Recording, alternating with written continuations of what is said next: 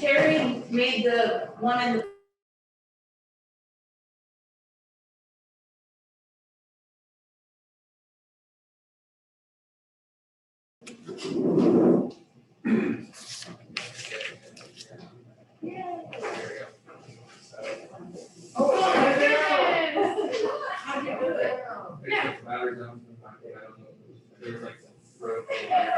Oh, yay. Oh, right.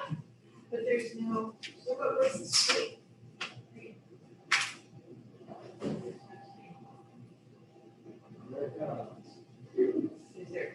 Is there a street on the Blackbird?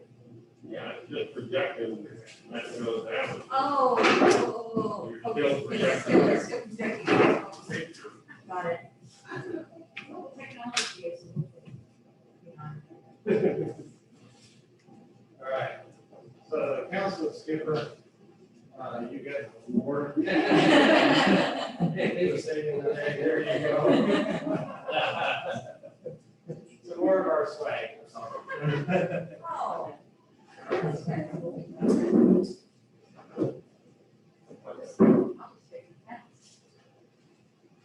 Okay. We're ready to go? Okay. I was supposed to go welcome this morning. So, here. I just wanted to, it's really great to see you guys here this morning. I realized that, I especially want to thank Shannon for joining us today. I really appreciate you being here. And as I'm sure Christy has told you, Abel can actually is. I agree. Amen. No reflection on Christy's work, but we're excited. I realized that there were some questions about the necessity of doing this in person today. And I understand the reservations about being in, especially all day in the same room, but this goal setting process is really one of the few times that we get to be together as a council and have some candid conversations about what we want to see happen in the city and what our goals are and what we want to make happen. We're not on a huge time limit, so we can have discussions and we can actually talk to each other. And discuss our personal reasons maybe for even why we're being on the council and what the projects are that we want to see. I think as Christy probably mentioned, it's the closest thing to a bonding session that we're going to get to have as a council. We just don't have a lot of opportunities other than meetings. So those are not really bonding sessions. And so that gives us a chance to learn a little bit more about each other, who we are, why we're here, what we find important and what is critical to us for making the city work. It's also one of the few opportunities we'll have to spend some time with staff and find out, number one, maybe how a little bit more about how the departments work, what their priorities are, and also they get a chance to get to know us a little bit better in a less structured, more casual situation.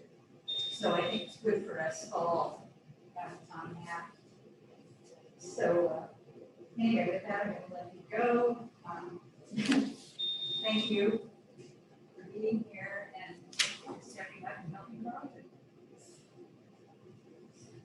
Can I go over a few housekeeping before we get started? So, Calendars are down the hall and to the right. There is coffee, tea by Terry or pot. The pot is a little heavier coffee. Terry made the first batch, so it's Firehouse coffee. And so you'll go into the kitchen and then there's water and then snacks. And then I want to talk about COVID just as much. We have sanitizers. Here we have an air purifier 99.9 and we brought it in early to run through the air. Then also, so just so you know, the Firehouse electrostatics the room, and we required when we leave also they gave us the equipment to electrostatic, just kind of give you that more safe feeling with the space. They take pride in keeping this clean. I don't know like that. So I just wanted to give you an idea, because bathrooms are, priority. Now, You're up. okay, excellent. Well, hey, thanks for giving us another opportunity to work with you folks. This is exciting because we really enjoy working with the city of Carlton. We've got great council, fantastic staff, fantastic incoming staff, and so we were absolutely delighted when we got this opportunity. So we've got a fairly robust agenda for you today, and what I'd like to do is just kind of give you an overview of how this day is going to go, and kind of what to expect. So, first of all, I would like to also introduce Amelia. Amelia has made the trek down from the University of Washington, my alma mater, where she's getting her MBA. And so we're very fortunate to have her here to help us out. Okay, so the purpose is it is a goal setting session. That is the ultimate purpose of what we're doing today. And so our intent is that at the end of the day, we would like you to be able to have some goals that you can use over the course of the next year that are tangible enough and achievable enough that you can see progress moving forward over the course of the year. We'll talk more about that. But the other thing, by the way, thank you all for doing the interviews with us. That was really enlightening and gave us some early fodder in terms of some of the things that we're going to see today. But the other thing that we got out of it in terms of your expectations is you folks wanted to get to know you because you are in the council and new staff, and you wanted to be able to kind of figure out where you're all coming from. So we're going to take some time this morning to do that going forward. So that's the other objective. In terms of the council and staff goals, council obviously is going to be right before us here at 7. So we're looking for you to come to consensus today. We're going to be consensus driven in this process. Staff is here as a resource to give you the information that you need in order to develop the goals and to come to your decisions. So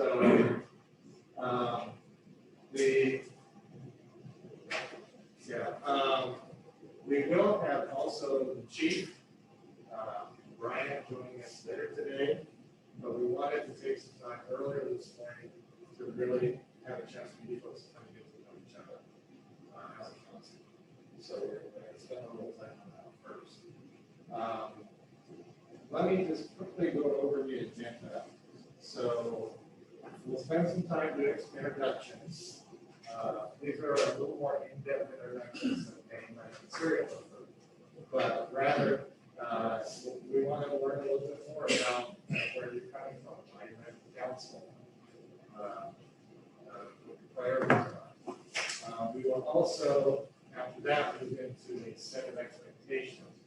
And the first set of expectations are intro council expectations. What do you folks expect of each other as a council? And we want to be able to document that.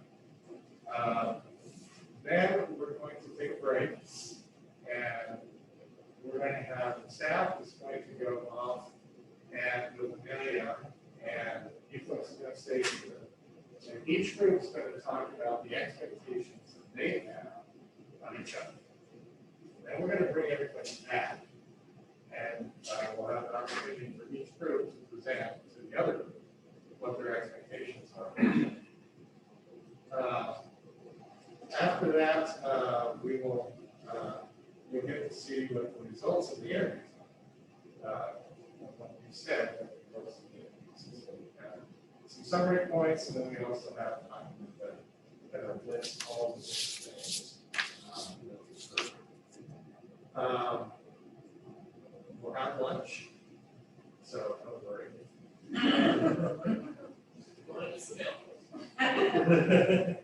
But we have a special social lunch, we'll talk about that later. After that, Christy is going to talk about, and this was something that was requested in the interviews, the status of the 2020 goals you came up with and what happened over the course of the last year. And then Christy is also going to be talking about the main projects that we completed this year that the staff has on the docket for the budget. Right. Following that, then we get into the meetings. And we're going to start doing the goal setting. The goal setting will not be a blank piece of paper. We actually have a draft set of goals that came out of your interviews. So we took what you said and we shaped it. And we're going to put that up on the screen, and you're going to have an opportunity to shoot at it and say, no, that's not what we meant, or yes, you got that right. And so we'll talk more about how that's structured. The idea is we're going to take the big picture down to more detail. It's the detail that's going to make these goals tangible and achievable. So we'll talk more about that. At the end of the goal setting, we're going to talk a little bit about how you want to make sure that the goals stay in focus over the course of the year. Get put on a shelf and come out and out. So we'll spend a little time doing that. And then at the end, time permitting, we got some good discussion. I hope you folks don't talk about this stuff. But that's going to be the day. So we tend to be out of here by 4:30, and it's possible it could be sooner. So, all right. So today, if we go back to the second. So the things that for you folks to focus on to make this successful day, time is a precious commodity. So using our time efficiently is going to be important. The substance piece is going to be important time. That as you're contributing to the thoughts, be as substantive as possible and maintain focus on what it is. And then finally, I agree that you folks, nothing is going to move forward in your goal unless you have consensus. So that's rules of the road. Well, the next one, this is what we want to avoid. We don't want this to be the look.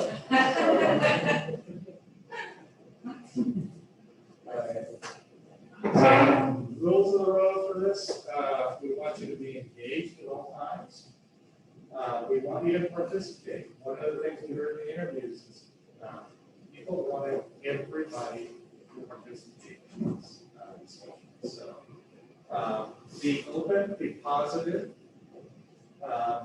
respect each other. Respect means not talking over each other. Respect means trying to understand other people's perspectives and where they're coming from.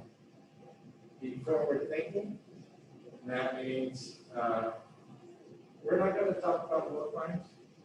Not that you guys have any war crimes, but we're going to talk about the future.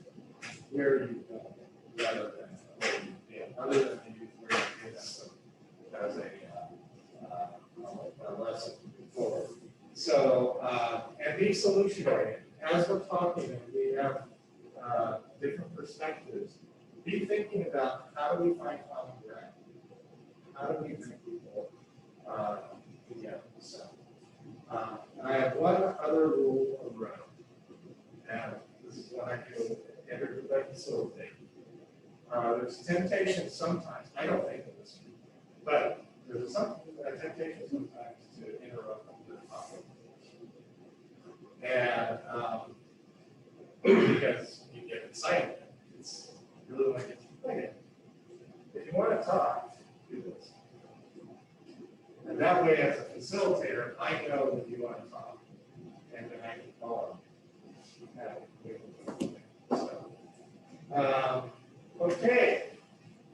so far so good? Does everybody have enough coffee to get going here? You do? Okay. Feel free at any time to get up, go get coffee. Whatever sustenance you need to stay engaged. Okay. I put a couple of things, and I'm not going to go over in detail. In your notebook, there is a tab that says Effective Council's Roles. And some of the presentations that I do, I'm talking about the 10 habits of highly effective city councils. I'm not going to go over those in detail because of time right now. But I thought it might be helpful for you to have these. These are 10 habits that are adapted from Carl New, specializes in groups, group dynamics. So take a look at that at your leisure. The other thing that's in that same section, one of the things we'll talk about today is roles and responsibilities. And this is a sheet that we put together for councils and for staff that outlines some of the roles and responsibilities in a typical council manager. And so you can take a look at those and adjust it. So we can kind of slip through it. Okay.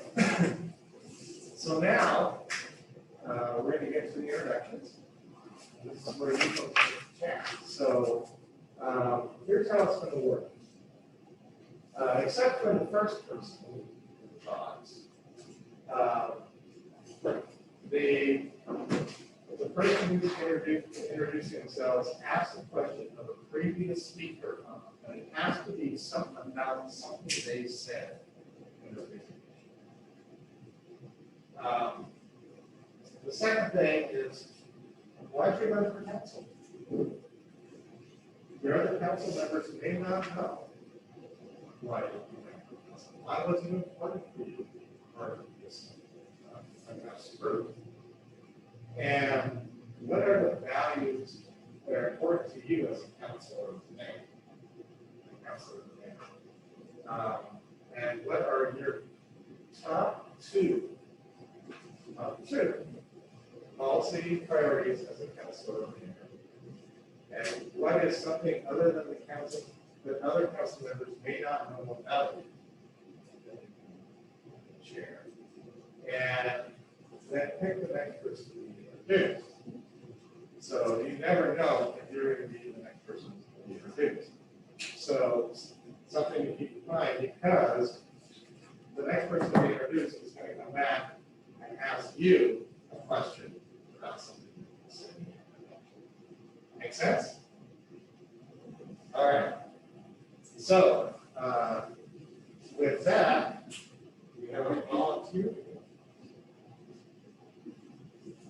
All right. So in that case, I'm going to ask Councilor Cooper. That's the reward for success. So I ran for city council because I care about Carlton. I was raised here. I've lived here for 20 years. I'm raising my family here. And so I really truly care about the city as it moves forward. And not that I was seeing things done wrong, I just kind of did feel misrepresented, but I mean, the dynamic of the council, I felt could use a fresh perspective, a different perspective, a new perspective. But the real reason is just I truly care about Carlton. And I really, I mean, like I said, I want my family to live here for a very long time. And so I care about what are values are important to me? Integrity and transparency. I think we all can agree on those.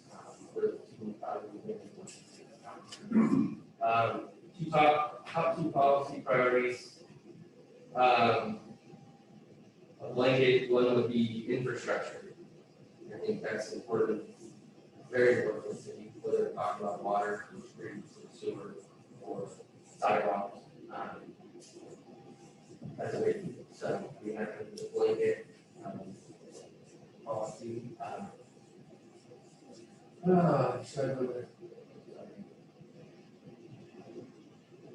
It's not necessarily a policy, but again, I'm gonna touch back on the transparency and getting community involved.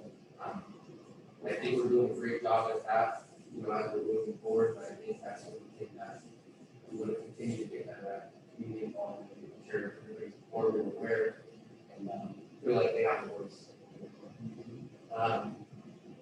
What is something that the council members may not know about you?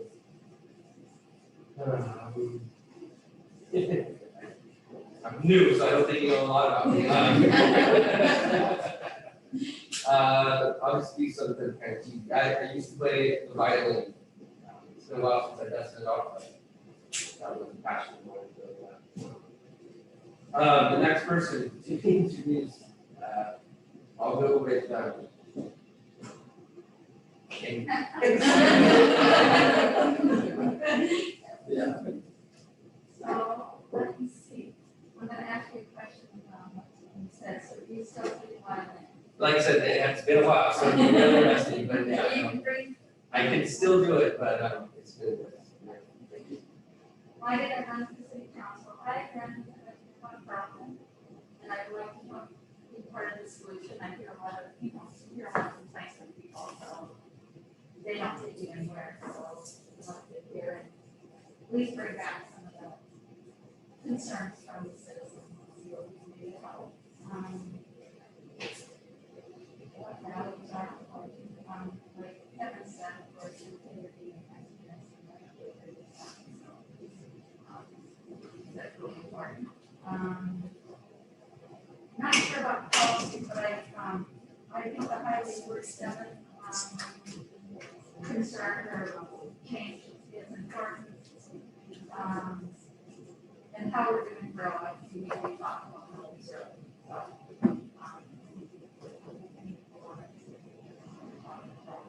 Keep a small town like grows.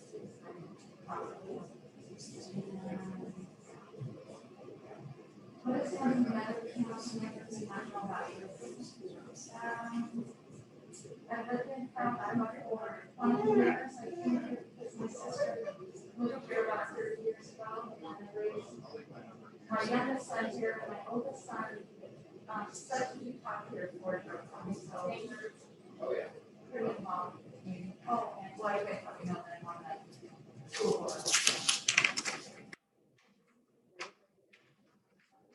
That's what I wanted. I won't move that forward. Grant.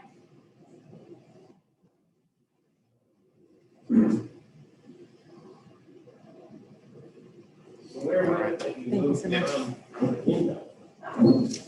I lived in Montclair for over 20 years. I'm originally from the Seattle area, Renton, went to school over in Eastern Washington, and then went to the veteran community life on living in Washington for 20 years. But I was over here every month, so. You spent a lot of time. Yeah.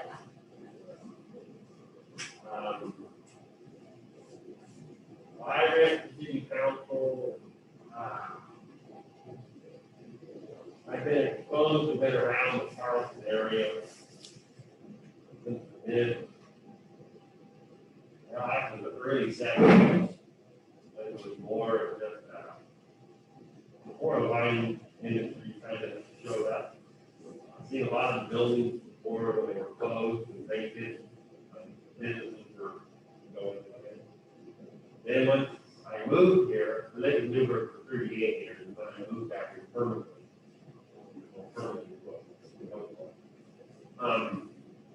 And then I just heard different people in town, like they were always complaining of that wall. Instead of being on that side of it, I'm gonna be on the other side and see if I can help some of these complaints that you solve. And the issues that people they talk about, they don't seem to do anything about. So I just wanted to go back to the town community in that way. About.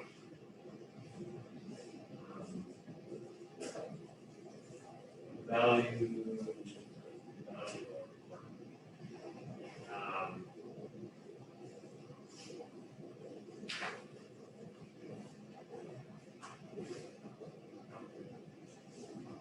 that I feel the value of transparency and integrity that we as a group body here, I feel, what's important is that we, as a group, we do the best we can to help out the people of the community. So they kind of look towards us as kind of the lead guiding body that helps out on the growth. And I just think that's important. For me, it's important to be part of it.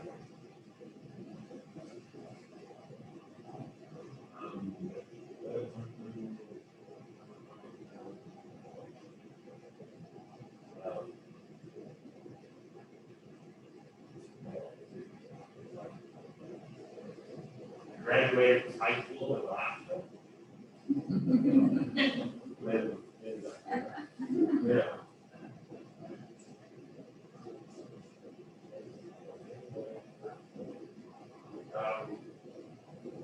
Happy? Were you born in Alaska? No, I was born in Wichita, Kansas. Okay. Then I went to Iowa, then I went to California, then I went to Alaska, then I went to Oregon. And the whole West Coast spectrum. No, just be out of the Yeah. So I ran for city council because when I first moved here, I got involved in tourism and it just seemed to migrate from there.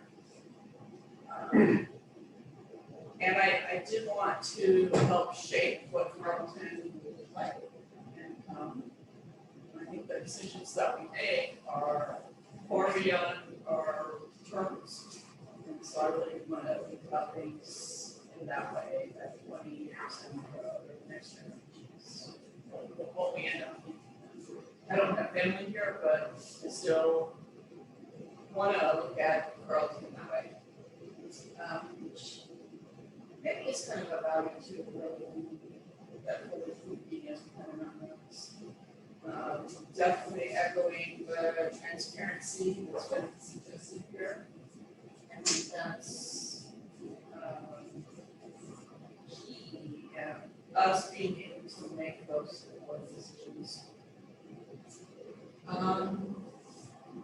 Yeah, I mean, policy will forward the key and the transparency.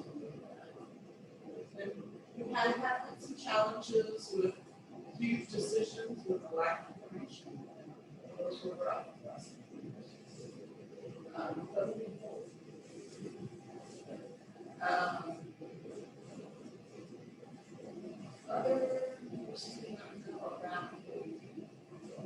don't play the violin. There's a piano in my house, but Robert plays that. If I were to learn an instrument, I secretly want to play the drums. I find myself.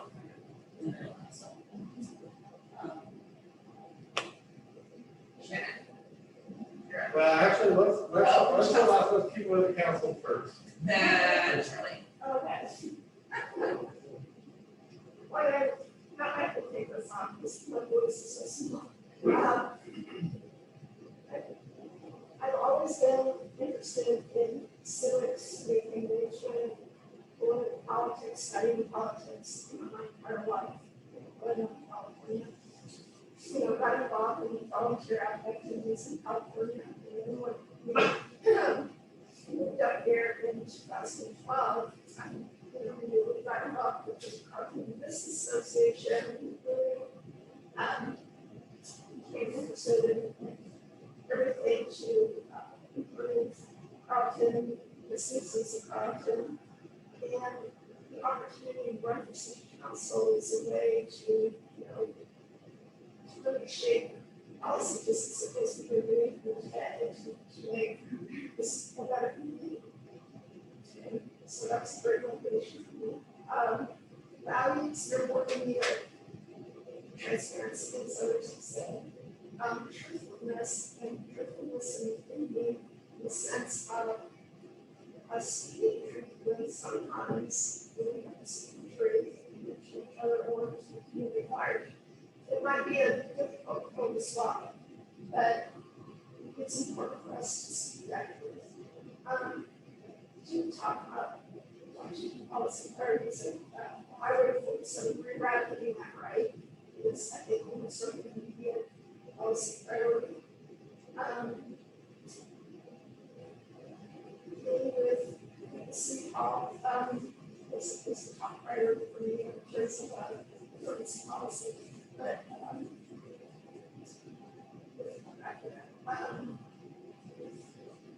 other council members don't know about me, may not know about me, is I have a large family contingency here in Carlton. That we're all expats from California, well, Turkey, you're one by one, so. Yeah, I think, I don't know if I call it a policy, but this in terms of fire, but City Hall, I think City Hall extends to a lot of things in this community in terms of, just as an example of what happened in the restaurant and prepared in the emergency, and whether we're not prepared. So I guess preparation, emergency preparedness in terms of policy is really important.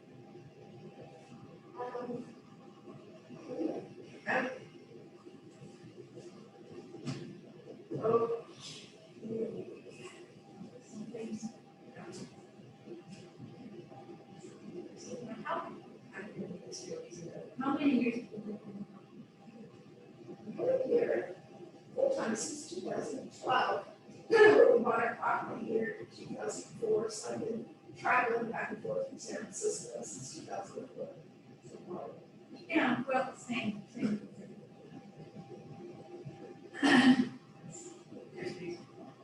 Why did I run for city council? Well, for mayor. City council, I've been interested in running for city council, I think, ever since we moved here, which was actually 2004. So, but it wasn't right, and we were renting, and I thought that we weren't gonna stay, so there wasn't much sense to make that kind of commitment when I was gonna be here. And then we reached the point where we were able to buy the house that we're in, and so by then, that was 2 years ago, so it's been a while that we've been renting here. And then there were 2 openings on the council, and so that's the reasons why I went for it. If you want to go beyond that, the reason I ran for mayor was because I felt that Carlton was really taking we were making some poor decisions, and there didn't seem to be a lot of impetus on the council to make some different decisions. So, I give it a try and see, and apparently, now, I felt the same way. And obviously, looking at our council, they felt the same way, so. I values that are important. Listening, I think listening is one of the most important things, again, and something that we've not seen a lot of in this town is listening to our citizens. When citizens come in and have a complaint or have a question, there has been a lot of, which happens in a small town because I think we know people a little better there and we know a lot more about them, is that we tend to kind of go, oh, that's so-and-so, yeah, they're always complaining. And a lot of times their complaints are valid, but we've heard it so often that we tend to forget about the reality of what it is. So keeping in contact with the citizens and listening to what they're saying and hearing what's going on. Also, keeping in contact with our staff and each other so that we know what each other is thinking and what we're all working for or looking at and where problems may develop. It's really important for us to just pay attention to each other and pay attention to the people that are elected top priorities as county councilor. I think the first one that comes to mind immediately is just controlling the growth and making sure that we have to grow, we know we have to grow, but we want to be sure that we do it in a way that maintains the city that we live in right now, the community that we're in. I came over here from the Treasure Valley in Idaho. And basically, I always said that the county commission and the city councils there never had a developer that they didn't like. And you can see what happens when you aren't paying attention. Oregon with their land use plan has helps with that a little bit, but we also need to be very, very mindful of what we're doing. And that's my major priority. I think it's just making sure that we maintain those values and maintain that. That's my top priority. My other one, I think, is just getting the people in town more involved so that citizens feel like they actually do have a voice and that they are a part of what we're doing. And that they are the ones that are having a voice in the decisions. Oh, other council members, we have no motion. I don't know. I am really transparent in my world because I don't believe in fighting much, so I probably over-inform people. Because I play the way you try to keep secrets, it's usually gonna come back to bite you. So that would be it. You're up. First up, that'd be hard name people I want to say. So,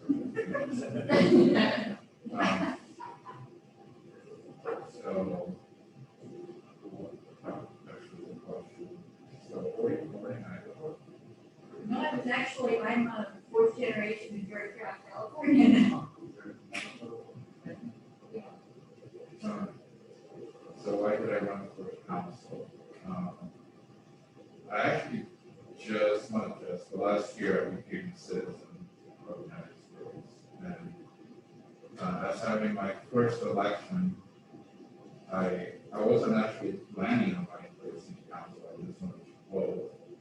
But I joined the city planning, and after joining the city planning, the mayor, Brian, told me I should give it a try for the city council. So that's what I decided to do. I thought it would be a good opportunity. At the time, I believe there was three openings, and there was only two people running. So technically, I would just get in without having any trouble. But then I think becoming on more people, so which is good overall for changes. And what values are important? Looking at what we have there, I think accountability is important to me. Just looking at what for this meeting, we'll get the goals and trying to get accountable for those and trying to implement those. The thing I'll say is willingness to change and to learn. I think that's pretty important for a leader, whatever position you are.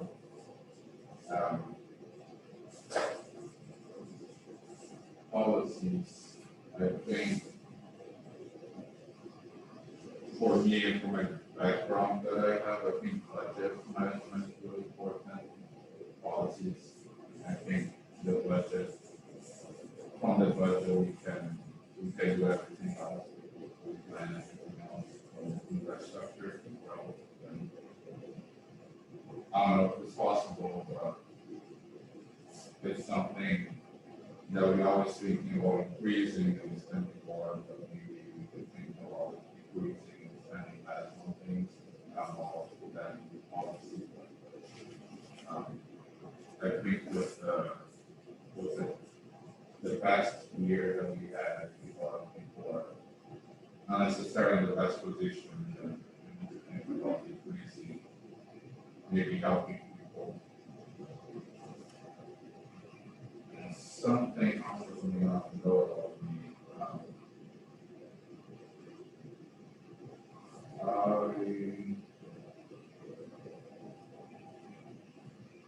I'm not sure, but I enjoy metal a lot. I enjoy walking. I grew up with my family, my dad was listening to a lot of rock music and metal specifically. And that's how I grew up listening to American songs and learning English. Like I learned a lot from music and watching movies and stuff. That's what I'm thinking. Yeah, actually, you completed the cycle of the council. We're gonna get the staff in just a second. But I do have a follow-up question for you. And so when you talk about the heavy metal, what are your favorite bands? My favorite band is called Dark Moor.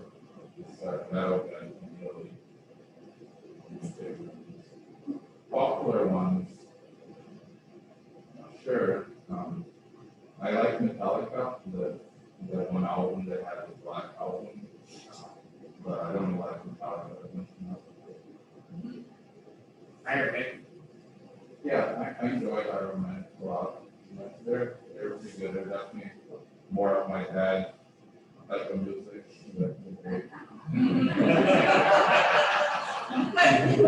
Which is why we know. All right, well, thank you very much. I do want to take some time with the staff, but before we do that, Amelia is going to just kind of capture some of the highlights of what we just said.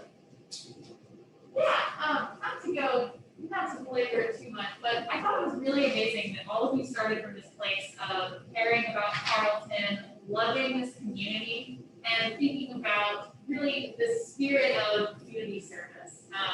This idea that you all want to be part of the solution, I thought that was really beautiful, the way that came up several times. And I think the core values, thinking about your role as a council, setting policy, et cetera, were very well laid out in terms of integrity, transparency, forward thinking too, being able to have the information that you need to make informed decisions that will actually steward the kind of development and growth of Carlton that you all want to see. And then of course, including listening, accountability, and willingness to change. That was the last one that came out that I think incorporates all of these, looking at what Carlton has now and what it needs in the future and using these values to guide that. And then as well for policy priorities, it's no surprise infrastructure is a big one. That definitely came up in many ways in our interviews. Thoughtfully managing growth, ensuring Carlton has what it needs, but it's also keeping its character, ensuring that it's prepared for emergencies, prepared to serve the community and provide the needs that it has. And then, as always, increasing community voice, increasing connection and transparency, and then also being cognizant of all of the activities that the city is doing, how we can manage our limited resources as effectively as possible, and be good stewards of it. So, I found these interesting too, for the same reason that Amelia was mentioning, is that these came out in the interviews. So it was not a surprise to see some of these things come up. The other reason that we did this exercise is I think everybody here has gone through some sort of council training. But you probably learned that you have no power as individuals. You have a power as a group. And so the importance of you being able to work as a group, to work as a team, as a policy making team, is critical. And so the reason we go through this exercise is we want you to know each other better and know where each other is coming from that will help you work as a team. So, we've got enough time now. I'd like to turn to the staff and just ask a few of these questions. Obviously, they did not. So, but I would like to just have you answer two questions. The first question is, why did you decide that you wanted to be a public administrator? What do you value about being a public administrator? And secondly, something that the council needs to know about. So, Chris, do you want to pick it up? I work, so I've always been a volunteer throughout my life, but when I went to the state and worked there in management for about 6 years, I didn't feel I was contributing to the community. It was more contributing to how I can handle 4 feet of marijuana licenses, or receiving those type of things. So I didn't feel I was providing better service. I was just providing processes to facilitate. And then Chad Olson basically said, can you please consider coming to Carlton? And as you guys are all aware, the chief was already here, but during that time I was a little edgy about that. So he ran me through a grueling process with the council. I had to interview with other administrators, and he then had me do an interview with like Matt Water and Mike and some other key community members before he made that decision.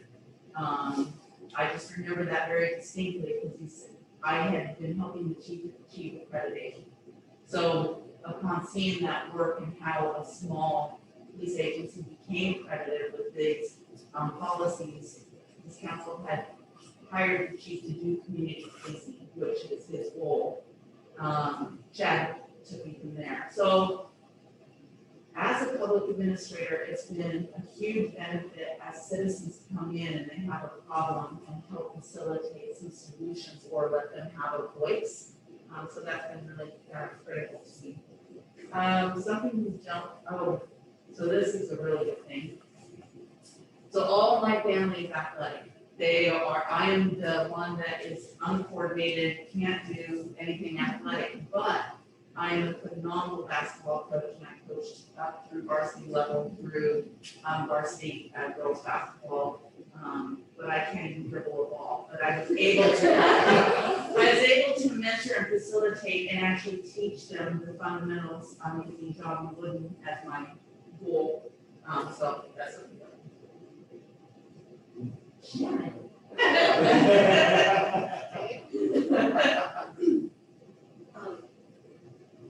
I love working with people, especially people who care and are dedicated to their communities. I love working with challenges that people bring to government, and I love giving them a voice. I love learning, and public administration, you're constantly learning from others, from citizens to other experts, other subject matter experts. And I love the fact that you never ever bored. Every day is a new day, and typically it's unexpected. Yeah. So I love that. I also love, and this ties in what you may not know about me, is in public administration, it's not about me. It's about the community. And I don't like the spotlight. In fact, you probably hear my voice cracking a little bit right now. I never like the focus to be on me. I like working in the background and helping that one. So I'm more of an introvert.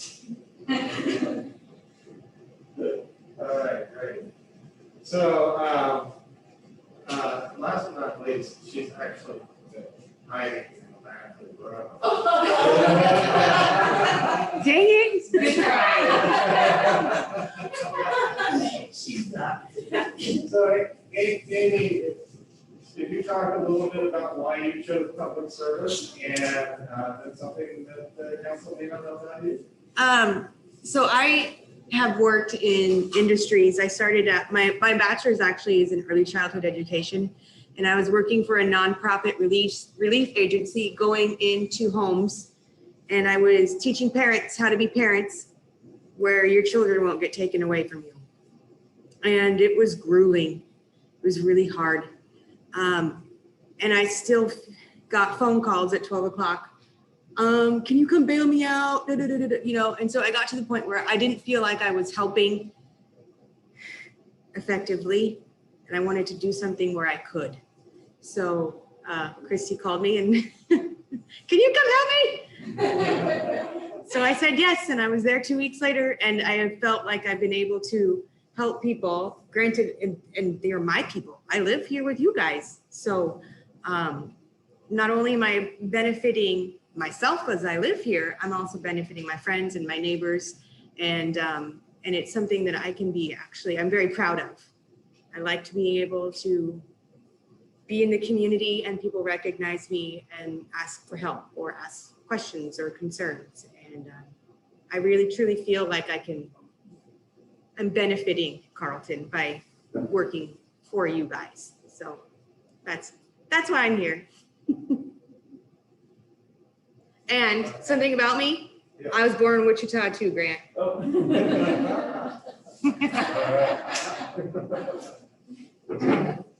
right, well, that's great. So we have some things in common that you can go down. Yeah. I will also share that I was born in Lincoln, Nebraska. So we were able. I got around. Oh, good. On my lifetime. Okay. So we come from very flat country. Yeah. All right. So we're still making good time. So I'm glad we had the opportunity to include staff in that. So what we're going to do now is we're going to segue on to council expectations, intro council expectations. What do you folks expect of each other? And what I'd like to do is we'll just leave this open. We're not going to do round robin. It's just going to be as you want to chime in. Remember this. Okay. So, but what we'd like to do is kind of give a list, and then we'll hone in on some key ones that we'll line up later. So, all right. So, who would like to chime in? What expectations do you have of your fellow council members? I can start.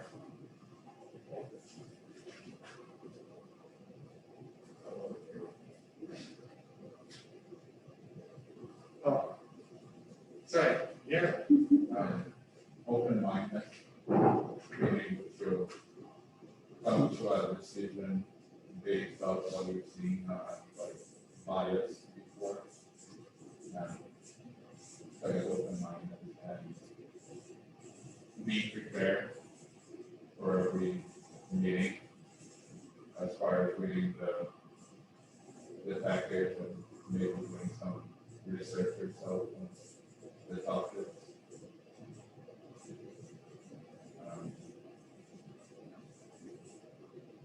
And that's what I have so far. Okay, good, Lisa. I want to just circle back and clarify something real quick. So when you talk about open-mindedness, what I also heard in that was that you're hoping that in the decision-making process, that the decisions are not being made before there's an opportunity to hear it. Is that correct? Yeah. Okay. I just want to make sure I got it. Great. Thank you. Councilor England? I think it's a lot of, and then agree to disagree with that.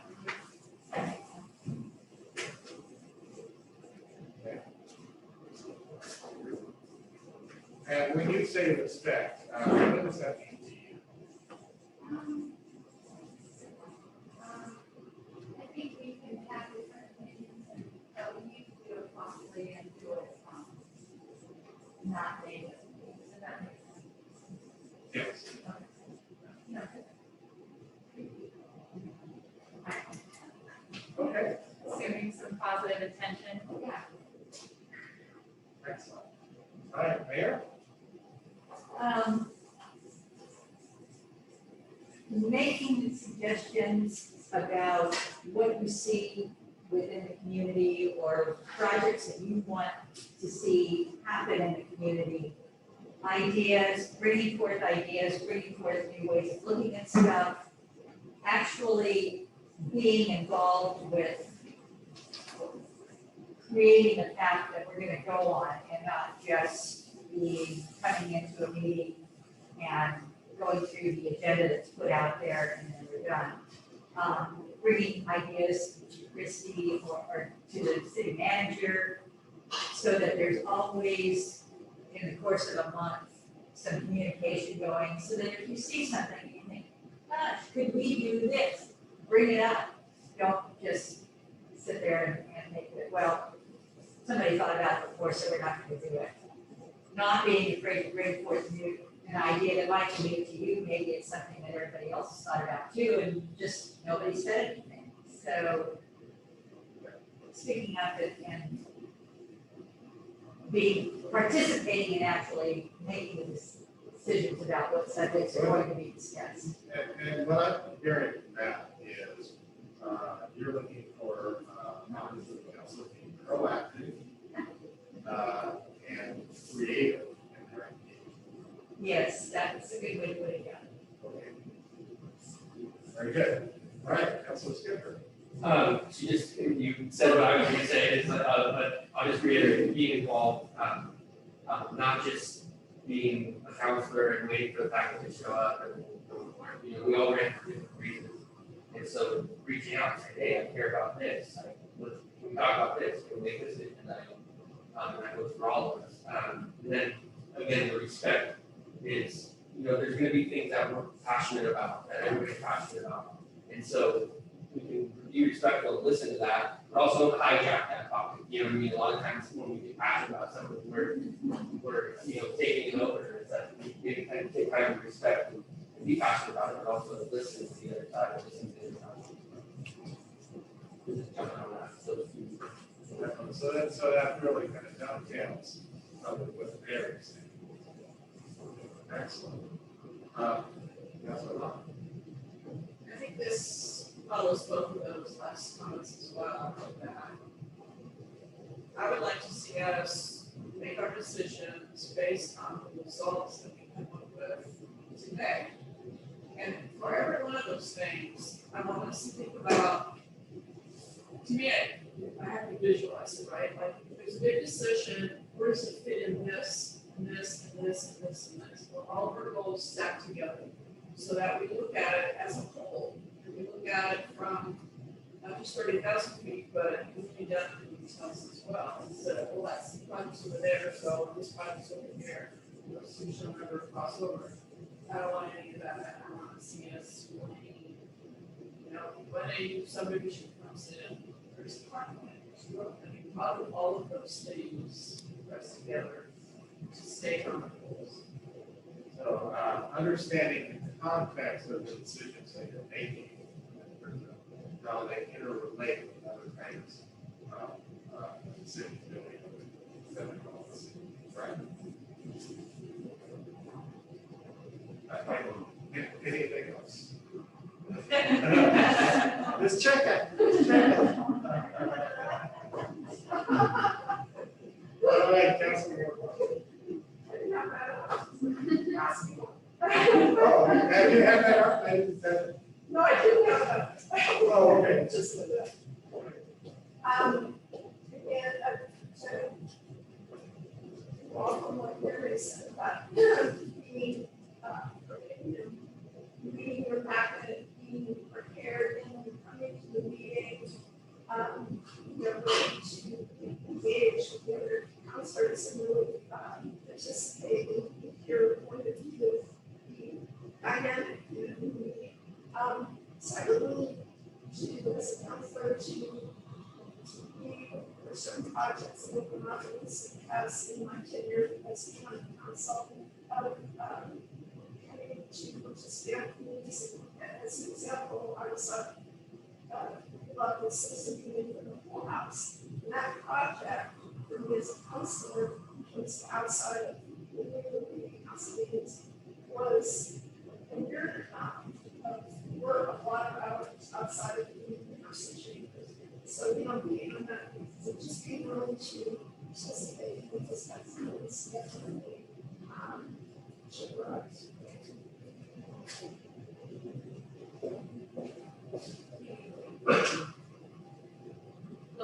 willing to go above and beyond or willing to. Oh, one more point on that is, in addition to that, is, you know, participate where you can, or where your interests are in, other governmental activities or county and city or, you know, participate in the board of cities. So I don't know if you recall, the board of cities, other efforts that you can become involved with, and just being aware of how all of those issues drill down to how we can help the city thrive. So it sounds like what you're saying is if you want, you're suggesting it's important to be engaged in issues that impact the city in terms of being knowledgeable. And part of that is extending yourself out to doing things like going to labor ordinances, conference, or being able to engage with others in the community that might have more information on the sites. Is that a fair statement? Yeah, I mean, what can I do right now is because of the pandemic, there's a lot of, I'm always looking for ways to improve what which would probably or cities for opportunities that will present themselves that I can pass on to the city through the senior staff or the business association. That's just an example. Okay.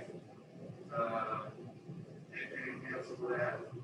And just for the first part of it, just, like I said, being willing to put our time allows, you know, the latest work schedules, et cetera, but to be willing to take on projects that come out of what efforts that we're engaged with the council. It's sort of outside of the. All right, and you still have the floor of your and nobody else does. Okay. Just making sure. All right, Mayor. Yes, kind of piggybacking on what Councilor Ward-Welland was saying is realizing that what we do isn't just coming to a meeting once a month, that there's stuff going on all the time. When I went out to the council, I didn't realize how many organizations and associations there were out there that we could be involved in, that we could step outside of our little group and see what's going on. Shirley has, I think, several meetings that you attend. There's several or two. Yeah. Statewide movements called What was the last one? it's called statewide local leaders, all of the important cities. Yeah, and that one's Casey's is for the mayor and basically for mayors and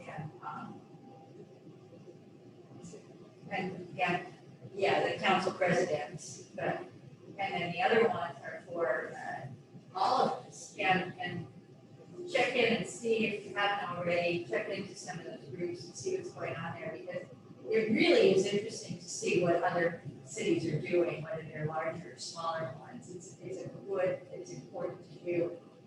And realizing that, like I said, being on the council is more than just, coming to a council meeting once a month, that there are all kinds of things going on, all kinds of activities. And when you hear something from people in town that they have a question about, getting that back out to our city administrators, so that if there's something that we all need to be considering, that we can be notified about it or let know, or it's something that you're doing all the time. Recognizing that that's part of what it is, because that's how you're also going to encourage other citizens to step out and be involved. So, I'm hearing you reiterate your earlier point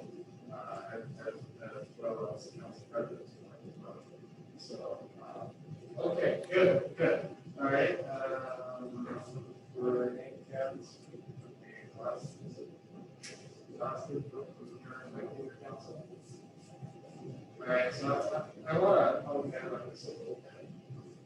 And because we want to be able to write this up in a way that is clear. And there's one item on here that I want to deal with, and that is perspective. Because that encompasses a lot of different things. So what I'd like to ask you is, what do the rest of you think about what is respect mean to you in the context of being a council member or an elected council? For me, I think that as questions you may ask about it. And they should be heard, they should be answered.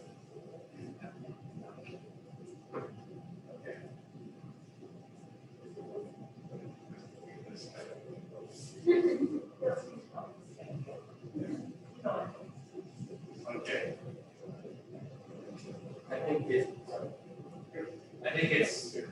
I think I said it earlier, but just to double back on it, is just to, there's gonna be parts where we disagree. I have a different perspective than you or you or not. And so just being respectful and coming to that consensus, and at the end of the day, if we don't come together, if it's, I'm totally against something, and I vote against it, nobody's gonna hold that against, you know, maybe we move forward as a body, you know, we might disagree at times. But put that in the past and move forward. All right, extrapolate from that, that you also will be listening. Yes. All right. Councilor Randall? Yes. I think respect is also being open-minded towards other people's opinion. You're not, or that's something that you guys are, if you're not trying to, before you even hear someone's opinion and not making assumptions. Right back up to what you were saying right here. That's falling for the respect now. Good. Mayor. I probably just reiterating what everybody else has said, but also understanding that not every council decision is going to be a unanimous decision, and not holding it against or dissing somebody because they don't go along with the majority decision. We all have some really interesting experiences and backgrounds, and we're kind of going to be coming at some of this stuff from a whole different perspective. And we need to honor that perspective and recognize that, you know, sometimes even the minority opinions have a great value, because I've seen a lot of that where, you know, the majority is headed in one direction, and you'll have one or two people going off in another. Ultimately, what you may find is that one or two people are the ones that maybe were headed in their direction. So you need to understand and account for that. And accept that that's going to happen. Right. So it comes down at a couple of different levels. One is in terms of the discussion that you're having, that you're respecting other people's decisions, or I mean, other people's positions. During the course of that, which was also brought up here, as a hearing on the perspectives of listening. But the other thing that I heard that was a little not new, but more definitive, is once decisions are made, that there is a respect for the decision that's made. Did I hear you correctly? Yeah, yeah. Okay, I just want to make sure we're. Okay, yeah, I see where you're going with that, yeah. Right. Council Yeah. President. Actually, I was just looked at on that. It's also important for me, being on council, that whatever the ultimate decision is made, to go take it and listen passion argument or wanting something to go one way or this the other, that I respect the ultimate decision of the body of the council and we move forward. I don't, you just can't get stuck on anything right. It's moving on. And then also in terms of respect, listening, respecting, and perhaps if one counselor has one opinion, I have another opinion, two different groups, then we can talk through, maybe it's the, even reach some kind of compromise. It's always a part of the compromise. You don't always get everything you want.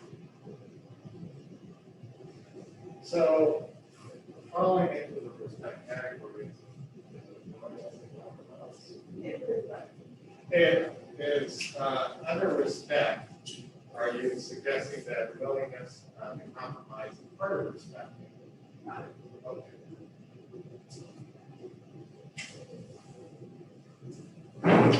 They're writing really small, I know you can't read it, but it will help us.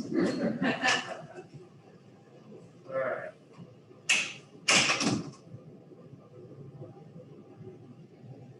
Did you have anything else?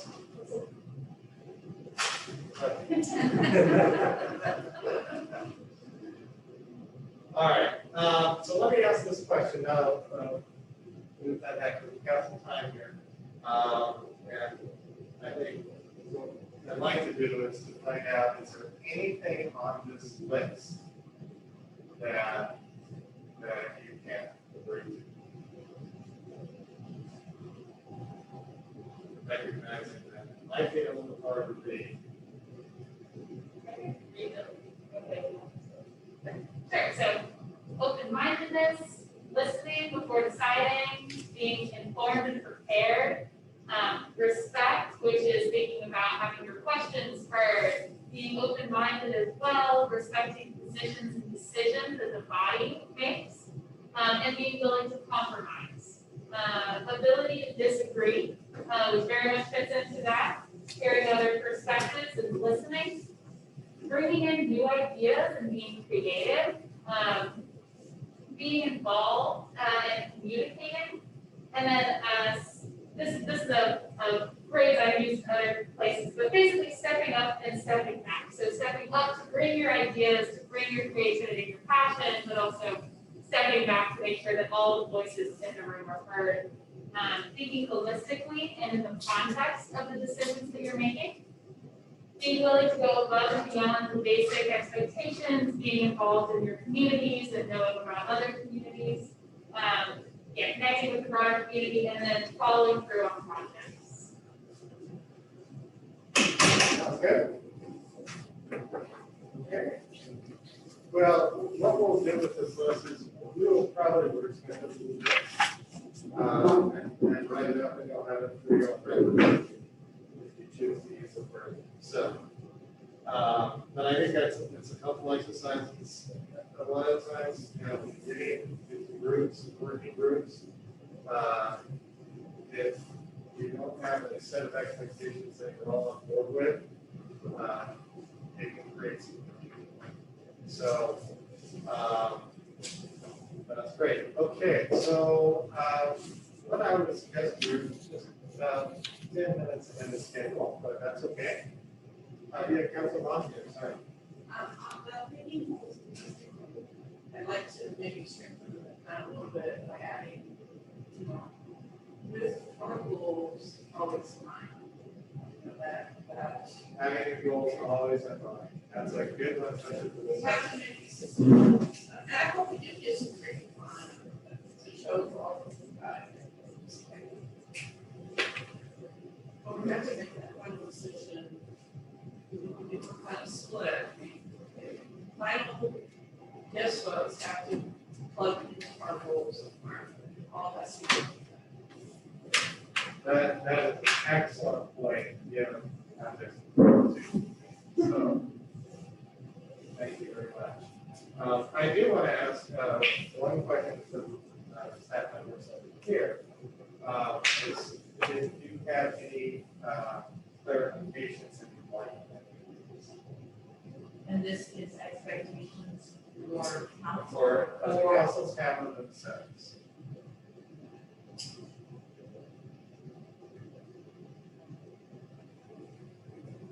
I think that counselors should before they receive the packet, they should, to expect from each other that they're keeping fresh in their communication and their emails, because sometimes things get solved before that. So maybe, that you guys have a good expectation that there's communication that's not happened in the meeting, but that happens throughout the month. So maybe, an ongoing staying connected, not just being connected at the Yeah. Does that make sense? Yeah. Keeping Yeah. an eye on your emails daily and watching the city email and watching stuff like that. So that all falls under the umbrella of being informed and prepared, being informed before staying on top of the issues that are coming across your screen. So, all right.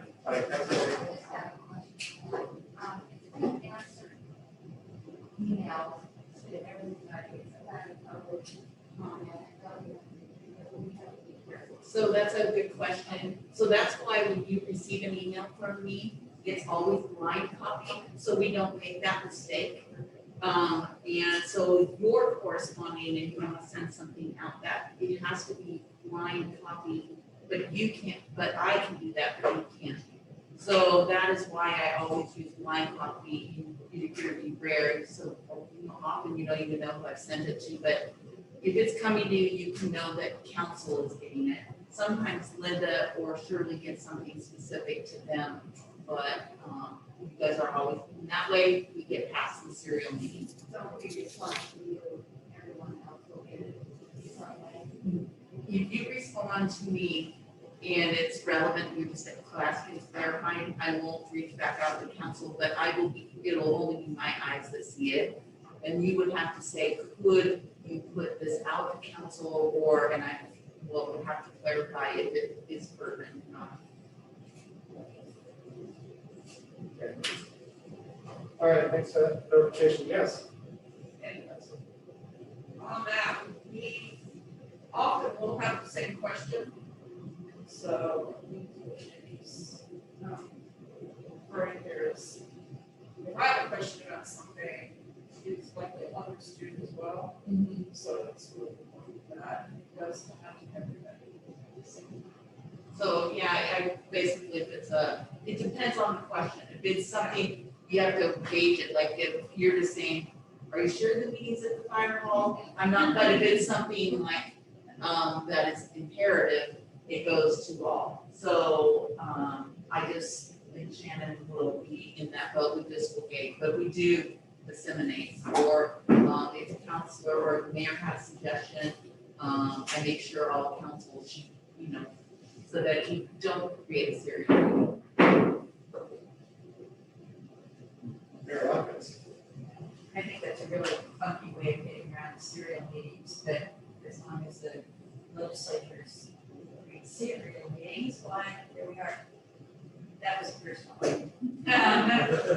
The other thing I would like to encourage is that all of the counselors, as they look at something, if they think of something that could be an agenda item, or that they'd like to be an agenda item, or that they want the council to discuss, that they make sure that they reach out. I don't think there's anything that we can come up with that would be too irrelevant for us to at least discuss or consider. And so hopefully it makes a lot of work for the city administrator, but still I would like to see everybody, when you have an idea or you have a thought, that you're reaching out to either one or two other counselors if you want to talk to them, but talk to the city manager, bring it in, find out what you think about, or if it's worth pursuing, or what reasons might not be. So that no idea is left sitting in the bathroom, but it all comes out, because there's value in everything. You need to look at that. Clarification all the way around.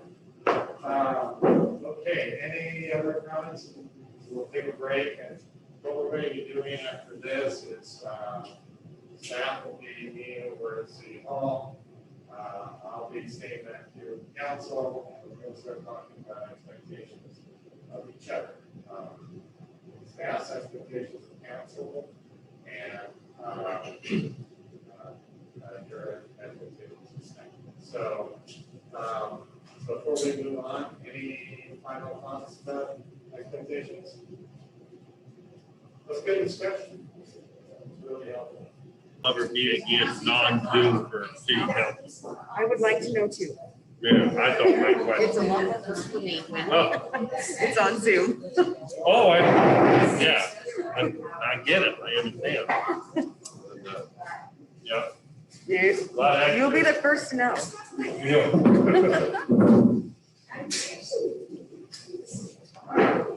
It's not already so.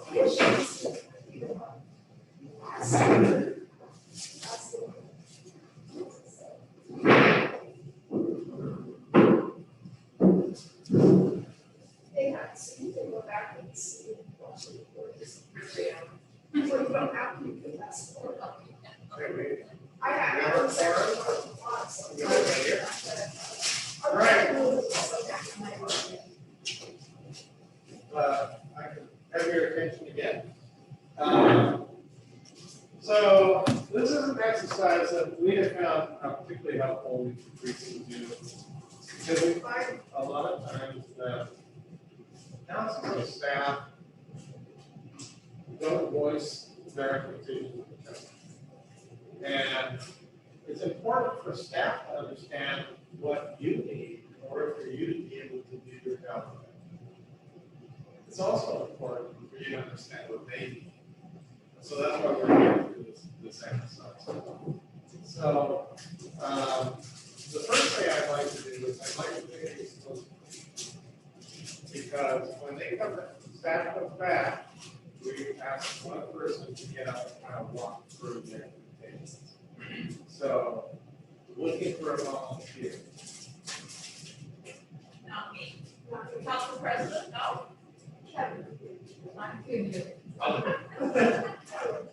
Councilor Skipper, once again, you have saved the day. Here's some.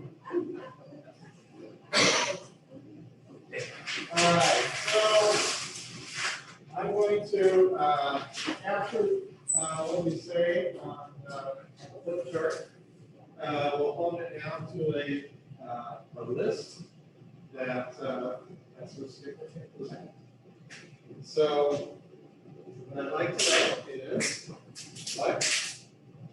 what is it, what are your expectations of staff that will help you do your job as a council? Again, free form. Ma'am. I think being careful and clear in their explanations of what each department covers and the kinds of things, what they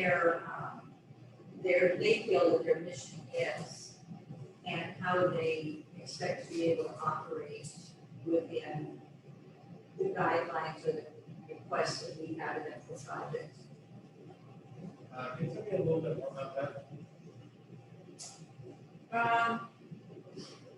I think that generally the public doesn't really fully grasp what staff does and what the extent of their jobs are. Public Works, people don't realize how many projects Public Works covers. They don't know all the stuff that Public Works does. They don't know all the stuff that admin does. The agencies they work with, the issues that they cover, the problems that they're addressing constantly. And I think the same is true for the police department. We don't know all the stuff that the police department has to take care of.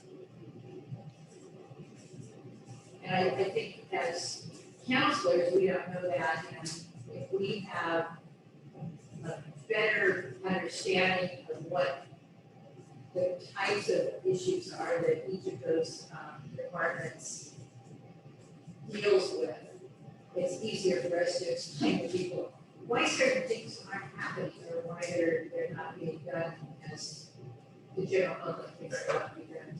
So what I think that to have an understanding of the services and projects that staff has on that. Like, Yeah, what is the scope of what they do?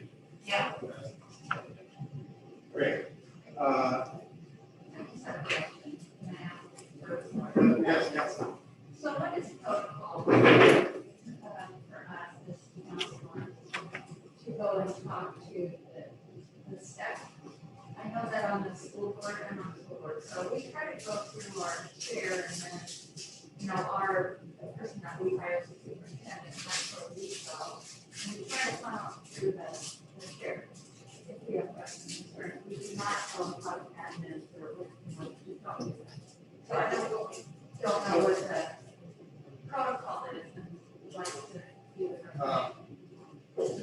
Okay, Council President.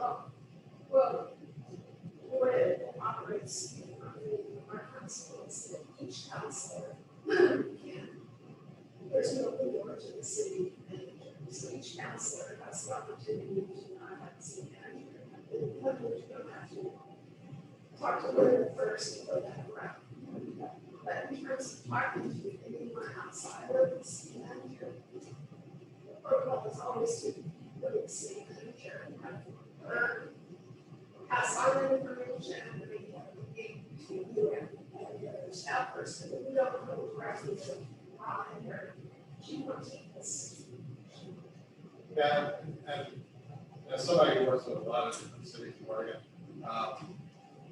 what I would say is the one thing to keep in mind is that you are a policy making body. And that's your role is to set the direction for the city, policies going forward. It's staff's responsibility and council manager's however, to carry out those policies and operations. The connection between the two of them is the city council.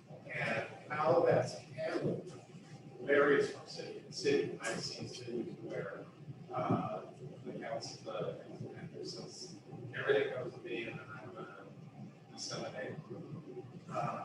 Or there are protocols where, yes, city manager is still the primary liaison with the staff, but there are avenues that are open up. You want to call the parks department and just say, hey, you know, I just want to know what's happening with this project. Then you can do that, and the city manager can perform those communications. So, but the main thing is that sort of policy and operational, and being able to keep those separate but functional. Council President. So it's like, to Rob, what you said there, you contact, just an example, Department of Public Works, just kind of a comment or ask a question or something like that. I would need to work with the government, is go to any staff member and ask them to take on something, to use their time and resources. So, and it will be important when Shannon comes on board, for Shannon to establish that moving forward, so that there's a clear understanding from you as to what kind of interactions with staff we would have. And for you to communicate with our people. Okay, so that answers your question. All right, so next person. And my question's kind of along the line also, is that, I'm looking for autonomy from the city manager to run things. But it's a very fine line when it comes,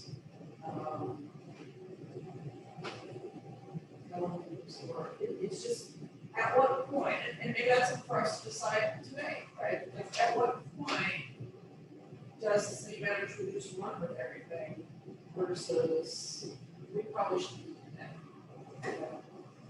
And that's what we have to decide how we run those things. So those are conversations, to think about. So that, if we can get back to this, unless you have any other clarification questions.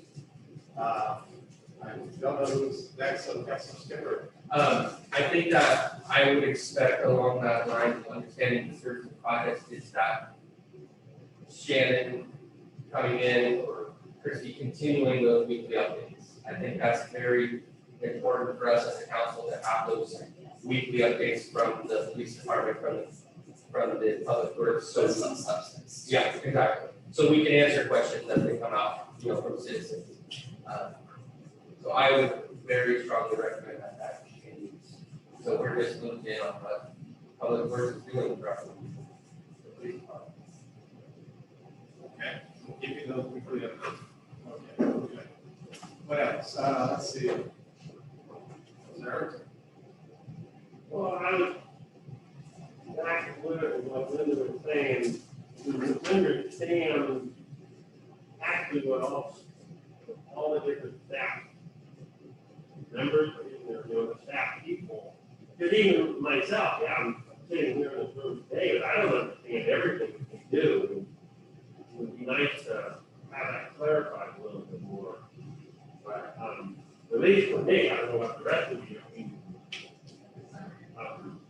Okay, I'm gonna add another word here, Council Harrison, that I think is at the point.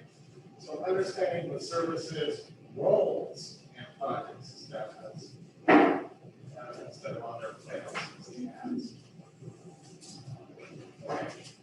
yeah, I mean, that would, I mean, for me personally, when I got some things in my head and questions, this, that, as of right now, I just call and I, go right to Christie and ask her, and she's been telling me, well, go to this person, go to this person. To kind of direct me, guide me where to get an answer. So that's just what I did myself personally. So would it be fair, and this is going back to our other discussion, but the fact that you brought this up, I think is important. Fair to say that you would like to have an understanding of the protocol for staff communications? No? Well,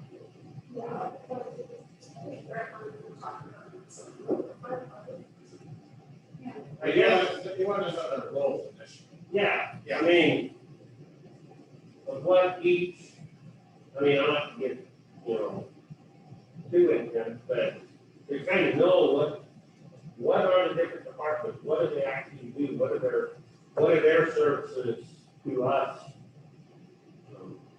Okay, I think so, Public Works is a good example. okay, you had your hand up, so, as long as you were finished, Councilor. Yeah, I was actually gonna piggyback on what Yeah. you said, which is, what a lot of people don't realize is like, you talk to them about public works and they go, well, so-and-so, all he ever does is just like mow the lawn down in the park.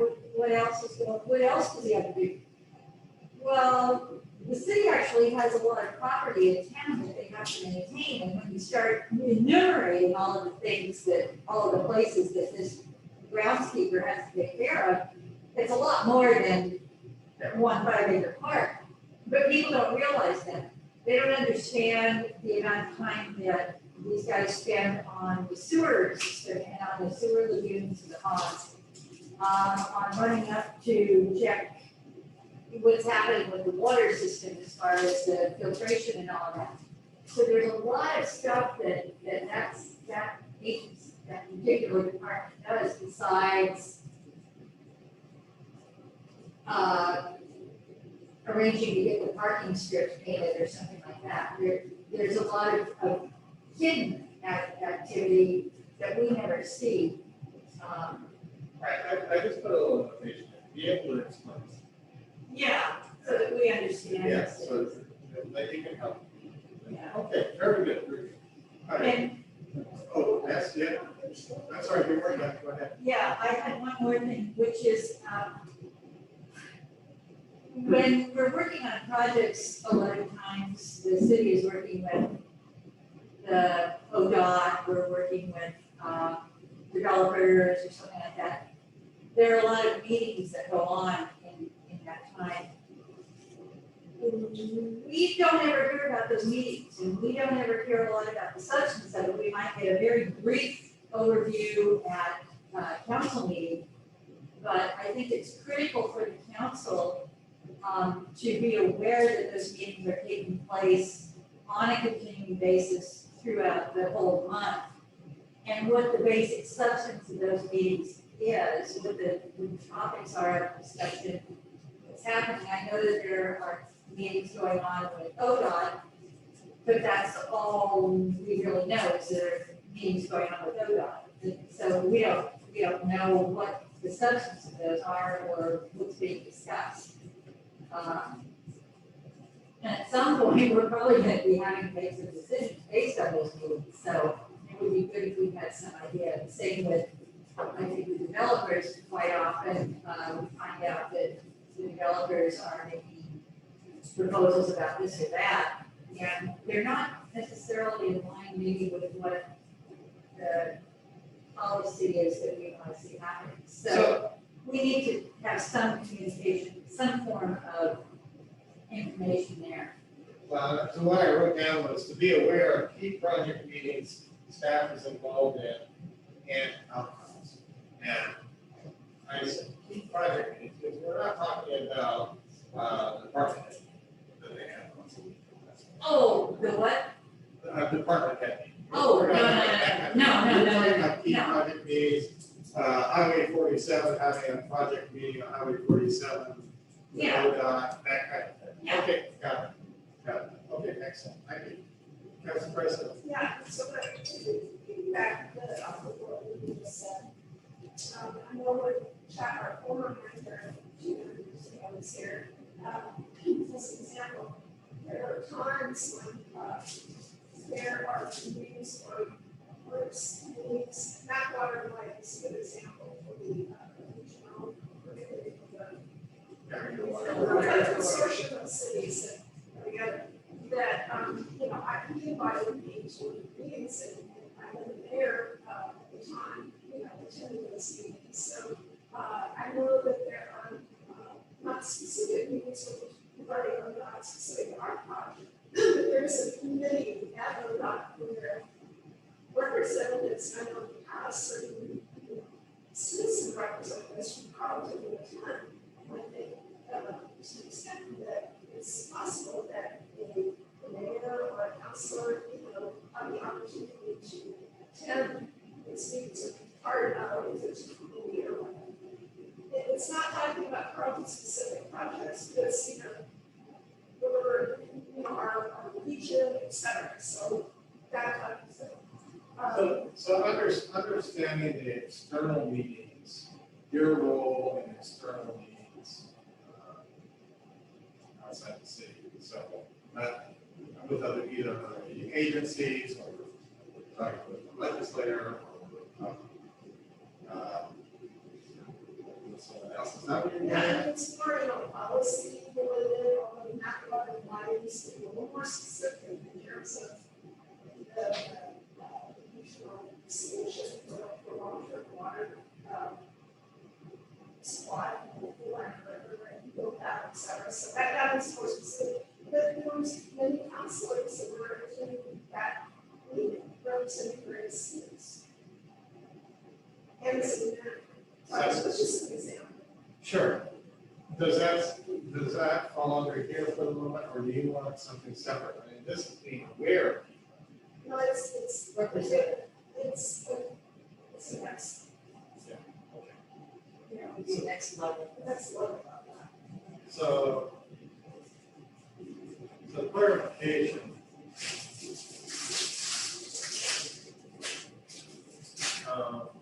Council. Participation. In external meetings. External policy review. Fair enough. Yeah, yeah. Okay.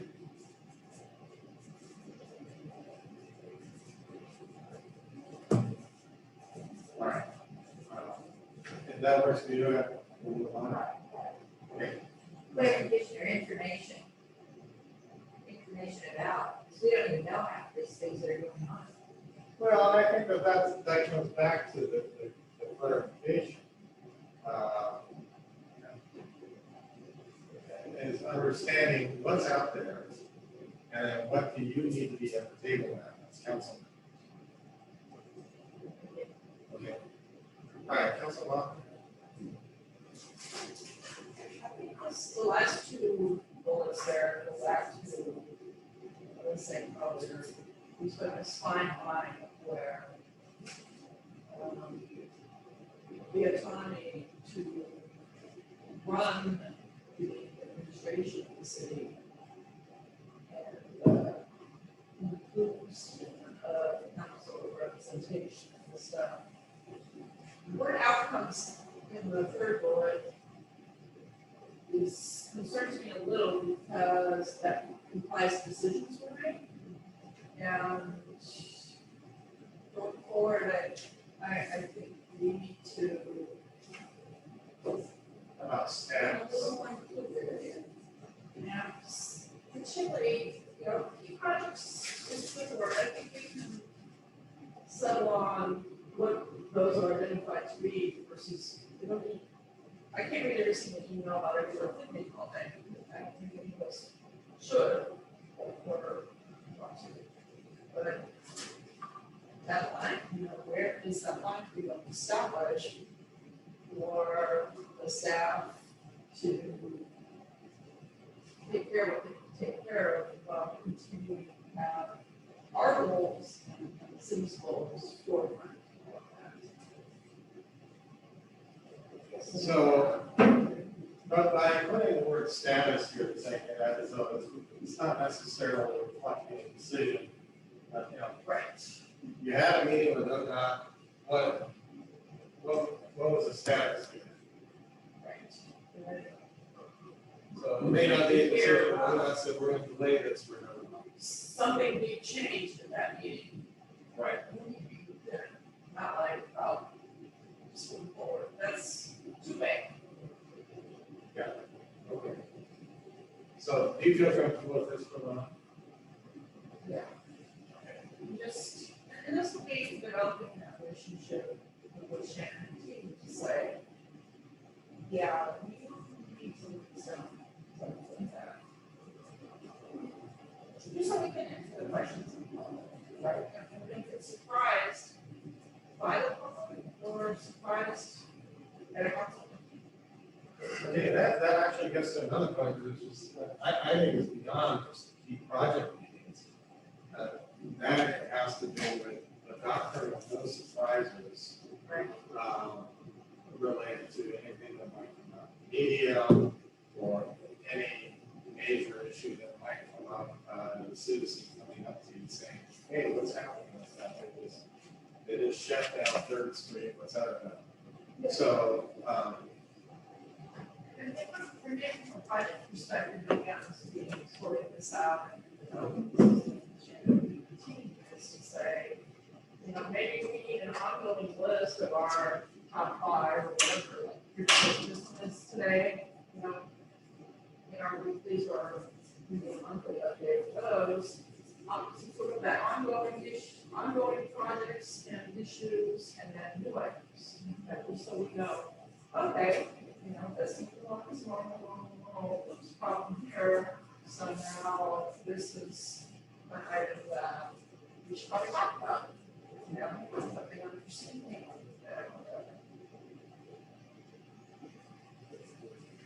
so. Let's see what this calendar says.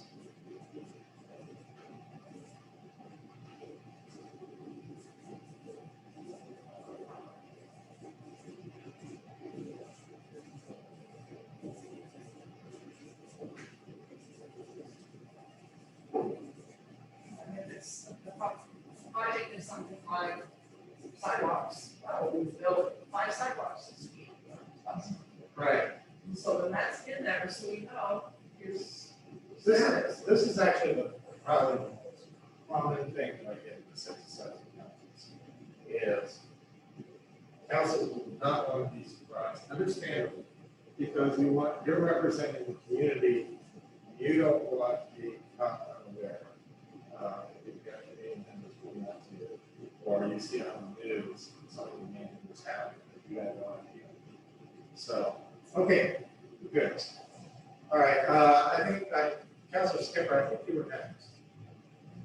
Just the one that, a specific example is the agreement with McMinnville Water and Light for the water. I've heard for months. We're working on the contract. What is that contract? I mean, eventually, I'm assuming that we're going to see that and approve it, but I mean, that's a pretty big deal. I mean, we're going to rely on McMinnville Water and Light for water while we're doing the projects. Is that going to increase rates? Is that, what does this contract look like? I can take, and so not, I'm just adding a specific, where are we at in this? Or is it just gonna show up in our packet one day, here's your contract? I mean, that's a big deal. Where are we just stagnant? Are we not even talking to water tonight? Is it, where are we at? Anyways, and to go on that is, and I know it's our responsibility as counselors, but some way, I don't know if we can put it as an expectation, to be informed by staff of like things like our infrastructure. Like, I mean, are people aware that we have an East Carlton Water District? And another one out this way, like some of us might not, I mean, especially new, like, so whether that's like a session with Brian, of like an overview, like, just an information section. Again, I don't know if that's an expectation, the same thing with Chief Martinez, like here's the hours our guys work. I know that's a big thing in the community where people are concerned about that. So I think we could word it correctly to have like an expectation of some kind of overview of, because, yeah, I don't, does that, am I making sense? You know what I mean? Like, Yes. like, just kind of, so we can all know things and know, hey, this is how far our water goes, you know what I mean? Hey, this is, just things like that. I was on the council for 2 years, and just trying to be really talking about a contract with that water. And, what we saw at the last meeting was the first time seen. So.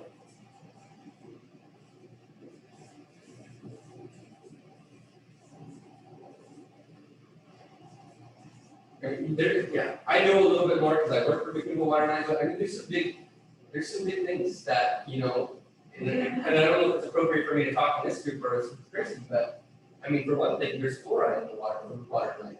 I don't think Carlton has fluoride in the water.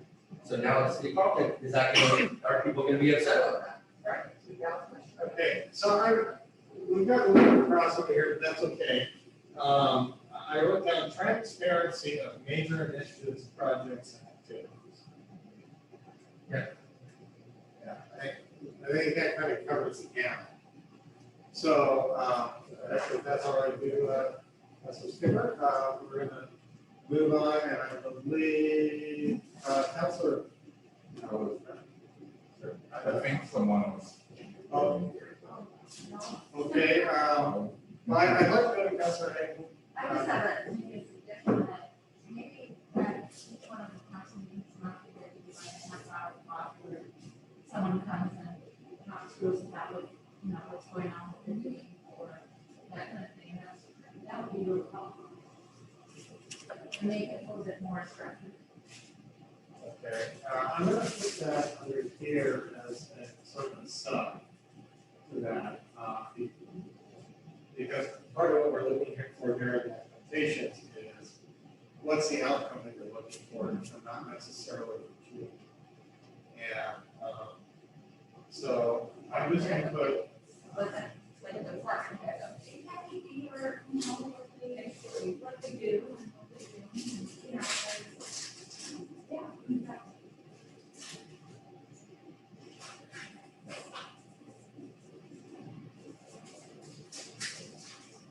Okay. All right, I didn't put that down sort of sub-item. Okay, great. All right, I'm not sure who was first, Council President? Yeah, so I had the opportunity to sets of managers. So my first part of the council is city manager, and then another, so one of the I had the chance to see sort of two sides of a coin, and my first years on council work session was a very well used allotment of time for councilors to really understand what projects, in discussion projects, and for bringing in, not necessarily bringing in outside people to talk about regularity, because, you know, work on our water and sewer rates and really go through detailed analysis. So there's a lot of time spent on sessions to really get an understanding of a particular project or outreach, or sometimes into a discussion of whether we want to move forward with the project. But I always felt like when it came time to make a decision, that I had the information, and that's what I want to put forward. I want to know all the information available to me to make that decision, and not be, it was something last minute or, and I never want to see again. I don't want to go past and just move forward, where we go all the way on a project, and then somehow without us knowing what happened, things changed, and it took one of the meetings to turn it away. And then we were sending them over to that. I don't want to ever see that happen. So, yeah. Okay, so, I mean, what I'm hearing from you is providing comprehensive information to the council decisions. Right. And then we use a lot of safety work session. Not, it needs to be a full hour. It's a half hour. Yeah, you might as well be doing, I need to start on it for half an hour. With one focus topic. Yeah. And then we have as far as the work session goes, something where it's show what would be upcoming topics on the work session.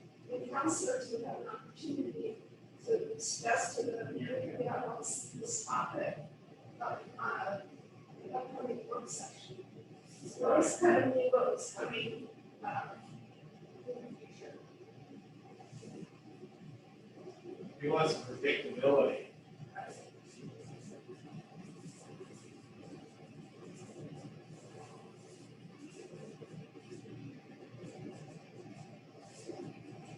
Key issues coming before the council.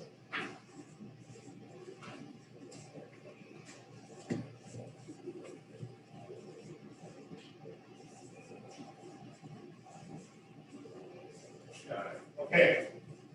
Council President? Yeah. I think we'll talk about it mostly, but with the predictability, I think I'll have to have some sort of schedule. So let's say we have this project that will be decided the next 6 months or a year. We want to know within those 6 months, we don't want to know the last day we decided. So I guess having some sort of calendar schedule that all the councils can see will be really helpful. That way it'll be in our minds, and maybe we can look at it and make a decision, not just in the council meeting, but do some research and learn about it before then, even months before, not just like within a week, you get it back and a decision there. I think we need to know things way ahead of making this. And with that, we have the weekly updates. I think they need to be a little more specific, and especially being divided within departments. And that goes back to understanding the roles in the projects of each department. If we have a more update that will be more differentiated, I mean, like, you know, this person's working this person's working that. And that way we can, I guess in my expectation of the staff would be to have a separation there, so we can better understand what they're doing, not just the general Christie or Shannon, the future each in charge of everything, but we know this different departments are in charge of this small projects and look at that. And I guess that's part of transparency stuff, so I think So, yeah, this is getting into play, but both of these are coming into play a lot. And that's one thing I'm getting from this session is you folks are really thirsty for transparency. And understanding what the city framework is, what the city is working on, what it's doing, but also understanding where everything is at. Nature, issues, forward. And where does that fall within the predictability of what's going to come before you, so you can prepare for that, and not looking your council back and, oh my gosh, you're going to go on. Good, all right, any other items that aren't up here already? Yes, Councilwoman Wallace. That expectation that our city manager, be active participant in our council meetings, presenting various information that we need in order to make a decision on whether we move forward with the project or not. And that could be either in the council meeting or in the work session. But so what I mean is that in addition to council members interacting in meetings, that the next manager would be an active participant as well, from their perspective. Tell me more about that in terms of being an active participant. What does that mean? Just presenting from a operational point, to go to project. If there's, maybe a city manager sees a need, the city and they present his ideas to us. If that makes sense. Yeah, so I mean, you're really looking for the city manager to be proactive.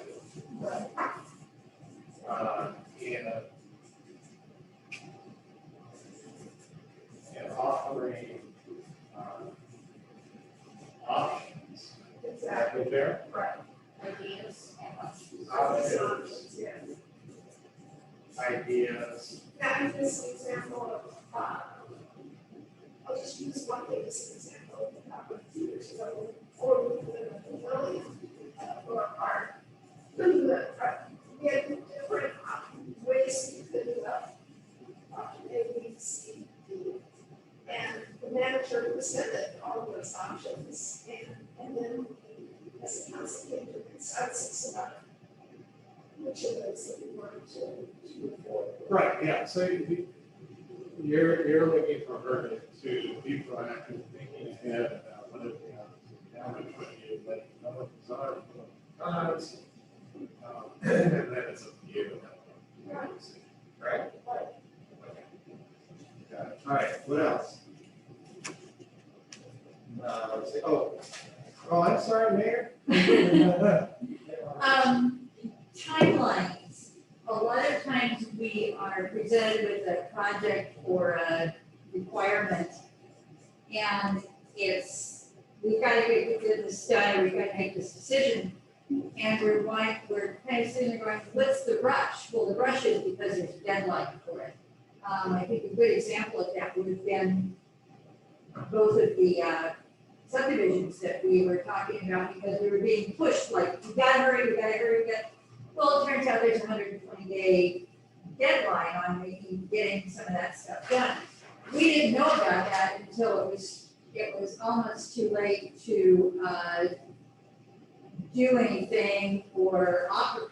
I mean, we were left until the very deadline to make a decision, which meant that it didn't give us enough leeway to ask questions or to delay or to say, this needs to be set back, we've got a problem with something.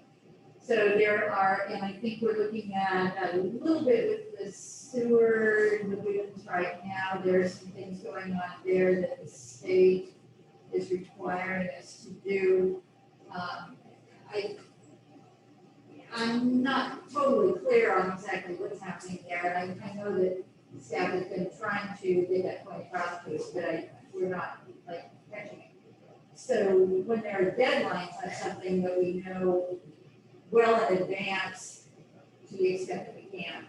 Which gets back to what Councilor, I'm gonna ask you for a minute. You can call me chief. I'm sorry, chief. All right, Councilor G. Getting back to get some point a while ago about reminding the schedule for decisions. You're taking that just kind of down to the next level, which is also help us understand that schedule, what those timelines are, what are the implications? In other words, you have a land use decision, you have to be by law, it has to be done by the state. Yeah. Yeah, okay. So, excellent. All right, and I think, Councilor, Well, is that on the same it's, point? yeah, it's going to speak about that. And to do that without sort of understanding, exactly where there's not really micro anything, but the very important things that are really, critical in nature. Not really little bit more, but it's what the staff has to see with, really back every last thing. And that's something that can be looked at. Okay, great. And, Councilor G? That's the case, so it's better accountability. I'm just going back to the problem we had with the rain. Like, I feel like we didn't get an answer why exactly was like, we know what happened, but we don't know. Like, we know that the contractors made a bad job, but we supposedly had the person, the staff camp on that job. And he said it was okay, but we didn't get accountability that, like, that person messed up and what were the consequences. So I would like to see an expectation of accountability from the staff. And if they messed up, they need to admit that they messed it up. And not just us trying to dig it through or figure out what happened. Was this person, was a bunch of people that made this mistake, so it would be helpful to know.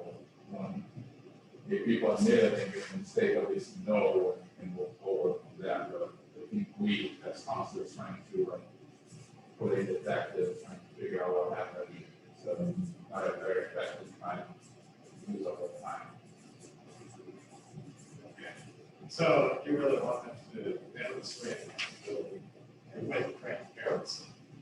So, okay, great, and that's Erickson, yes. Yeah, well, I'm good with both of them. For the timelines that Mayor was talking about, how we were push, where prior to being here, I was on the planning committee, and they were pushing things through, and it was like, right to the last second, so to speak, the planning committee had to come up with a decision, but then from there, it had to go to council, where then it was even a shorter time.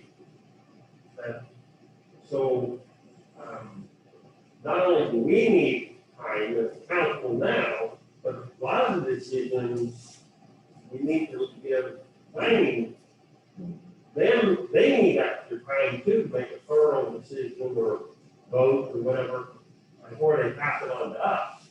So there needs to be some kind of a, I guess, a cutoff point where when things are coming in, cut it off somewhere to where everybody has adequate time to make the proper decision on that.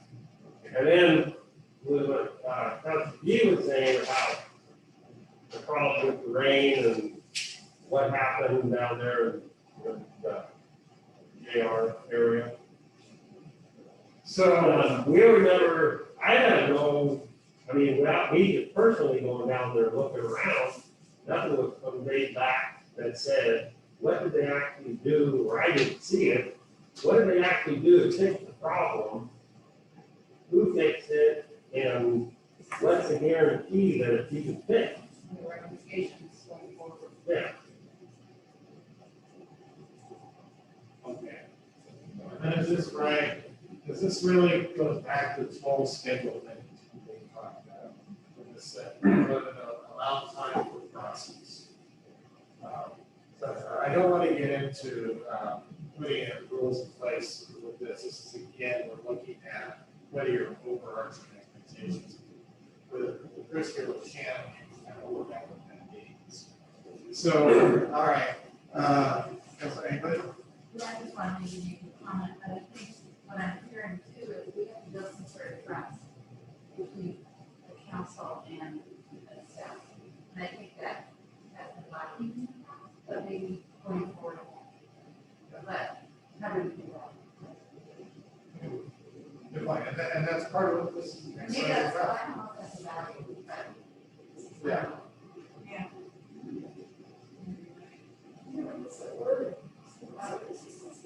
That's kind of. Do their job, the trust that they're doing it. Yeah. Okay, we got a couple minutes before they're gonna show up, so, Councilor Meyer? The accountability thing this is talked about.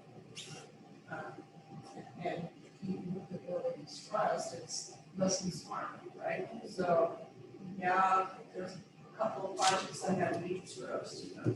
So we all committed this morning to go forward and see why those happen. But when I just, Brent was saying, all right, well, they put a pipe or something in there, like subdivision, so great, now it's good. Well, like what? Like, who's responsible for the pipe? Is it not part of our public works? Is it whatever? And how do we, work with Dallas and apply that to some code? We have to get those timelines in. And maybe we put that in our code. No project can start until, X amount of time. I think that's what our rights, right, to say, let's make sure it goes through some kind of process that's more transparent, instead of just like, oh, we're 120 days are up, let's go. Wait, what? I mean, well, section 5, it's all that communication or about calendars. Knowing what's on. Okay, good. So I just had less as well. Okay, any other expectations that you have a staff to help you do your job? Got a pretty good list here. Understanding, I think, what the staff has control over and what the city has control over, as regards to, rules, regulations, and where we're going to, we might want the staff to do something, and the staff's gonna say, well, the state's not gonna let us do that. You know, where the state or where the federal regulations or some other regulations override our options. So, I know we don't have to know everything, I understand that that's why we have our attorney there at the meetings, but making sure that it's really clear to us that this isn't an arbitrary decision that's being made, it's being made because that's the requirement. It's a legal requirement. I would venture to say that part of the understanding of the services, so the predictability with the okay. Well, I mean, that would be part of comprehensive info, or state regs, or providing. okay. So you'd like it a second, okay, that's fine.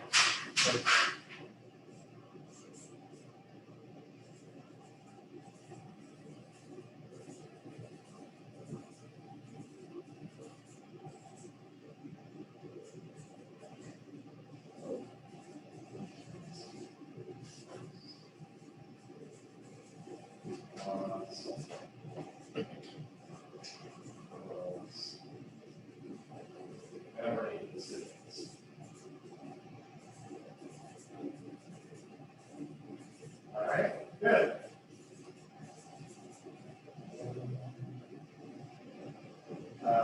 It's new ones first. Let's go to Councilor G. I think sort of along with that, but a little different. I think it's And I don't even know if staff was able to do that, but if we could able to see some data, especially in the state, for things that, like decisions that are happening everywhere. Maybe the staff could bring us like, oh, Newburgh did this, or Newtonville did that, or like just have some comparables there and bring that to the meeting so we could better make a decision, so we're not just going off on like all we are thinking at the meeting, but also,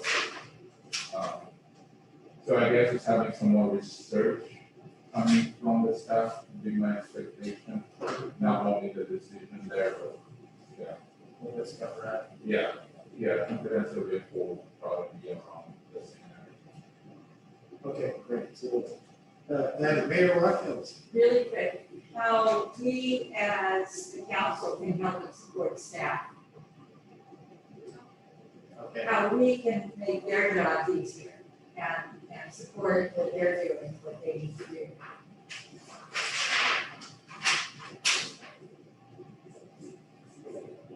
I think they're gonna tell us here. Well, that's true, it could be their expectations, but yeah. But it's something, yeah.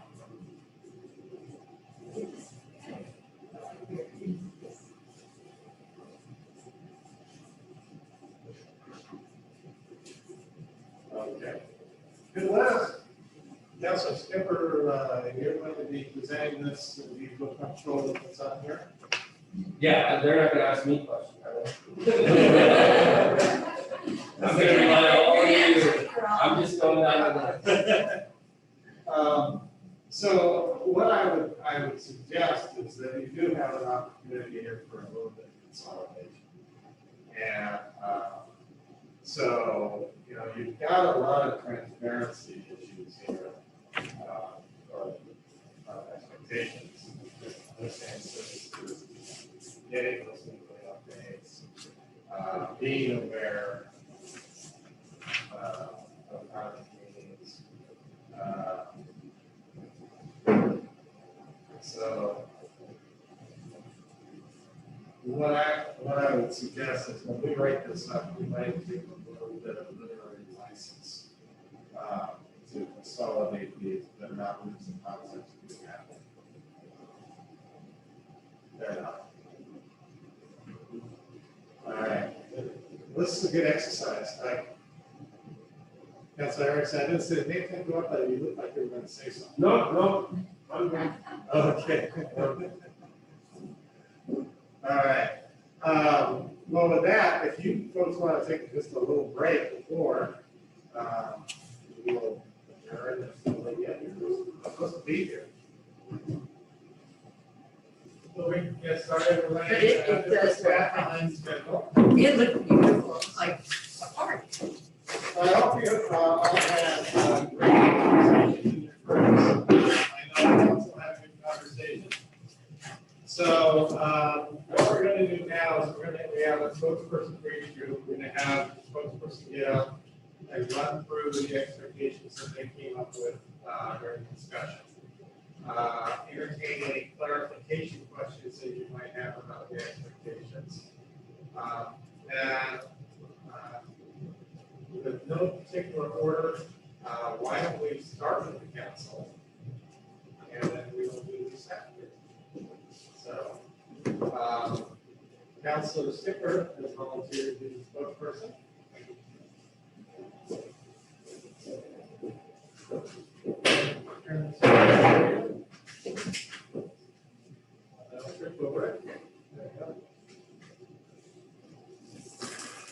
Can everybody see that? The lights on. Maybe it needs to be out of the light. Yeah. Yeah. Is that better? Yeah. All right, I'll just go down the list.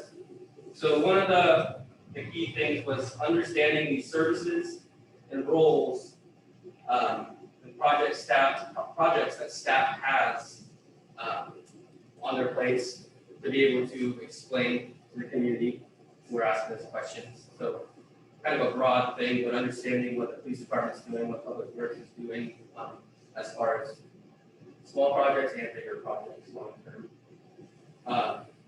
We all feel that the weekly updates are very helpful, and we would like to see those continue for staff or for council to be able to communicate with the public. To be aware of key project meetings staff is involved in, and the status of that, meaningful reporting. So we're not talking about meetings with like department heads and things like that. We're talking about meetings with ODOT or Water and Light or other entities that are key meetings, and having that information and the status of those meetings before decisions are made, having council involved in that meaningful report. Clarification of council participation in external policy related meetings. I think that was meaning like how council can get involved in different other aspects of the community, whether it's League of Morgan Cities, whether it's the EMO County things going on. How can we have a role in participating in external things outside of the city? So we can be informed of what's going on around us. Apply a no surprises policy. So inform council of events, activities that may come up in the media or with the community. I think we can all agree that's very important. Nobody wants last minute surprises or last minute things on agendas. We want to be well prepared, well informed ahead of time before we have to make some decisions. And of course, we don't want to be surprised when somebody comes up to us and says, why did you do this? Transparency of major initiatives, projects, and activities. So I think what we were talking about with this,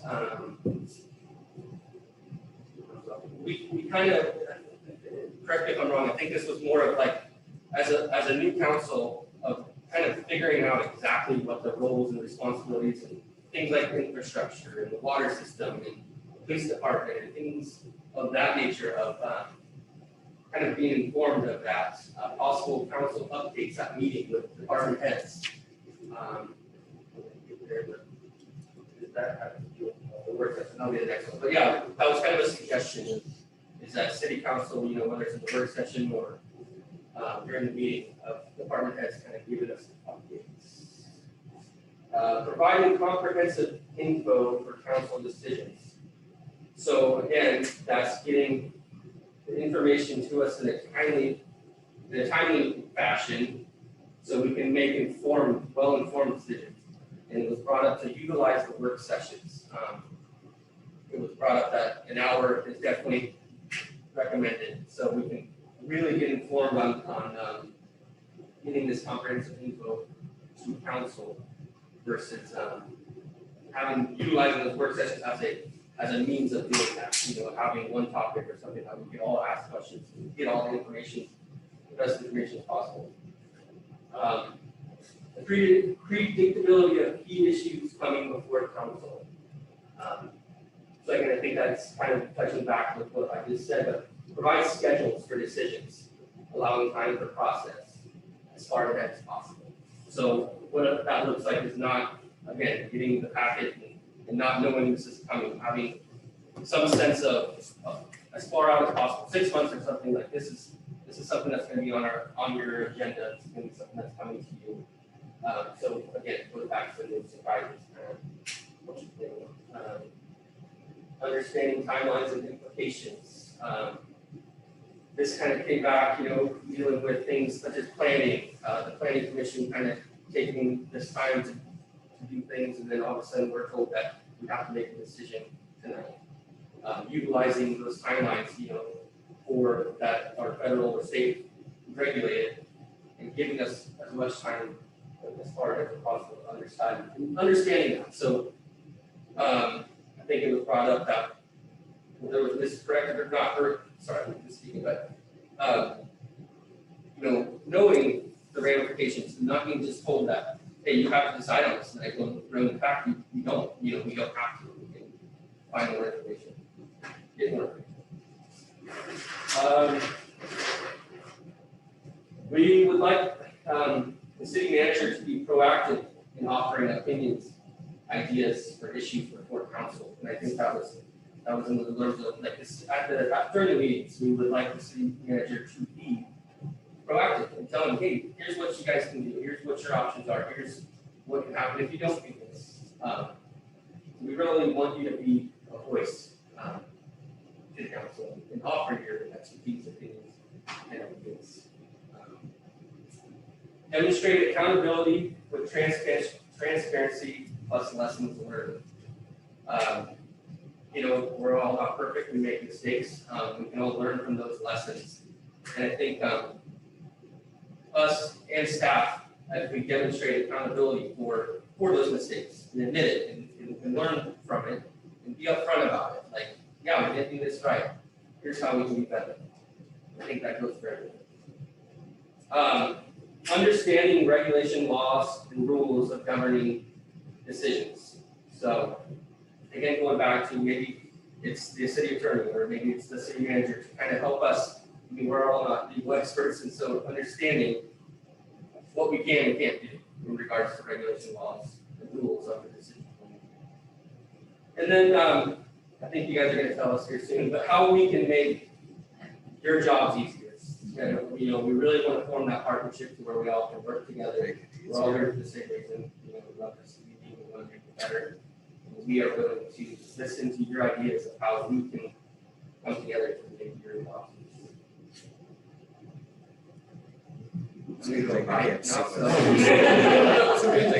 Any clarification questions for Councilor Seifert? Can you put that back? Yep. That one that came up.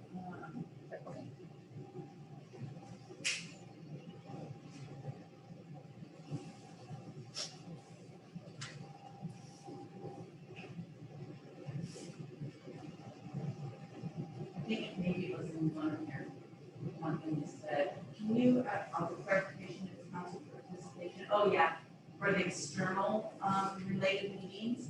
So for staff, you know, like we sent, we sent it out to the board and cities, but like the Casey Kula information, that we don't have that, so, trying to find that external, might be a little more difficult for staff, and you guys will be seeing more of it than we do. So we will help facilitate getting you signed up or whatever, but I'm not sure if we have a better vision of that. We only get a limited amount of meetings or that. So I just want to kind of clarify that we will pass it on, but it may not be the total picture. So like clarification, yeah, I understand you're saying all those types of things, but in addition to that, you're talking about, really where it's appropriate to, for instance, at one point in time, Chad invited me to water like the meeting. Oh, yeah, the Yamhill Regional Water Authority. And then I understand, that there is, quarterly meetings, I'm not sure, we've heard that, not specific to property contracts, but just, informational things and there are people, even in our community, I don't consider just saying, really aware of those types of things, what those opportunities are. No, that makes sense. Yeah. So, no, I agree. I just was, sometimes we only get this part on that. So if you guys have heard of anything too that we should share with the whole council, we can disseminate that.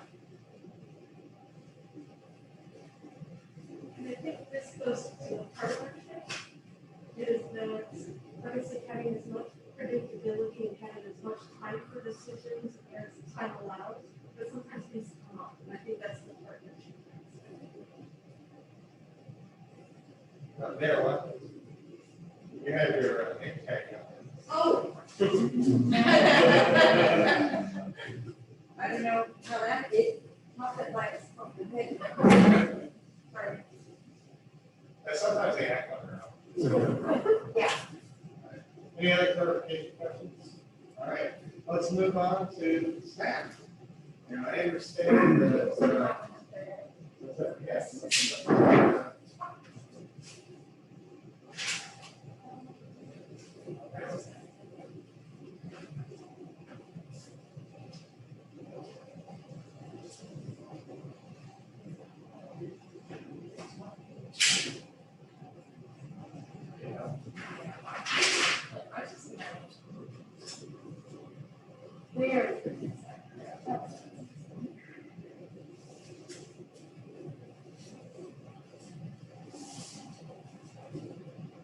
Well, the one thing you're gonna find out is great minds think alike.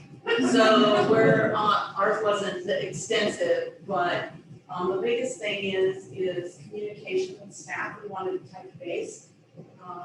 Often we don't know who council does because we don't get much inquiries. I mean, I've got, a couple that are pretty active. But we want you to feel comfortable to always reach out with questions. We welcome those questions. But for chain of command, it is not asking the guy mowing the park, how's ODOT going? All should go to Shannon and she will staff it appropriately. And then, sorry, reading Amelia's notes. And then also in that communication, having that respect that the staffs are subject matter experts, like I can't talk to you about why there's a size 8-inch storm drain when Brian will, but Shannon will help facilitate that thing. But we really, really want your guys' communication to reach out and talk, because a lot of times questions. And then the second one was knowing the role of council. Besides being in the community and fielding all these complaints, you're also supporting the staff. And so finding that balance when you're communicating, and being able to say, I'll check with you, I'll find out that information, but know that there's two sides to the equation. I'm going to use Linda as an example. There was a question on why a police response didn't happen. And then she reached out appropriately, so and found out that they were in the middle of a pretty gnarly case. So knowing that a complaint often is just a lack of knowledge. And then being informed, and this is tying right into what you guys were talking about, and that is being informed, what does Public Works do? What does the police department do?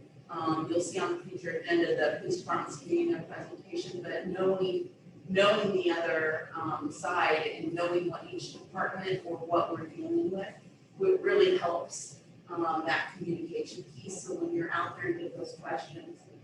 And then and having that more of a bird's eye view of the totality. Sometimes a complaint is a small group and it doesn't really represent the whole city. It's a small complaint. And then it also, social media. So as you know, we've got a large social media presence. And in the social media, you can always direct them. You shouldn't comment back to them. You should direct them to speak to the city manager to get the further details, or get the details yourself and have a one-on-one conversation. So that social media doesn't become the source of information. It's just a good view of what a complaint might be and that we might need to address, or the other part where you educate yourself in regards to that complaint.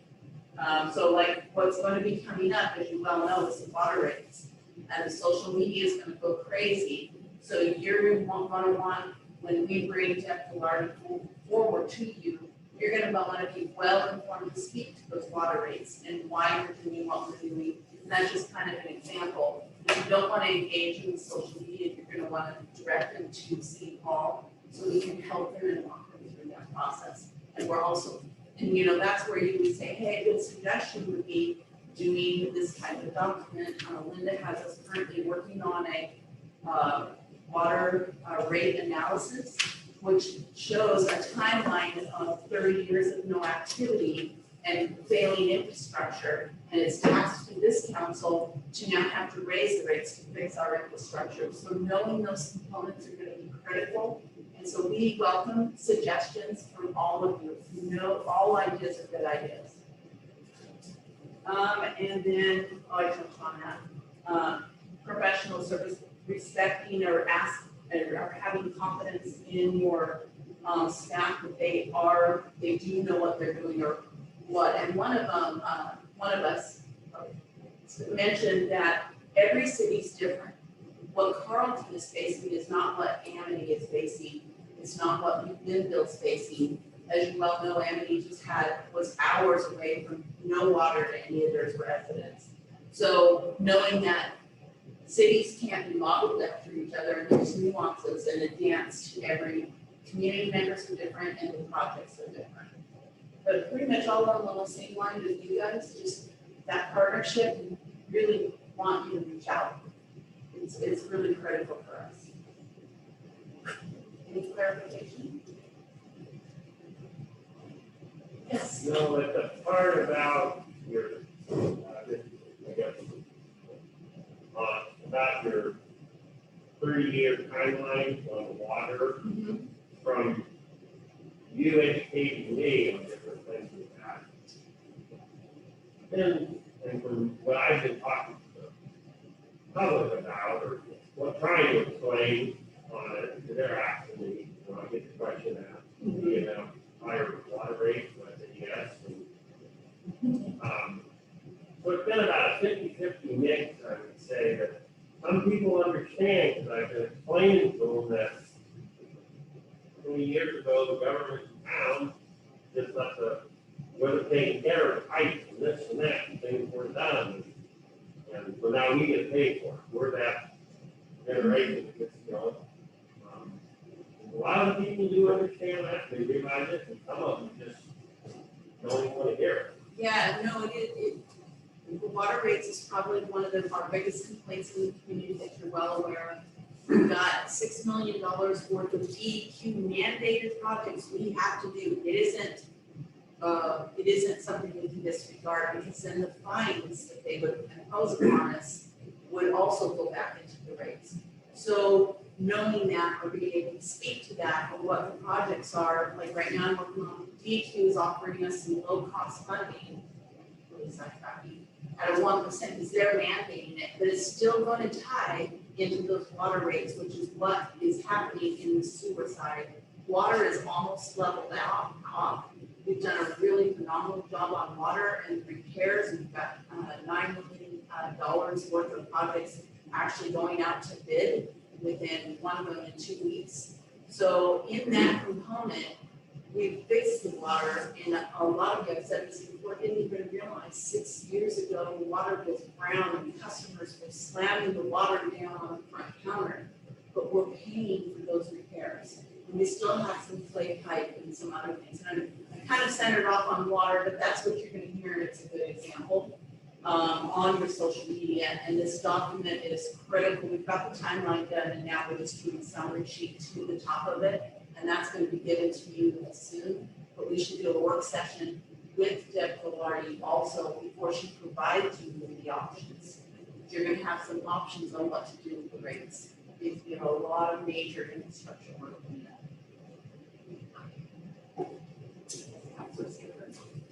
You expand on the social media thing. I know we're all individuals. Is it staff's expectation that we all respond the same way? Yeah, well, In regards to directing it to the city manager. yes, it is staff's expectation, is what happens. If you start engaging, you are a counselor, and I think it's poor Counselor Erickson tried to solve something or engage, and he got attacked. So you have to be very cognizant to direct it to the city manager, and then if we solve that problem, the water rate's gonna hit there.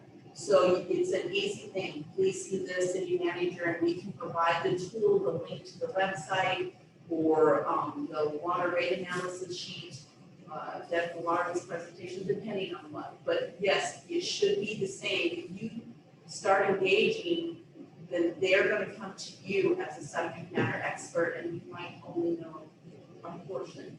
We kind of live it. I mean, we just live this day to day. You could tell me that I would now know the difference for the storm drain, or that 5 years ago I would have said, but they don't know it either. So it's our job to educate them and help them. So, and a thing council could do is senior citizens who are on fixed incomes with these water rates. That's where council could help with a policy or some type of program maybe to help our seniors, or so that would be good problem solving when it comes to that.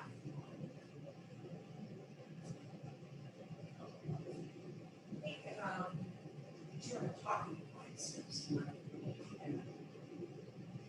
And question is, because I don't think I want to say, talk to city, talk to city, talk to city all the time. That makes it kind of like we're uninformed, we don't care. And so, instead of talking points, we got Or being able to link to a website, or I understand what you're saying, because, when you run into them in the street, you're gonna wanna articulate that, we've got $6 million of mandated projects, no city choice, no council choice, we're being told to do this. You'll know some, brief points, and that is correct. Would be a little concerned on the social media, I can see it on the one-to-one, because as you know, living in Carlton, you start with a talking point and then it creates a 500 comment stream. So I would be hesitant to do it there, but on one-on-one, I think that talking points is critical. So that's where I would lean towards it. The site can just blow up, as you know, with our recent courts situation. It's been very alive in the city, and it grows. So, and just getting them to that, or just directing them to the city manager and mayor so that they know we're hearing them and we want to share it, or maybe communicating that. So this is the point where this was the Oscars, the music would start. And so any other clarification questions regarding the invitations? Some of the nuances can be worked out. Oh, no. Yes, there are ways to handle, and that's probably a conclusion, but one of the ways to handle comments on, like, I love living in Carlton or whatever, and I found that it actually is pretty effective, is to put the information up there and then turn off commenting. Because most people, when they put a comment on there, they do it immediately. It's a reactive right there. If they can't comment and they actually have to go and think about it and make a new comment somewhere else, they're not gonna do it. And that kind of slows it down. So that's actually what I started doing a little bit more. And it works pretty well. It makes them actually really think about something. And as a counselor, as you all are aware, the minute you post, that whole post becomes public record. So you are not to really be on there posting or commenting, and just providing a source only. And turning off commenting is very critical. Yeah, that's what I do, is I'll put on the information piece and then turn on commenting, and that way. Okay. Any other clarifying? No, okay. All right, well, I wanted to make sure that you could have lunch. That you have an agenda. So that's it. We are going to move on with the agenda. And all of you in this room have been interviewed as part of the preparation for this. And so what I wanted to do is just let you know what you said. And what I'm going to do is go through some of the highlights, the themes that we saw as we did the interviews. And I'm also going to hand out a interview summary. This is really more of, not so much a summary, but it's just list of all the different things we've heard. This is not everything we heard tonight we captured. And so this is a list of the concepts that we've heard, and not a list of priorities. So, so I will pass these out. And then I'm going to go forward with presentation. Make sure I get the right one. Yes. Okay. So we asked you questions about what was going on with the community, what were the challenges the community was facing. We asked you about what's going on with the city, things that the city was struggling with. We asked you about the council, how the council is working as a policy making body, and some of the challenges the council may have. And then they also ask you about your expectations for this retreat. So I'm just going to hit those real quick. And so the first thing was about community complaint. The words that come up when you folks talk about community, harmony, and small town. That just came up again and again. And we talked about the welcoming nature of your community in terms of the people that live and work here. We talked about the strong community spirit. There's a real sense of pride here in Carlton. You also mentioned that downtown offers diverse businesses. We're talking pre-COVID. But you saw a lot of potential now going forward. And then the wine industry growth is just kind of a no-brainer. That's how a huge impact for Carlton in recent years. And then a number of you noted that quite a housing issue, and there is more housing being built, and that is a positive thing. And then, but generally speaking, people are happy with the city, with the city staff, the way that the city is going as a whole. So that was that piece. In terms of the challenges, COVID, of course, comes up.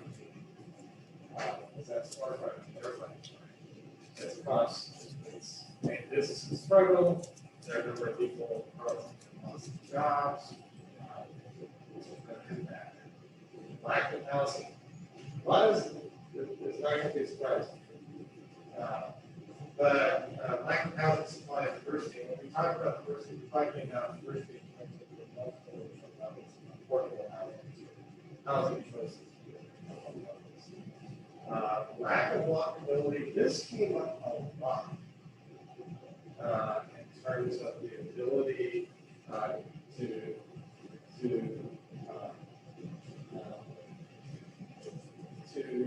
have a pedestrian oriented system. So, and then a lot of you brought up the recent subdivision developments and community backlash.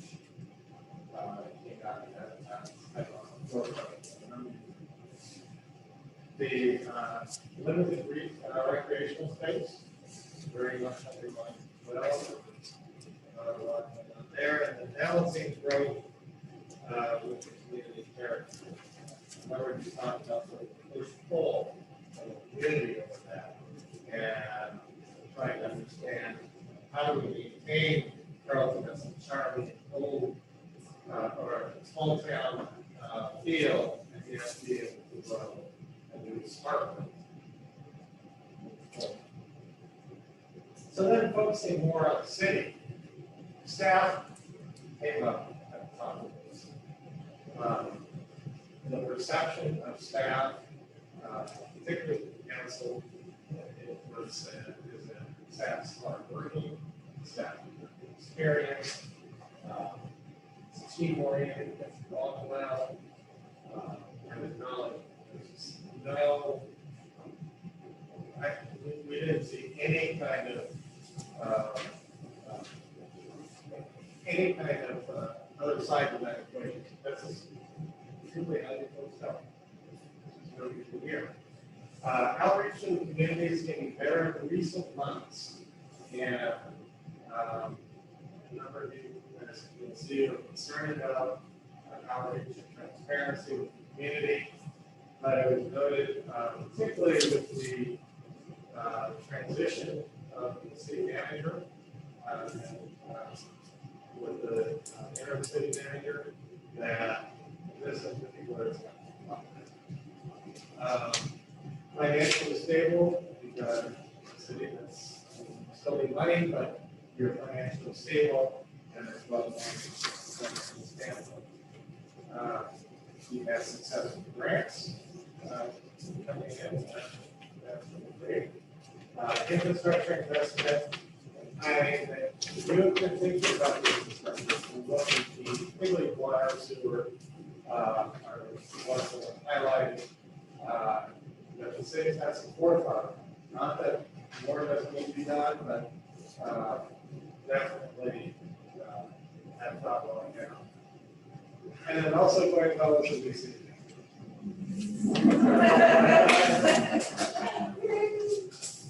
So a number of you are looking forward to this challenge with us. In terms of challenges, understaffed. And you know, one of the things that was mentioned is that staff is at critical things.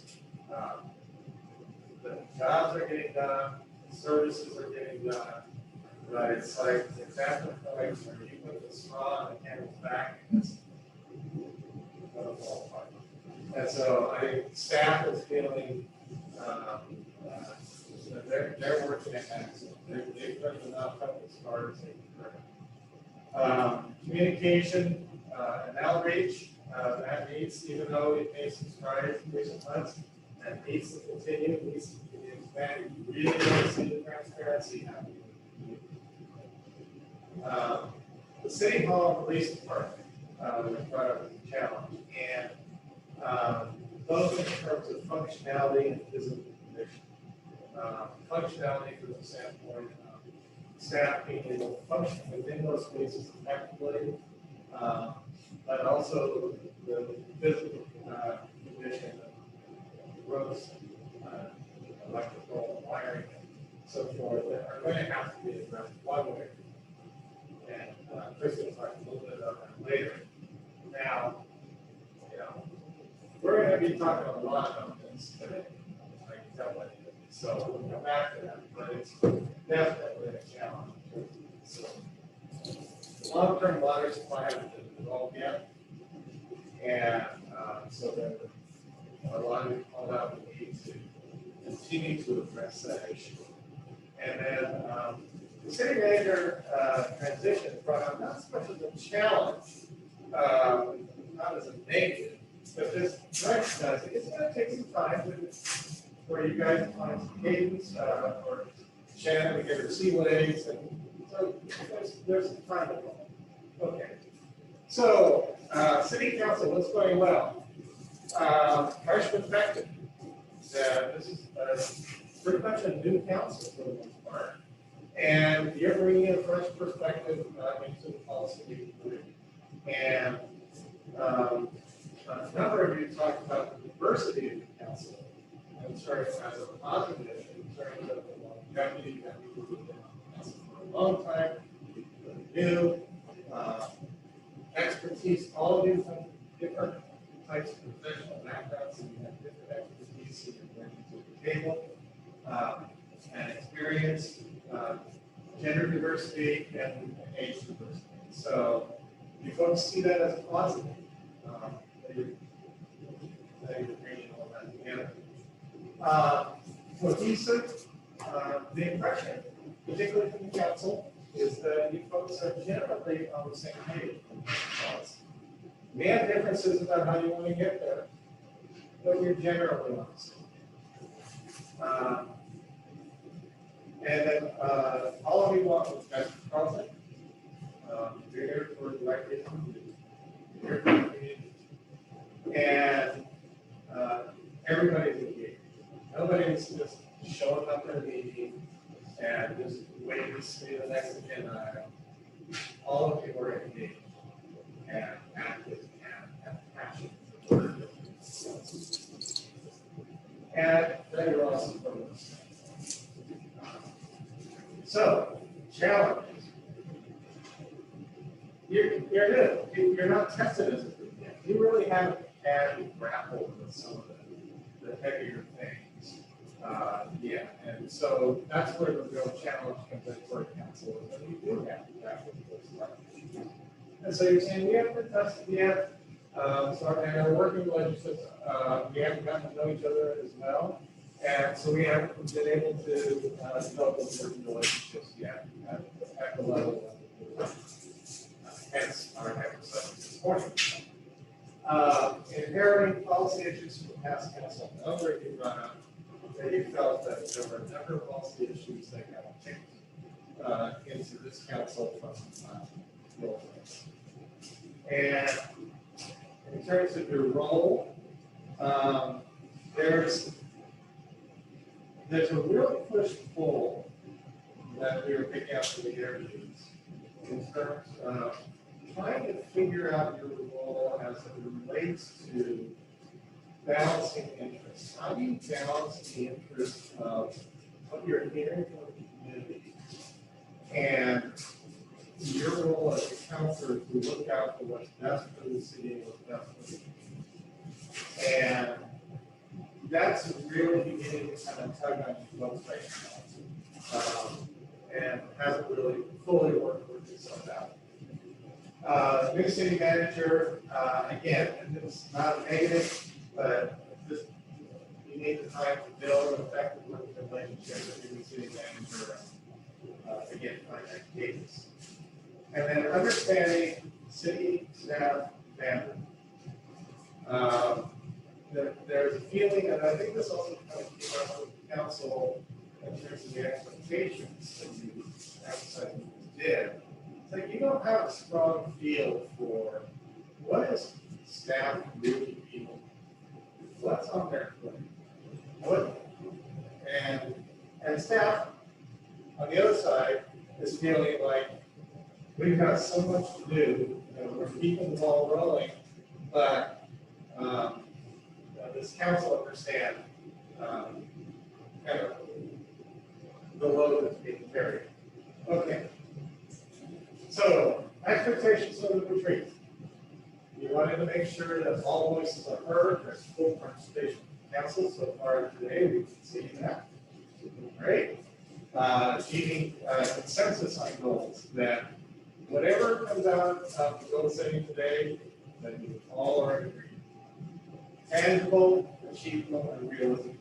This is something that most of you talked about, if not all. That there was a frustration a little bit with last year's goals because they were still somewhat vague and not clear. How do you know that you achieved it? How do you know that it's been successful? And so you want to make sure this time around that tangible, achievable goals. Getting to know each other better, strengthening working relationships. We've talked about that, and then understanding how the goals can be kept in focus throughout the year.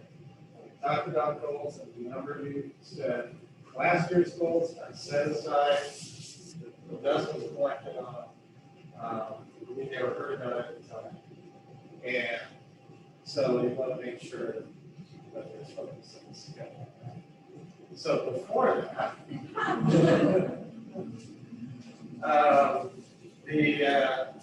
those are the highlights. Those are the main things. What you have in front of you on the blue sheets are really just a list of the concepts that we picked up in the interviews. And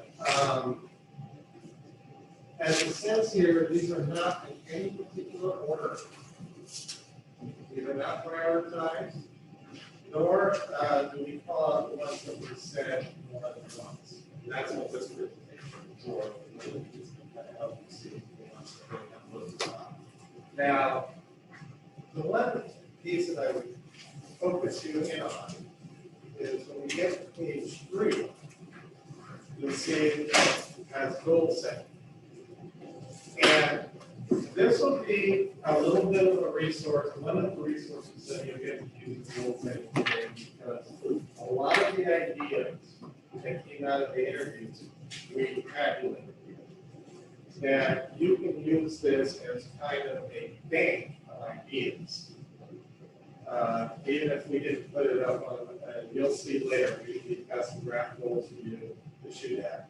But you can also look and say, oh, I didn't see that there, do I want to put that on the list? So really just trying to be transparent in terms of some of the ideas. So we're not saying they're good, bad, or different. This is just what we learned. And also in terms of how to keep goals in focus and how to achieve, when you get to that point, you can look at it and see what suggestions that people have. So, with that, what questions do you have?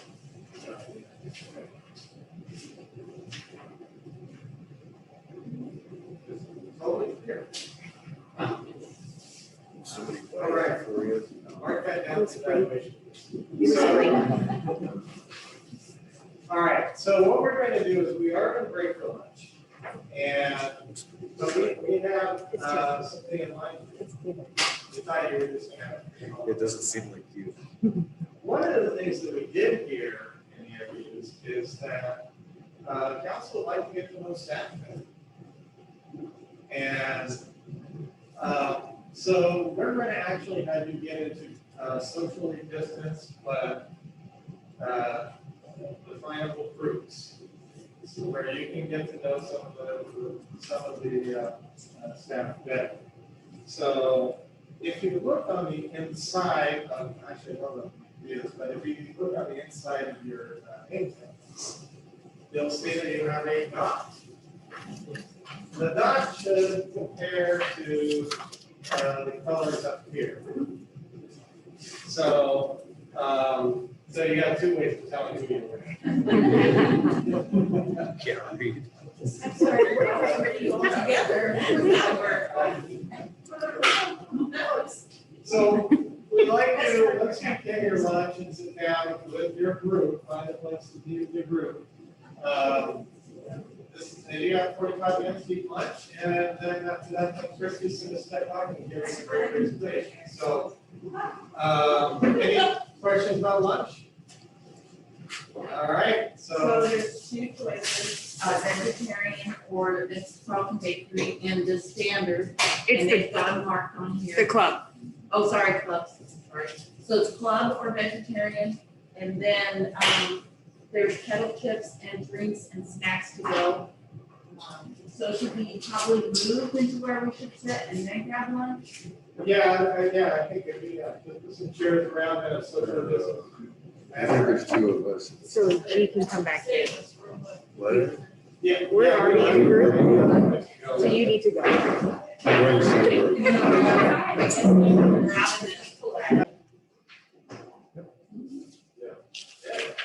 Sounded like very well.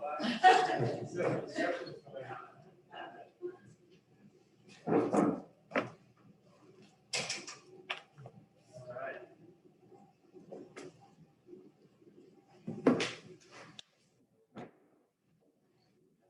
Eric, that's very good. So,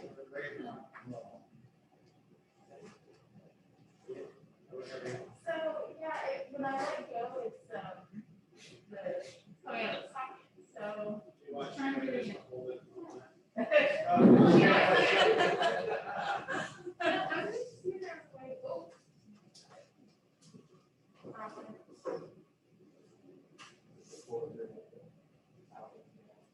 It's the outlet.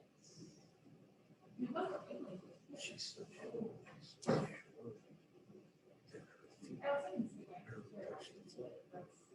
Who's that? I know that. I can relate. I know, but I was looking, she was sitting there, I see her feet kicking like this.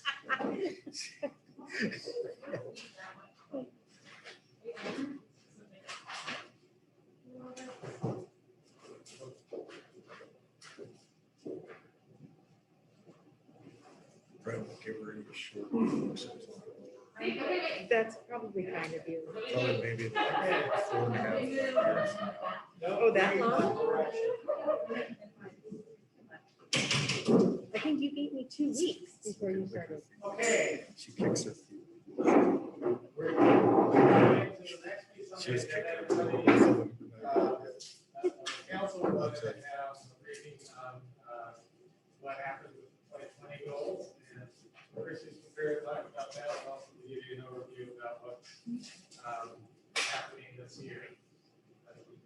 So, the floor is yours. Okay. We'll have it slide up. So you need to snap. Sit. As I wrote, I actually gave away my copy, so I gotta go back.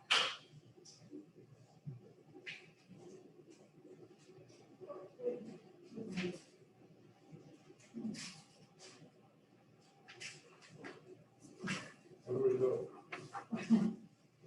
Christie was grabbing it, saying, we're not sure, actually, we're just there.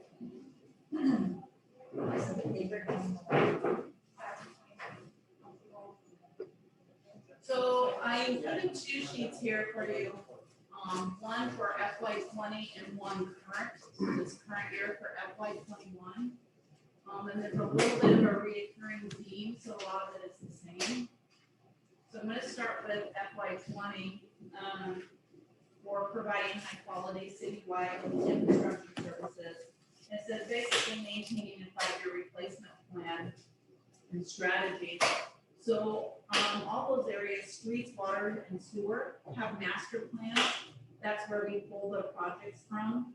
And in those master plans, we put it in the capital improvement plan in a 5-year sequence as we're carrying those projects. So that is being achieved and worked on a yearly basis. And that's the same for FY '21. We're actually gonna be doing quite a bit of work this year. So I'll touch briefly on that one, I get the projects. So the second one, develop a 5-year replacement investment plan for sidewalks, park assets, trailways, and beautification. No action was really taken. In FY '20 and then in FY '21. And the reason I put no action was taken, this is really talking about a plan. There's no plan that exists that incorporates that beautification. So it's something that we need to think about is what does that plan look like? Park assets, Amy got us a really great grant and we were able to put in some playground equipment. But this isn't a master plan, this is a different type of action. This is what do we need to do for the city for beautification? So it involves different things, so we still need, if that stays on, we need to actually put into action developing that. The next one, the build a new city hall and police department facility was in FY '20. And that's when we had city hall engineering and architecture work that was advancing. But in FY '21, the project was paused. So we had a significant amount of work done and it's in a pause state right now. And then the next one, the ensure welcoming and environment for citizens and businesses and integrate the emergency plan. We do have an emergency plan. It is in place. We have a backup with the things called agility through CIS. But we have been remiss in that community education. We don't talk about our emergency plan. And so that is the same for both. Well, actually that goal, yeah. So we are missing the community education component. So staff needs to work with council on what that should look like and how we want to proceed. In FY '20, there was a goal to pursue a 4-way stop on Main Street, Pine and Hill intersection. No action was taken, but ODOT, as you know, when they were coming in doing their presentations, said that that wasn't possible, that there is, if that's an ODOT control, that's not a city control. And that played into part with the action, and then also the realignment component, that will be taken up in the design, because if it realigns, I know that there's an interest on the Monroe Street side of putting in a traffic control, and I can tell you that ODOT has very strict traffic controls on their highways, so we might run into that. So that dropped off in FY '21, so pursue, so this is the same on both, pursue strategies to beautify and improve Carlton neighborhoods in downtown. So in FY '20, we were really active. We did additional dump days. We enhanced our code enforcement looking towards that beautification. But we still need to divide it, and I think that should tie in up there with the 5-year beautification up above. But we should have some type of strategy list. But then you're gonna see in FY 20, we couldn't provide those additional dump days. We only got permission for one. So, and those dump days are critical where people have an opportunity to take things out of their yards and dump that. So then, code compliance is continuing. And it just kind of, right now, because of staffing, it's on a complaint basis only. We don't drive around to look for every code compliance. We need 4 full-time staff, because that, we clean up one house and another one starts compiling, or we just kind of move through that. Goal 3, support and encourage diverse, well-utilized recreational and livabilities. So these are the same. Improve walkability, sidewalks, parks, green spaces, and youth and services amenities. So the capital improvement plan currently includes a budget for sidewalks and paving, and we have been very active on both of those, both years. No action for our youth and senior amenities. So, and when I was doing this, I was like, so what does that really look like? What does that look like for council? What are those amenities for the youth? And I mean, we've got the soccer for the youth, but so we really need more of a definition if that continues on what that needs to look like. Goal 4, support a strong economic base. And this in FY 20, parking strategy to address lack of available parking and plan to address affordable housing. No action was taken in FY 20. In FY 21, there was an amount put for parking, but it was for, apparently there was some talk with the American Legion that we were unaware of, that we developing some parking over there. And American Legion was not welcoming to that idea. So, so in FY 20, no action again for the implementing the parking strategy. I do know that if City Hall does proceed, that we're going to be creating parking in the back, but then the building that the police is currently in would be demolished and used for parking for the downtown businesses. Was part of the plan. That's not set in stone. That was just an idea to get some extra parking. Then develop a strategy for managing vacation and rental properties. So this came up. We hired a hosting company. We have 23 in town, and we terminated the contract. Our staff managed it much more effectively, and the auditors actually vetted it out and said that other cities should model. With us having such a small amount, the hosting company was reaching out to staff and having staff to do the same work that they were already doing, so it didn't really work. But in FY 21, we have a good news on this. So we didn't have much to manage. We've got some income coming in, but it's down about 62%. But the state of Oregon is now launching a program that they are going to take over managing a lot of these vacation rentals.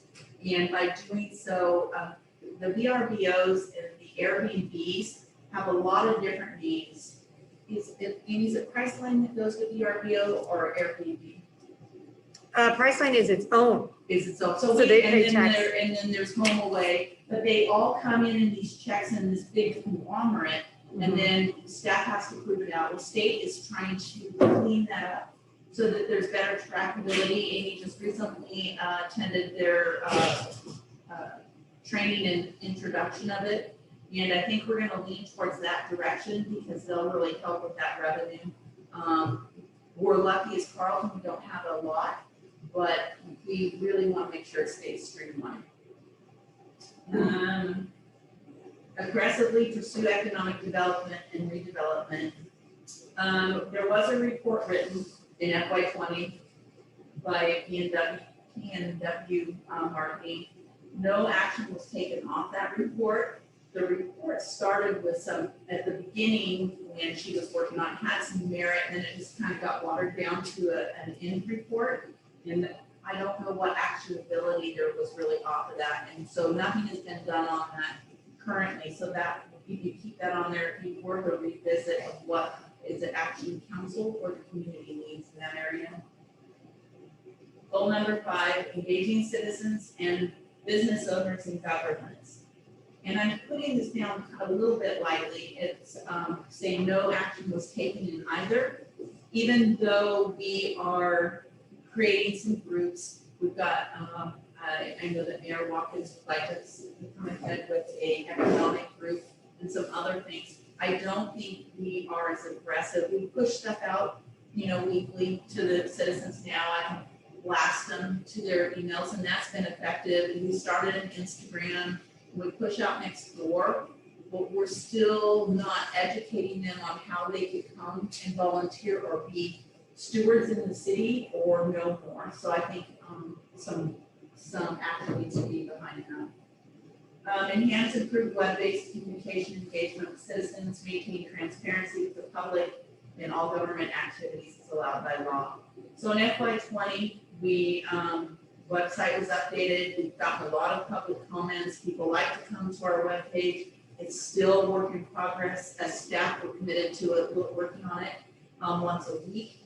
If you as council see something that's missing or you can't find, we welcome those suggestions because that is something that is difficult to monitor at all times. So in FY21, we did launch the crime stats and Instagram.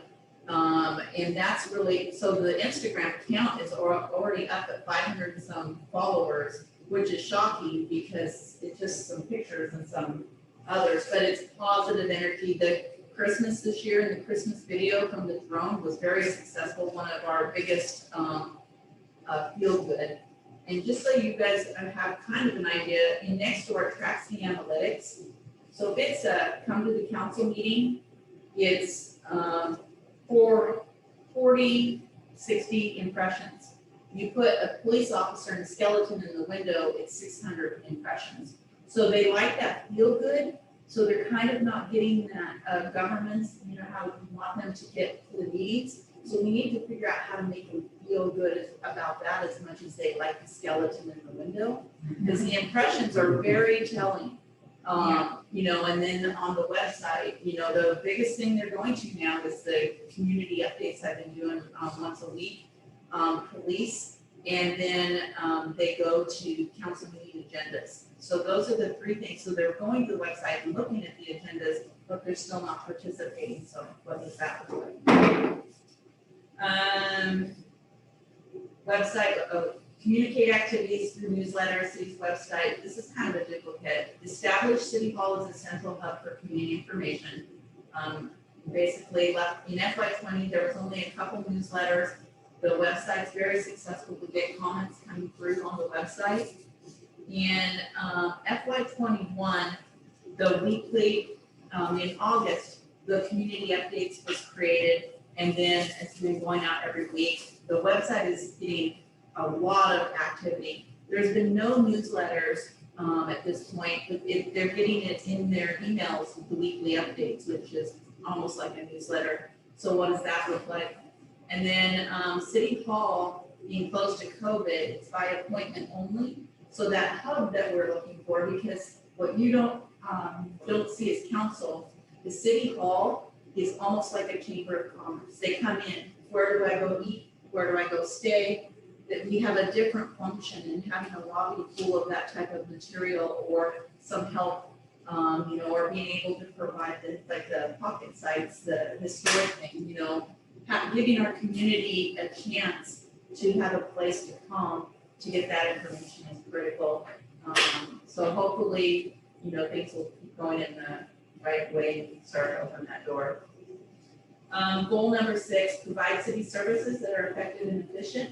And then this one was specific, explore options for administration and reserves to support the police operations, pursuing continuing education and training.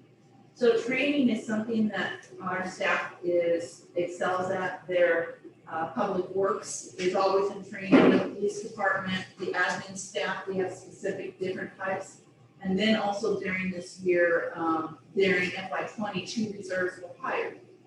Well, when you get to FY '21, the good news is both reserves got hired and moved on to Officer Steve stayed with Carlton Police Department, and Officer Canucci got hired with Washington County.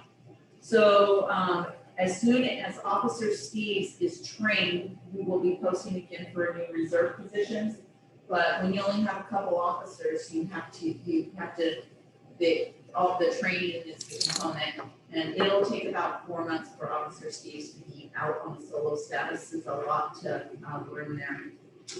Continuing the education and training for council advisory boards and commissions. So we did put out some planning training, and again, coming new on the council or planning, we've given a ton of material. But we do need some more combined training together. The thing that's confusing right now that might come up for you guys is the authority. And what is planning commission's authority? What's the council's authority? So, and then like councils of policy making, who's our technical, how does it work? And I think we use like J.R. Meadows to walk through that process. How does that work? How does it look? And then it will get to the big item that isn't on either one of these, and that's our comprehensive plan. Because the comprehensive plan is driving our growth, and that's not on here. So that is the update on those two. And then in your notebooks is a kind of a recap of the projects we are doing this year with 2 caveats, so when you're on it. I'm not sure, okay. So the first 2 on here are if it works out. So Lab Park Gazebo, we just got denied on a grant, but we were gonna reapply. It's a $75,000 grant.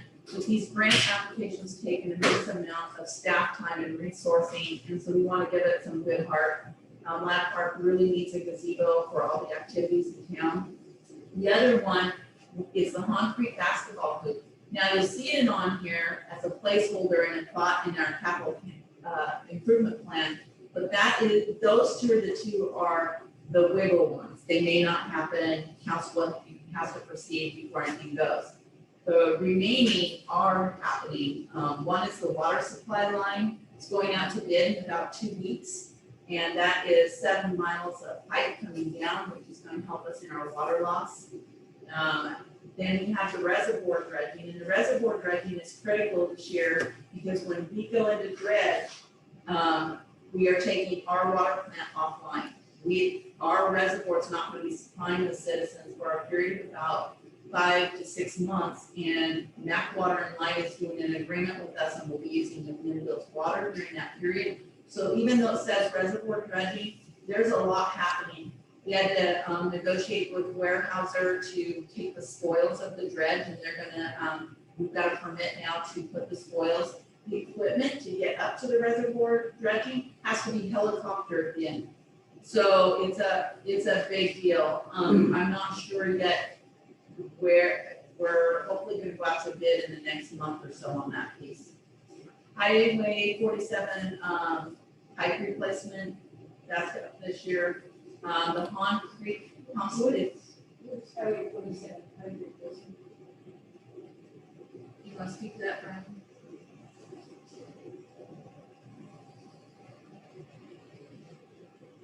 I can read it. Yeah, it's in the capital improvement Oh, plan. never mind. Yeah, it's I just don't know the exact, I'm not as technical on saying I'm not that. sure what that one is. It is, I think, has to do with Highway 47. Is it Main Street? Just pulled it out with the CIP, I apologize. No, I'm not touching it until we come back to the subdivision. It is, Yeah, I don't think that's in there.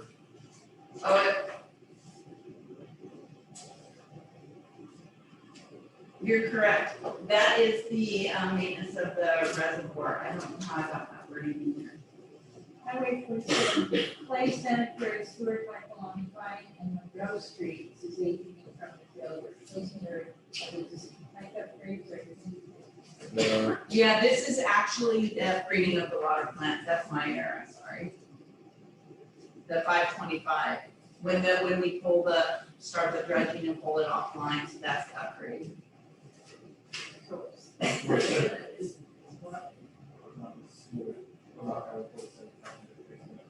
that 525 also, or maybe it was missing? that's for the, Highway 47, replace pipe, 525. yeah, it's not a, 570. that's not in there. But it's on here as 3001, page 8. So one is the reservoir maintenance and thorough coating, that's a 525, and the water treatment plant, That's a water plant upgrade. yeah, that's a water plant upgrade. And then when we get down, so not about the rest, so that's the only error there. So that's supposed to be water plant upgrade? Yes, Oh, okay. that was my error. Yeah. So, and then when we're getting down into sewer, this is where, you'll see in FY 22, if you were looking at the capital improvement plan, this year's fairly light compared to FY 23. But it is the pipe replacement, for 445,000. And so, I wonder if my number just shifted down. Is that this one that we got upgraded? I thought that was probably the, Yeah, the Mon Creek, pump upgrade is 800, it's the numbers, it's off.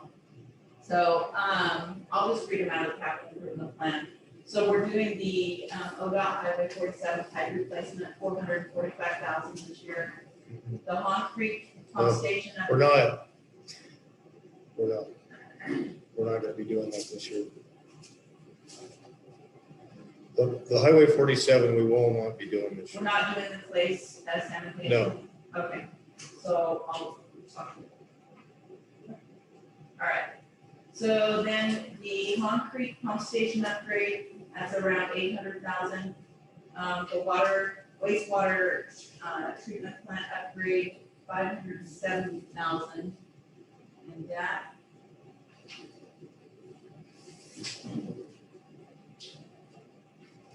I just want to make sure that didn't shift.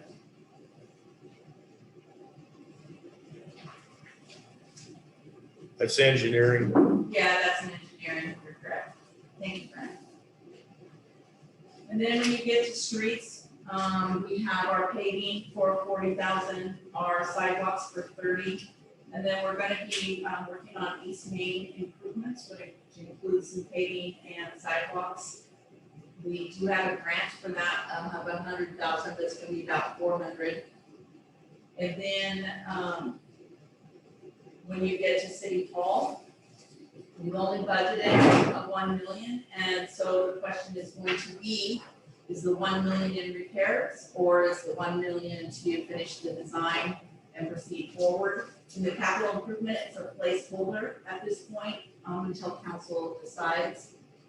And then, if Public Works is gonna be replacing a vehicle, and that's the 45,000.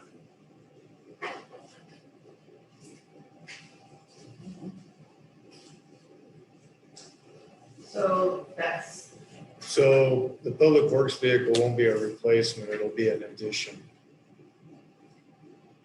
okay, Because we're keeping the 2010 Ranger. that makes sense. Last year was a replace, 2 years ago was a replacement. This will be an addition. Any questions? Aside from 19. Sorry, the water plant rate is 500,000. Yes. Sorry, and then the lines are off. I was trying to make it pretty, it looks like I kind of wobbled the lines.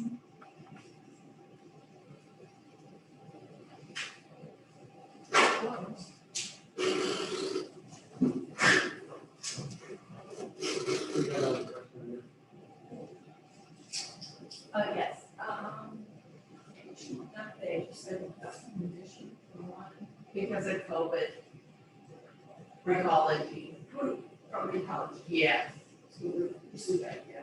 yes, we're trying to get one, scheduled for this spring, and I'm not sure, yeah.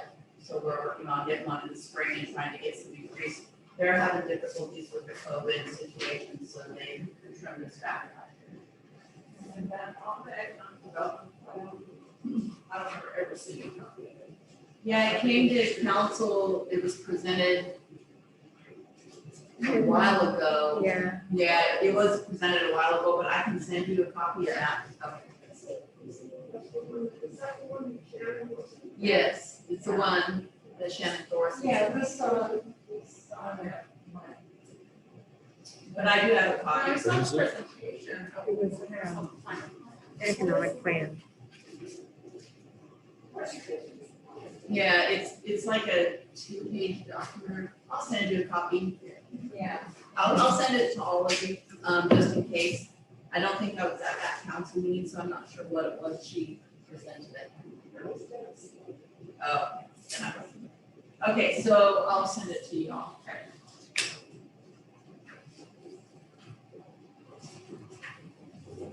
Any other questions for Christie? All right, ready to move on. Okay, so now we're going to get into the meat of this discussion. And start with the first part of goal setting. So let me just kind of set the stage for what we're doing today. So what we're looking for in developing the goals, we're looking for, as I've said a couple times already, we're looking for consensus from the council that you are all on board. And the rule of thumb here is going to be if full council doesn't support it, it doesn't stay.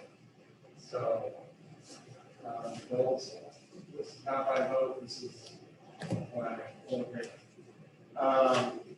We are looking for you to have a policy level focus with our policy level board entity. And so the goals that you're developing are policy related.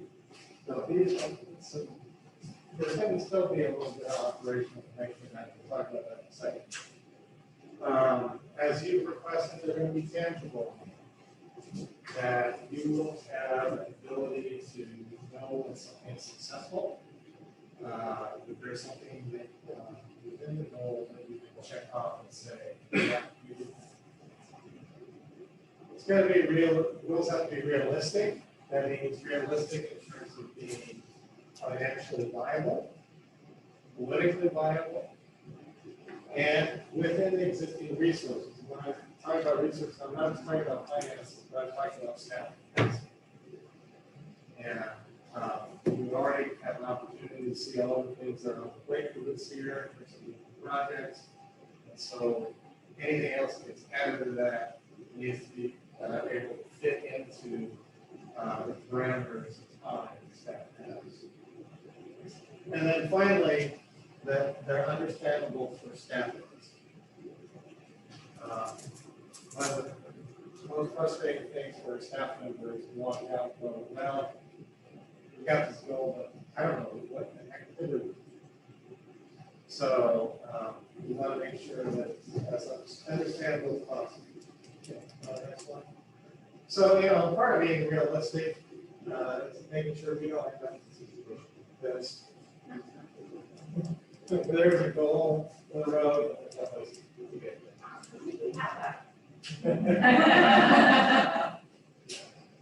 All right. Put this into a little bit of perspective. I'm going to take on a goal setting a little bit different than some others. Because what a lot of councils try to do is they try to throw in a whole bunch of things on one reason. Some of them could be really broad, some of them specific.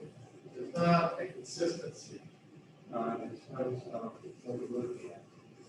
And so what we try to do is to get you to look at it from a big picture with detail perspective. And so our conversation is going to be within this triangle. And you'll notice that we've got a line through the policy and operations. And the fact of the matter is, you're going to be developing these policy goals.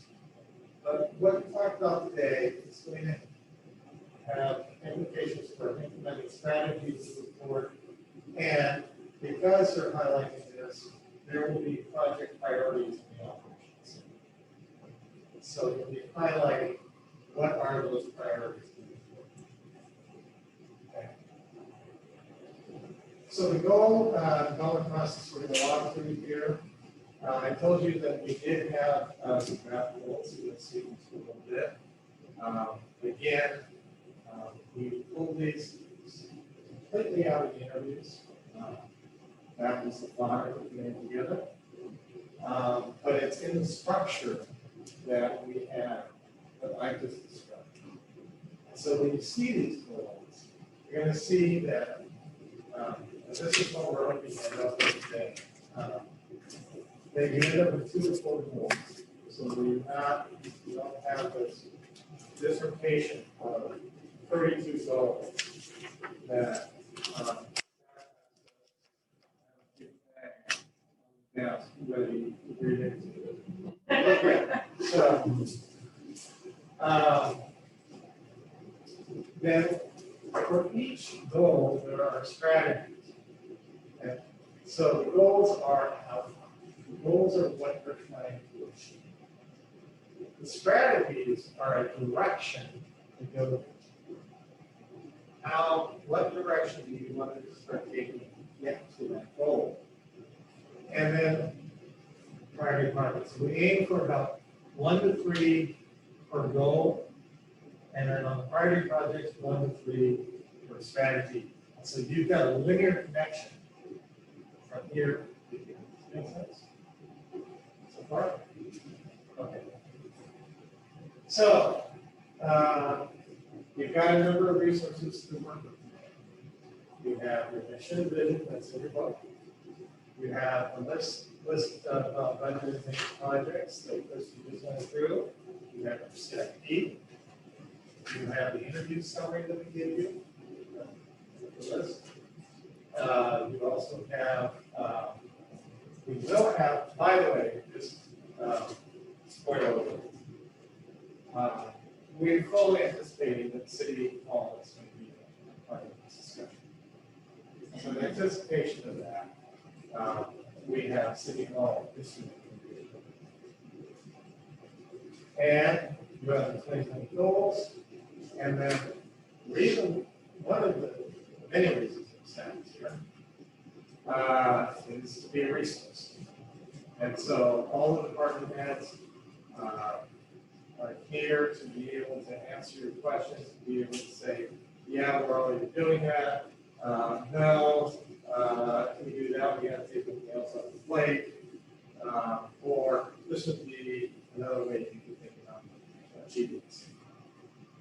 So we will, particularly when we get to the strategy level and project level, we're going to turn it to staff and say, does this work? Okay. So the goals are, they're written to address the outcome. We've already talked about this. They describe intent. They do not address specific policy direction. They do not address specific policy direction in terms of, it's a policy outcome you're looking for, but it is not necessarily directed. You'll see that when I'm about to hand out. And it does not refer to specific projects. So let me hand these out. I'll walk you through this one, right? And then you're going to get a chance to chew on all this. But before I do, does this all make sense?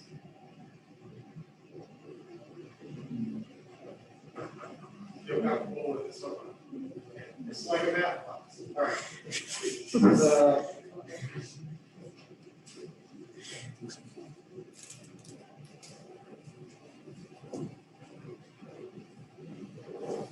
I want to point out that what you're getting, we put some important words on here. That is 2 words, or 2 statements. One is the graph. The other is, these are for discussion purposes. Because you have no information for this other.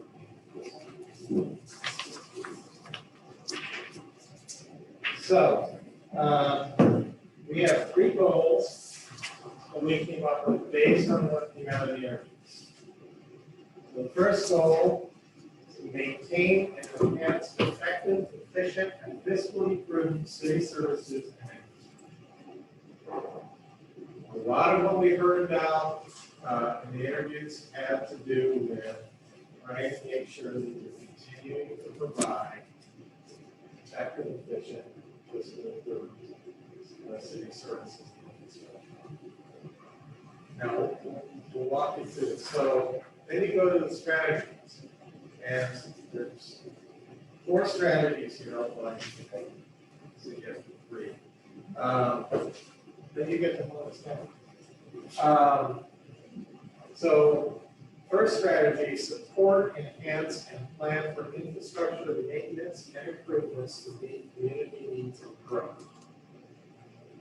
Talked about the importance of the infrastructure projects and need to address that growth. So we incorporated that into a strategy that you might want to consider. The projects that support that include implement and consistently execute a 5-year replacement plan and funding strategy for streets, water, and sewer assets. Second, develop and begin implementation of a future water supply plan. 3, update the city transportation system plan. 4, conduct a water study. Again, we pull these out of the interviews. These are not our recommendations. This is trying to parrot back what we were putting in. Okay, so what you'll notice about the project actions is these are things that you can check off and say, yeah, that was done this year. Yeah, that was done this year. Strategy 1.2, maintain and enhance public safety and emergency services that consistently promote community development. We talked about the importance of the emergency plan and a lot. We also talked about the importance of public safety. So to that end, update and maintain the city's emergency management plan. And 2, develop and implement a plan to educate, train, and engage community members in public safety activities on emergency planning. All right. Strategy 3, maintain and foster professional, effective, and efficient city services through the provision of training, resources, and functional facilities. So under that, we have identified and provide education and training opportunities for city council, advisory boards, commissions, and staff. We heard that in the interviews that we both wanted to see that happening. So that's where this fell in. Projects 2 here to complete and begin implementing a plan, incorporating information from previous efforts, providing functional and safe city hall and police precinct. We heard a lot of discussion about the city hall and about the police precinct and the needs to address that. As Christy mentioned, one way or another. So that's definitely on track. So strategy 4, update city plans, ordinances, and charter to be consistent with current laws, community needs, and policy direction. Under that is updating the comprehensive plan, updating the city development code, and beginning a charter review process. So again, all these things. All right, I'm going to skip through and go through all these and Goal 2, foster, implement, and maintain an attractive urban environment for residents and businesses to thrive and embrace inclusion. So a lot of talk about beautification. There's also a lot of talk about making places attractive for businesses and residents. And so tying the 2 concepts together seemed to make sense for us as a goal. So within that, you've got foster the development and sustainability of the physical and operational environment that attracts and retains business owners.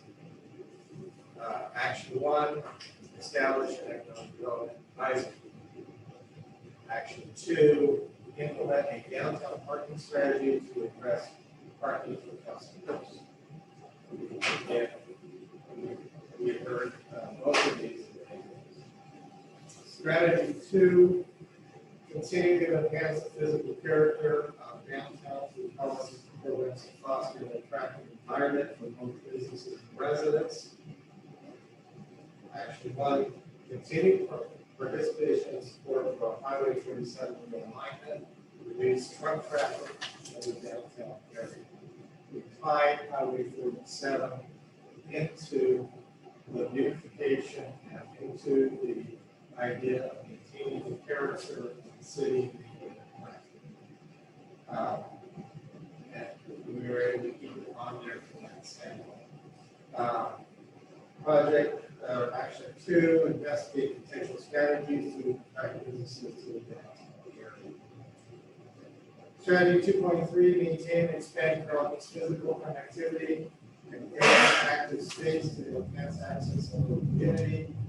Action 1, develop a 5-year replacement expansion plan for sidewalks and trailways to increase accessibility for residents and businesses. Number 2, investigate the viability of developing a community center space in partnership with the school district for mutual use. This is the sidewalk piece that was huge in the interviews, and and some of these ideas were not represented because they couldn't fit. 2.4, increase the supply and diversity of housing in Carleton, more financial accessibility and choice for all income levels. So when we're talking about implementing an attractive community, I want to try to tie us back to the flow of how this got here. When you're talking about that, part of the attraction is that you've got a place to live. You want to move to Carleton, and you've got a place that you can afford to live. So,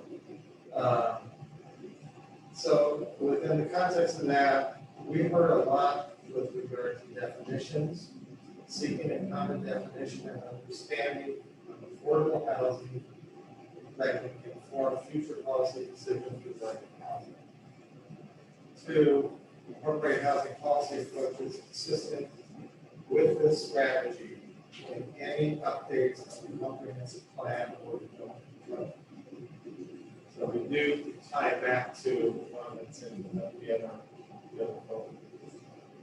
Action 3, develop policies for managing vacation rental properties that are conducive to maintaining community. That's getting back to the vacation rental. Last one, continue to identify, implement, and promote strategies and tools that expand community education involvement in city government activities and decisions. This was huge. You folks all been talking about transparency, importance of transparency, importance of community engagement. So we felt that it made sense that it had its own standout goal, overarching goal.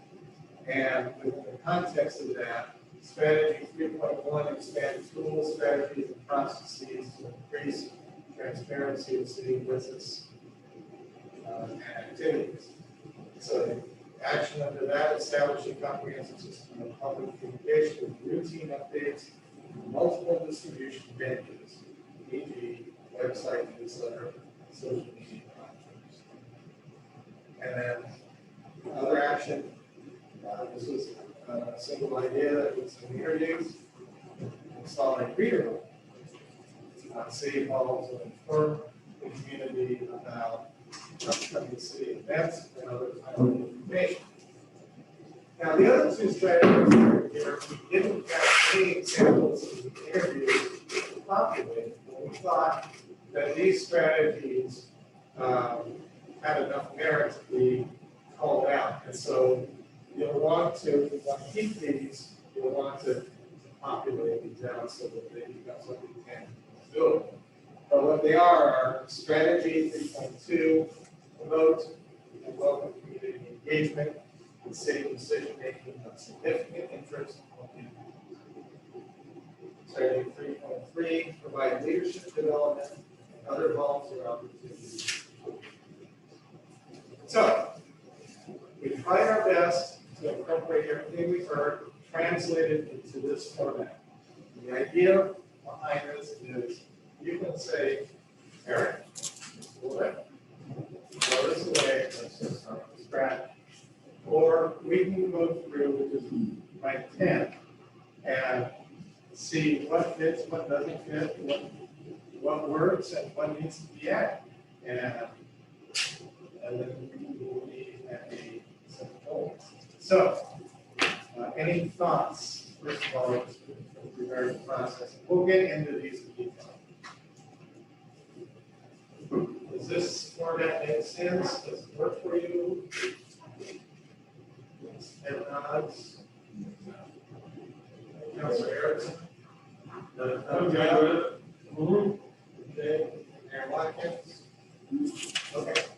Just double checking for me. I appreciate it. It's a lot of time and effort.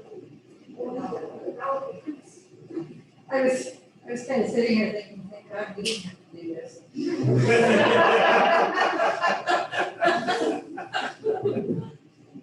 Yeah, that's knowing the opinions and the strong opinions that we all have. This was a pretty big summary of what I think everybody probably did come up with, but it's pretty remarkable. Good, good. So we're close to the one. Okay, excellent. All right, so what I would like to do, your permission, is to take these at each level.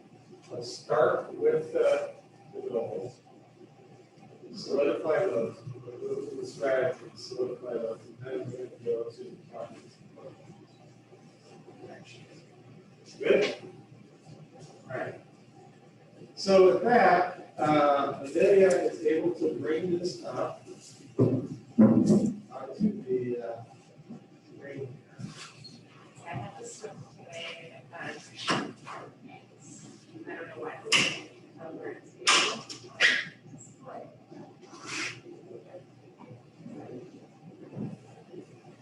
So let me ask this question now. Is there anything that you brought up that doesn't fit in the three goals that we gave you as goals?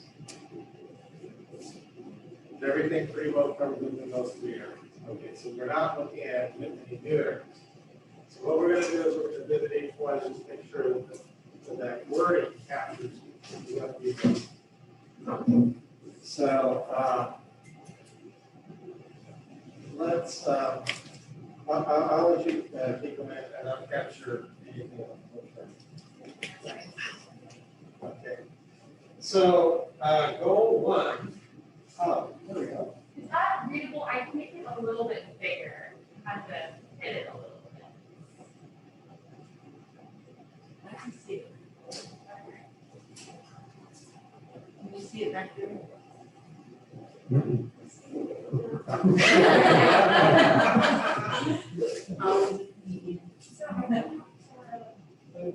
We have an eye chart, you can see this, right? All right, I'm gonna let you just keep on that one what they have. So, Eric. Yes, of course. So this would be for, so look at the previous, this is for FY 21-22, or how, like, what is the exact timeline of this goal setting session? Very good question. My understanding, and I will look to Christie and others on staff, but my understanding is it is for this year, because last year we did every year, correct? So it's for 2020, this will be 2020. So this is the goal to be done by 2020. Yeah. So by the time we meet again this time next year, I don't, I've never used a projector like this where you can't you see. should just like have what's things. going in. Like I can't show the PowerPoint, but it's how we present it. And some of it will But where it's cross not, over. is it? Yeah, it will, like I have a lot things of like on my desktop and then it won't let me show them. Like I was like, I have a Word document, but I panicked and I just can't get it to show up on the screen. I thought I was just being Okay. So it's Uh, 21, 22. Yes. So these goals are for FY 21-22, for July everyone. 1. But they would continue, so really it would continue from here until the end of fiscal year 21-22. Yes. Okay. So so after this, then we set the budget sheets to reflect the goals and the projects and piece it all together. So, but a lot of these projects cross over between the current year and the cross between the two. Sometimes. Yeah. Yes, end of the fiscal year. But as we adopt these goals that become live, we'll bring it to council. And so they're active, so, that's when we'll start measuring. But we need these to set the budget, to make sure we capture everything. All right, June is the end of the fiscal year. June 30th is the end of fiscal year FY 21. Yeah, and then July 1 is gonna be 21-22. All right. Okay, so we're ready? Ready? Oh, and we're ready there too. Okay, so did everybody read this up here?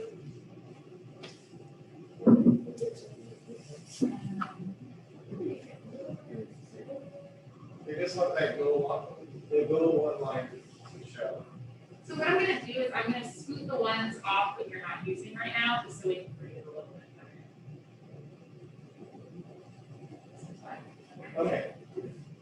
All right, I want to go to goal one. The wording that we have in goal one, does that capture what you're looking for? in that particular goal?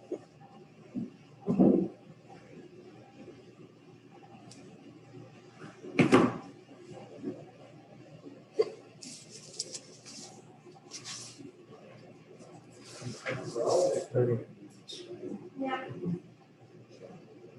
One yes, two yes. Every sense. Give everybody a chance to ignore this.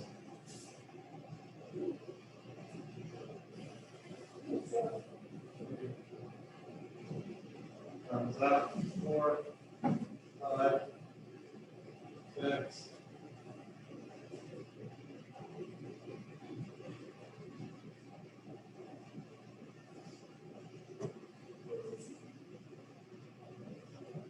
Okay, got it all the way around. Okay, so we will run with that. Assuming that you, it's fine. Again, this is your decision. So, goal 2, let's go to goal 2. How will the five reading that? I can do it. How does that work? Is there any wording that works for you or missing?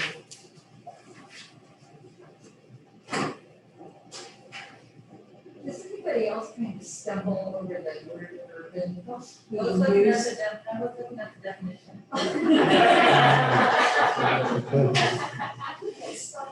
I did hesitate on that option. Yeah. Okay, so I'm hearing urban's not really working for you. No, not really. So what's the Because what I'm picking up is when you say urban, you're thinking Portland. Yeah. Yeah, generally, when you think of urban, you're thinking of much more developed, sophisticated setting. Okay. Yeah, all right, let's take urban out. Yeah. Attractive environment. So, attractive environment for residents, How about or attractive community environment, attractive community environment. community centered, community focused?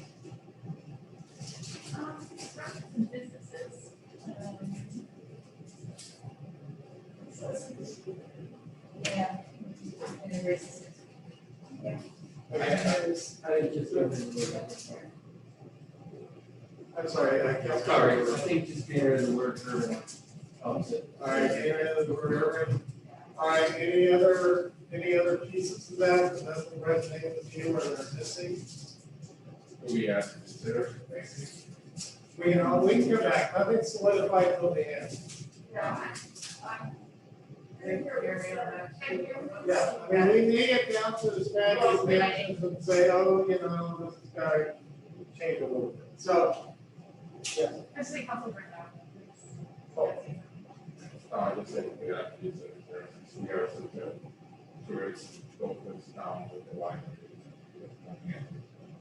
I think we want to create an environment that brings people here and feel like they're welcome.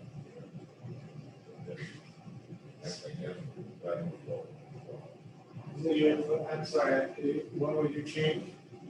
You had visitors there, but now Oh, okay. So. Residents, businesses, and visitors. Okay, all right. Do that, Counselor. Anyone?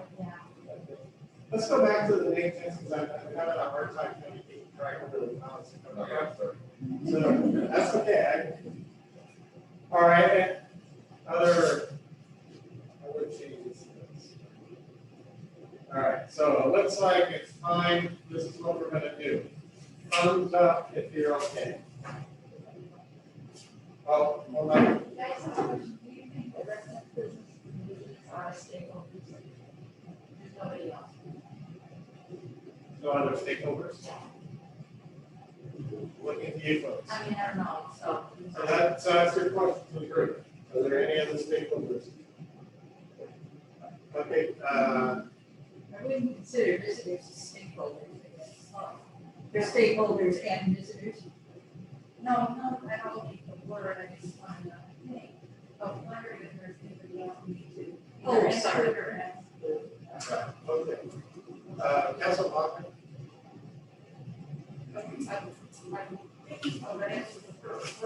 Oh, okay.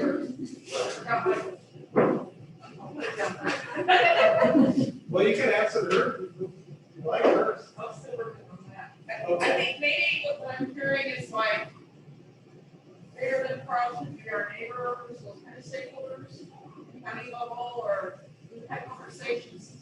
We've had conversations, about, what we're going to do for the big picture of the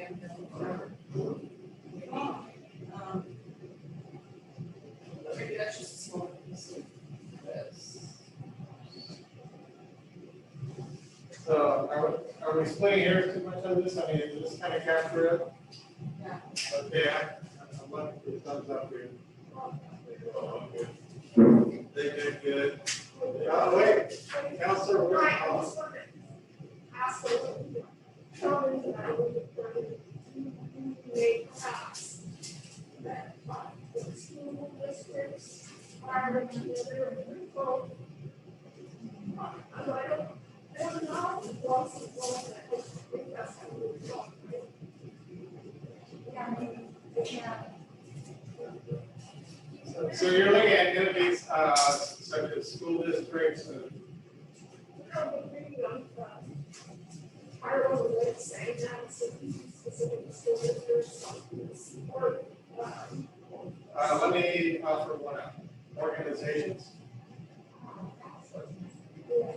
Organizations. Okay, so we'll put organizations in after businesses. Okay. All right, is that good? Right, Councilor Watson? It's probably just editorial stuff, visitors don't thrive, so. Oh, yeah.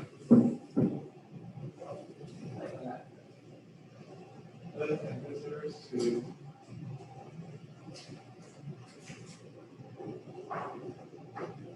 The visitors not just be a.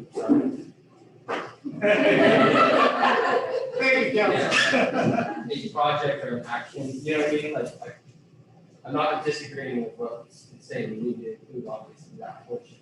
But it does kind of throw off the whole wording a little bit. Not saying it shouldn't be included down below, as a strategy. as a strategy, you know what I mean? Tied into vacation rentals, whatever that is. I don't know. Well, strategy, actually, that might work as strategy 1 or 2.1, because there's established, the development, yeah. Somewhere down there, stick in, businesses that attract and retain businesses and visitors. I think in 2.1, economic development is the visitors. And maybe we put in the other organizations that might be doing grants for state. Let me offer up something that might get at your concern. So the issue here is to thrive when you've got visitors. So what if you were to say to foster a sense of community? To foster a sense of community. Councilor Skipper? I disagree, because I feel like we want our businesses, our residents, and our organizations to thrive. If they thrive, that takes care of the visitor aspect. Visitors are coming here because of the businesses, because of the organizations, because of, so I feel like take that visitors out, just personally.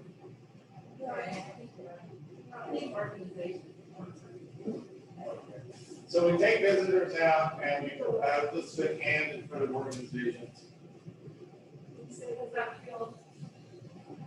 I guess we can make sure that visitors are represented in another aspect of the strategy or goal.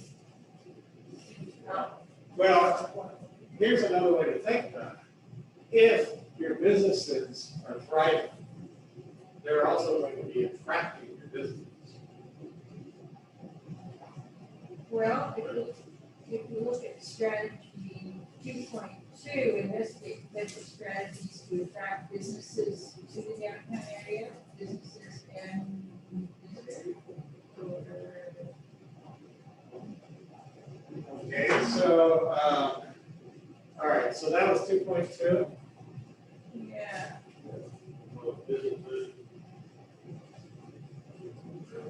All right. Maybe like that are attractive, that are attractive, that create an attractive environment, or they attract residents and visitors. Yeah. So I'm gonna put a parking lot on that, come back to that. Let's come back to visitors. Yeah, they have Okay, little so temporary shelters I that think, attracts people. I think we've got it, are you getting everybody correctly? Very good. Number 2 as currently written. Does it feel them up there down? Doesn't work.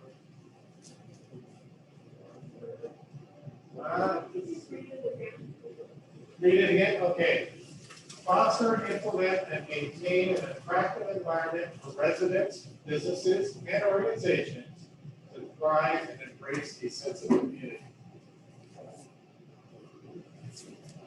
Work?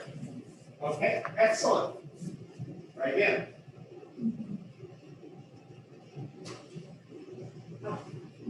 Okay. All right, so we're gonna move on to 3, then we're gonna come back to the, okay? So, on number 3, it says, continue to identify, implement, and promote strategies and tools that expand community education and involvement in city government activities and decision. Does that meet the mark? What's missing? What does it sound like?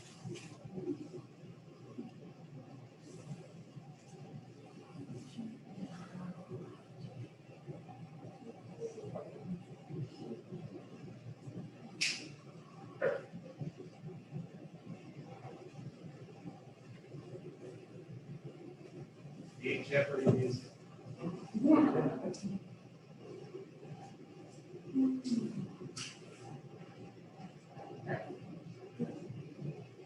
Thumbs up, thumbs up, thumbs up. Thumbs up, thumbs up. Okay. We are on the strategies. Now let's go back to goal 1 and let's tackle the strategies for goal 1.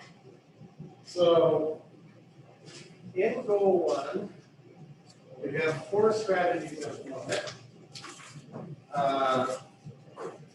So as you, let's start this way. Read through all four. Let me know if there are any missing strategies or any strategies that should just be. We'll come back to the vision.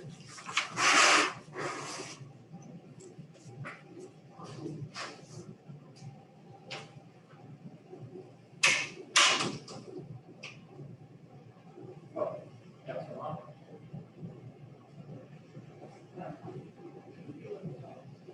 What's that? Give everybody a chance to read.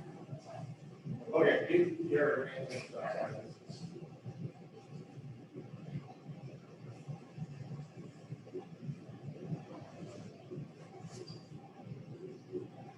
So for me, on 1.1.1, I feel like we had a secret 5-year plan on here for our town. Now, we're staying at the strategy level, but yeah.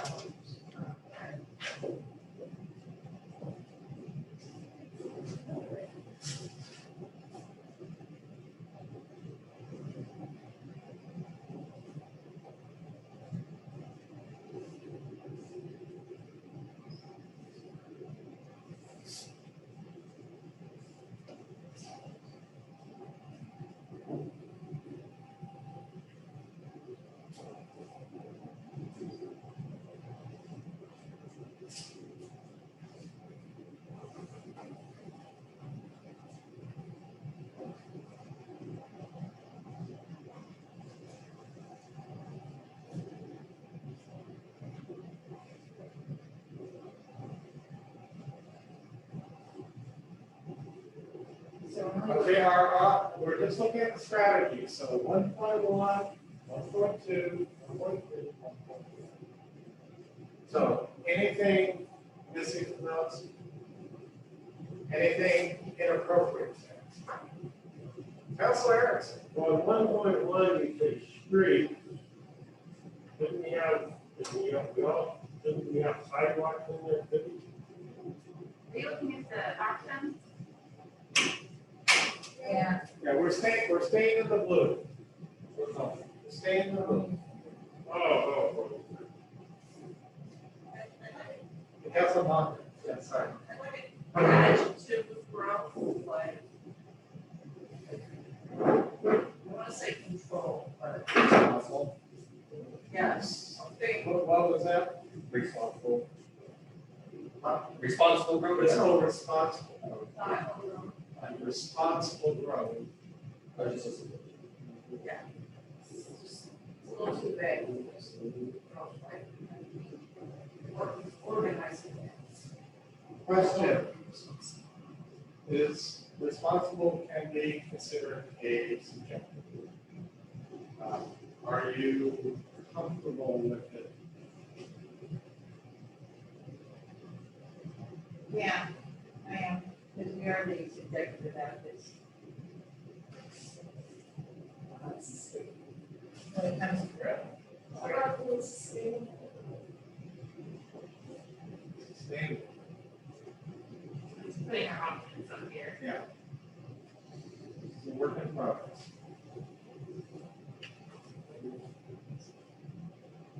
What we want to try, I mean, this wording is to avoid situations where one person's responsible, not another person's responsible. So, Manage. Well managed. Yeah. Thoughtful. strategic. Okay, I'm sorry, did we call that? Yeah, some way that it's, community, some way that the community is agreeing that this is how we grow. Community agreed upon growth strategy. That's a long way of putting it.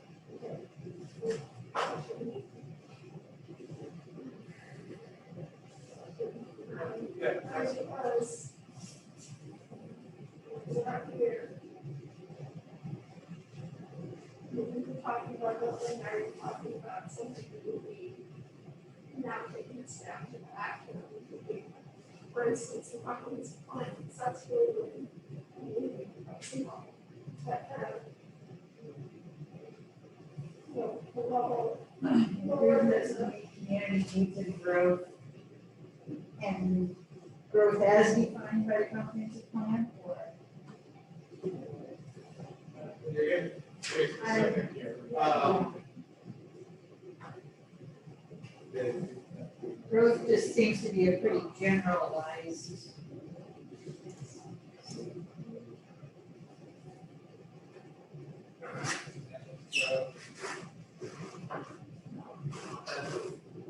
Also, staff, if you have any wording suggestions, read them.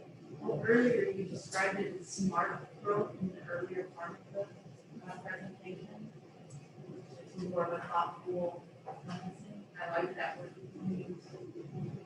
Okay, let's put that up as an option. And that's what, Brenda, I'm all for simplifying and taking out growth and just saying community needs, which I think we are implying that there will be growth, but we're helping with the community needs. so possibly just striking that whole thing on growth. Okay. Councilor I Scarecrow. was just gonna say the same thing, I think we're getting hung up on the word growth. What we're talking about here is planning for infrastructure maintenance and improvements. And I think we're segueing into worrying about what we're talking about. I mean, I get that we need to plan for infrastructure improvements eventually, but I think we're diving a little bit too deep on. This is talking about infrastructure. I will tell you that when I wrote this, that my original thought behind my own was growth was not talking about kind of growth, it was talking about the unique future needs of the city. So,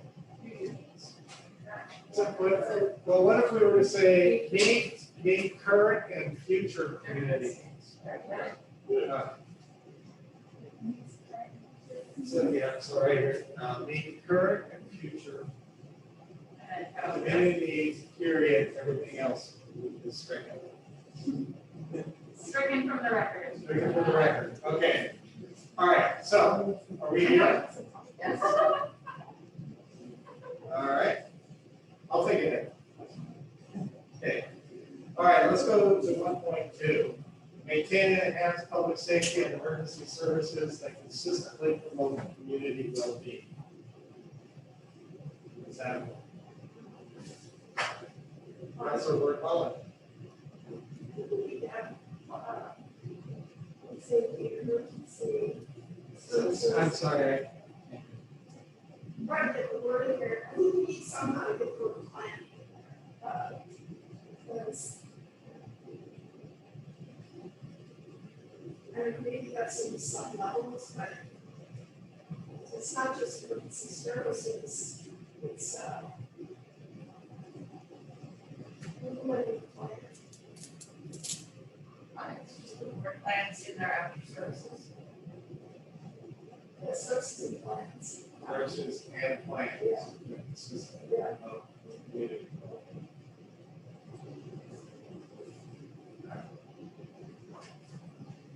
Okay. Are we there? Or are we?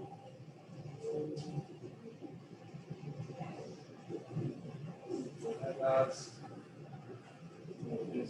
so far, Councilor Harrison, no. Okay, good. All right, moving on. Strategy 1.3. Maintain and foster professional, effective, and efficient city services through the provision of training resources and functional facilities. Again, keep in mind, we are staying at the strategy level at this point. We will come back to the actions that are.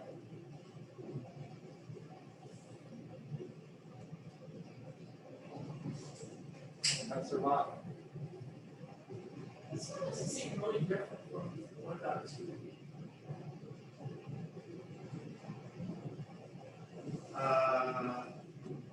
Well, 1.2. They're saying 1.2 and 1.3 are the same. Very close to it.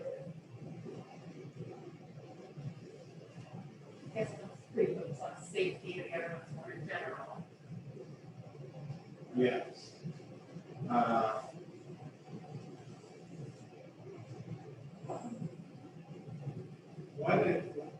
1.2 is really intended to get at the emergency management issues and public safety. Whereas this is talking about, this is talking about providing the resources and the work environment for the city staff function. And that's what counts.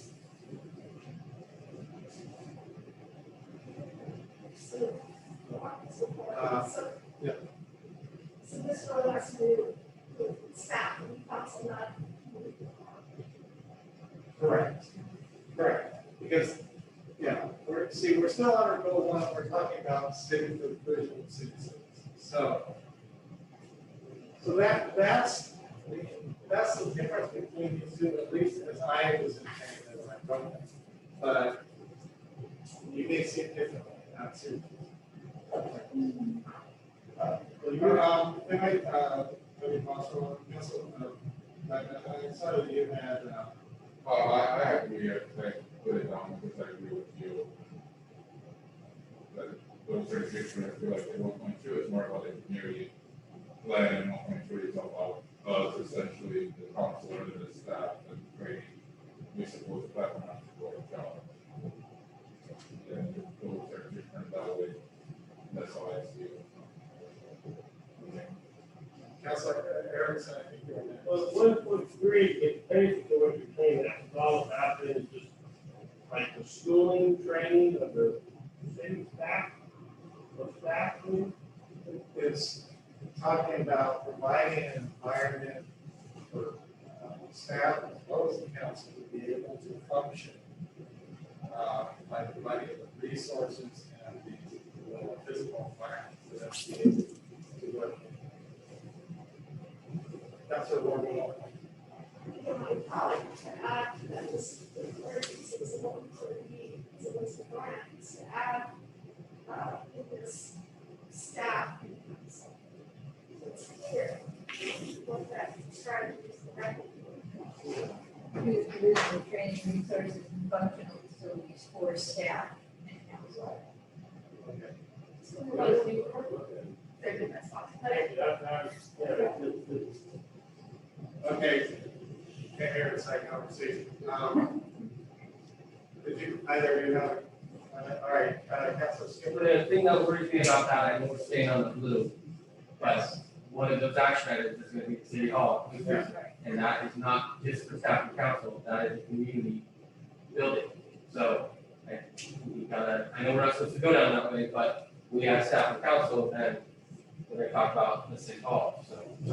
Well, that's about, when I say don't go down there, I mean, let's not risk it. Right. But I just wanted to point that out. I recognize that's going to come up, that's legit, so.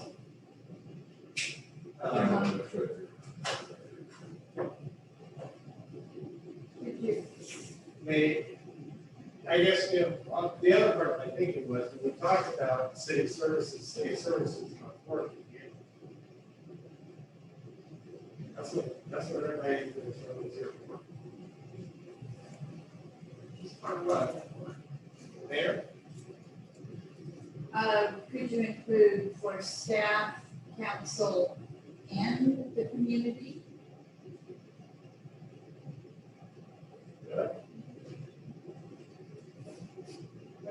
To support staff and council serving the community. I was thinking, as Kevin pointed out, the city hall is going to be for the community as much as it will be for staff and council. Councilor Skipper. I'm not disagreeing at all. I think it's important that we're having this conversation, but I think, again, like you pointed to, city services, that encapsulates everything. I think we're getting maybe too worried and we're getting too worried about things. I mean, city services is public works, police, city hall, council, community, all together. in my. So, in your opinion, without the addition here, it works. Yeah, I was very thinking about that, but I obviously. Okay. Well, let's see if we can get everybody comfortable here. Councilor Ward, I mean, it was confusing, really, as well as so that's the issue. I understand what I'm saying, but saying that on its own, that's largely the specialist. There's no tools, right? Councilor Hagan. So I'm wondering if we shorten it a bit, say something like maintain city efficient, maintain city services through the provision of training. Say it one more time, please. Well, maintain city services through the provision of training resources. I think you're trying to say the same thing.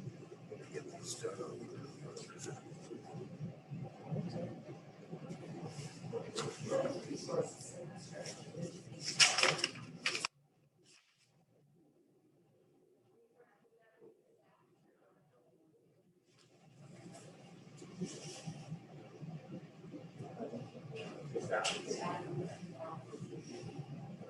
Okay.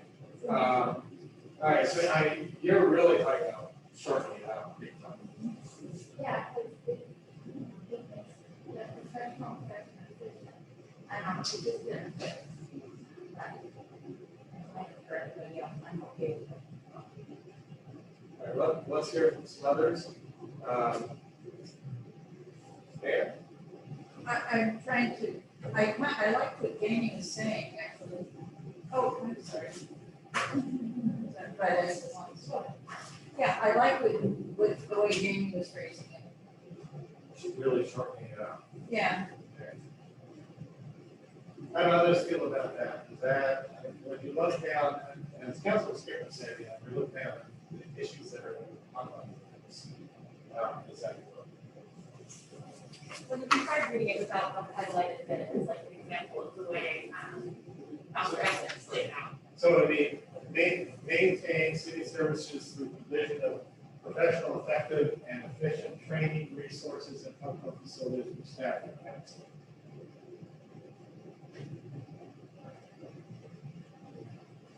See some head nods. No words. I thought it was just training resources. Yeah, but, yeah, that's, it ended at functional, it ended at facility. So maintain city services through provision of training resources and functional facilities for staff and council. No, I think you were talking about striking the end, right? Well, maintain city services through the provision of training resources and functional facilities. Okay, so we lose professional, effective, and efficient. Councilor Skipper. I struggle with that a little bit. If we want to be effective and efficient. So I'm not saying it's wrong, it's very. I keep going back down to what's below there, you know what I mean? In other words. Those words are important. So the process, yeah. Those words are important. Okay. Councilor Humphrey. They are out in the original law anyway. Sure.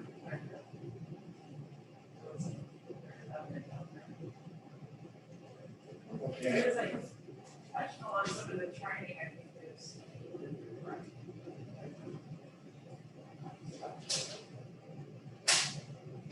Okay, so. Can you, sorry, can you strike that? Sorry, Okay, so, take out, staff and council, I think that everybody was on board with that. So what we're really grappling with here is, professional, effective, and efficient city services through the provision of training resources. Got a head nod, okay. I like it. I got two thumbs up, three. No? Okay, Councilor Vaughn, are you? It's like, out the original, statement. Why does we took out, we took out phosphorus? Or and phosphorus? Maintain and, okay, so maintain and foster. Oh, no, that goes back to their, no, that was original. Right, oh, I thought you were advocating. No. Okay, I was trying to figure out what changed, so that's what it said. That was the first, right? We can reorganize a little bit. yeah. So does this capture it then? Okay, let's try again. I had two thumbs up, I was looking at three, four, now 5, 6, and possibly 7. There, maybe. Yeah. Okay, I said, done. So, I guess. okay. All right, we're on now, strategy 1.4, don't look at that. Strategy 1.4, update city plans, ordinances, and charter to be consistent with laws, community needs, and policy direction. Does that? Got 1, 2, 3, 4, 5, 6. That's the word on. We're good. Okay. All right, we're moving on. We got that done. We're up to goal 2. To get done with the strategies, you get to have a break. All right. Strategy 2.1. Foster the development and sustainability of a physical and operational environment that attracts and retains business focus.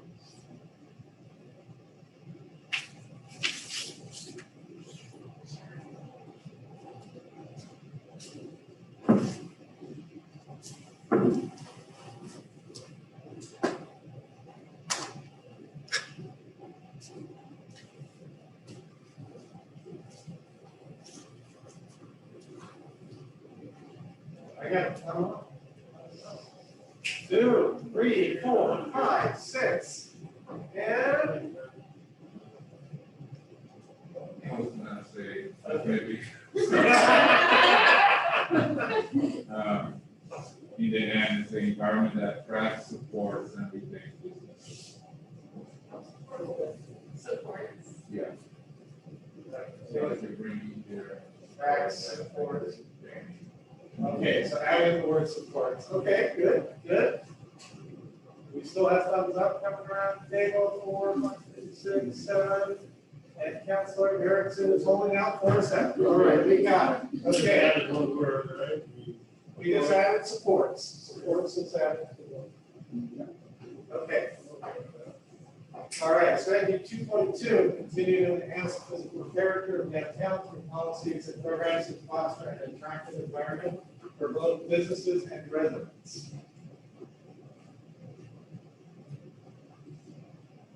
This is downtown focus. Downtown character.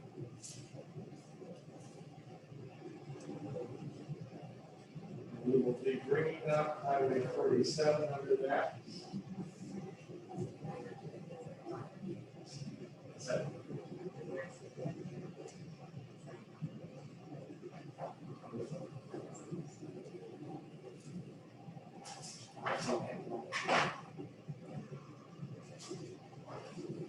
Councilor Bach?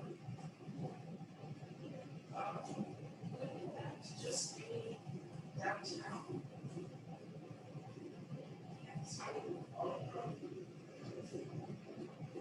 Well, I'll tell you what the thinking was.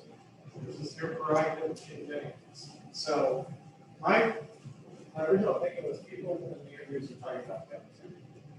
Potential of downtown. And we're also looking at how do we fit towards that. And 47 does have a lot to do with downtown. We're talking about traffic, right? So, And there was also a lot of talk about image, maintaining and council.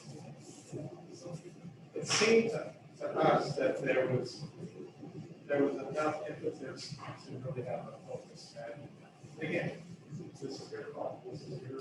I thought 47 was the entire town. Yeah.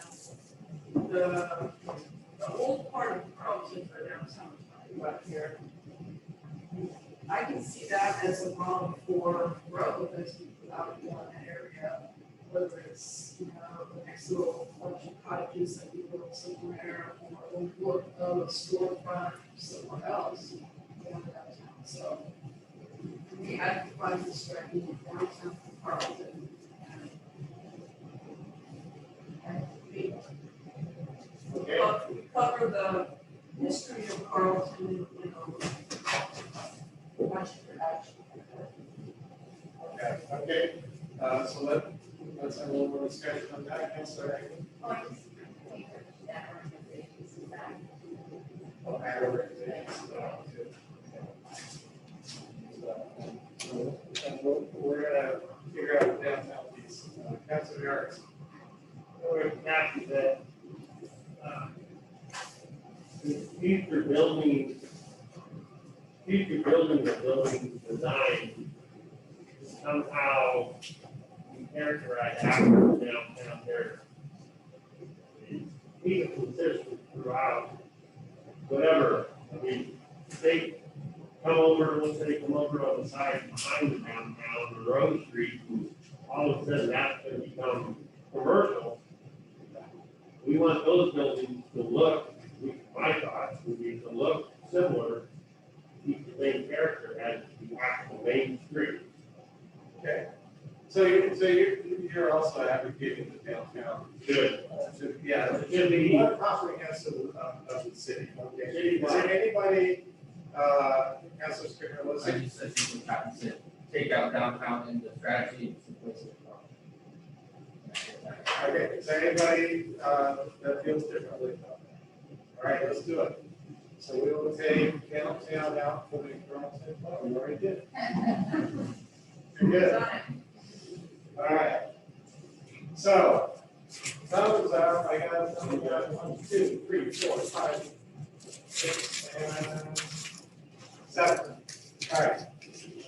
On to the next one. Maintain, Carlton and expand Carlton's physical connectivity and interactive space to enhance access and build community. This is the one that we talked about, pedestrian connectivity, but it's also talking about the concept of, all of that, the concept of third places. Places where people come together. Again, we don't need to debate what's under that, but the concept itself, does that work for that strategy? A little bit of advice, and then we have, there. Yeah, when we're referring to interactive space, are we talking about, community gathering space, or? My intent was, third places, I guess, third places. There are what places? Third places, first place is where you work, second place, first place is where you live, second place is where you work, third place is where you go together and interact. Right, so, yes, Councilor Ward Law. It makes sense to have, the district is supposed to have In addition to physical what? digital, physical, digital.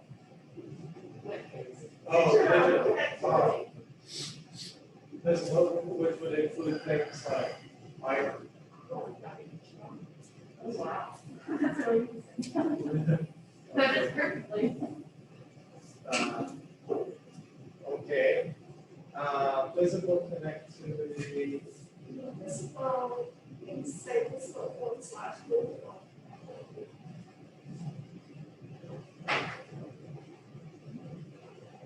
You're done with that?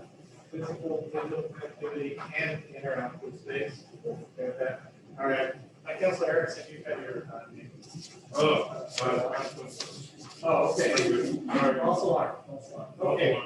So now we're down to maintain and expand Carlton's physical/digital connectivity and interactive space and enhance access to the building community. Space. Basics. Okay, Councilor. I just have a question for Council President, if you could expand on what your hope is for digital. Are you talking about fiber or what are your thoughts on that? Well, I mean, you know, standard Wi-Fi, you know, anything that wants to digital footprint to enhance space, like.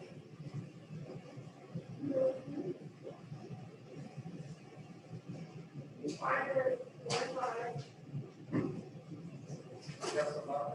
That also was one of the things first I talked about, so, you know, walking from a phone, you have in terms of like electronic kiosks somewhere downtown that has plug-in things going on here and there. I mean, everything with digital, it's all about. So, does that change anything with your reporting? Okay, do I have any thumbs up? I've got 1, 2, 3, 4, 5, 6, 7. Okay, so we're on to 2.4, increase the supply of diversity of housing in Charlton to promote financial accessibility and choice for all Americans. Does anybody want to strengthen? The wording on that, exactly.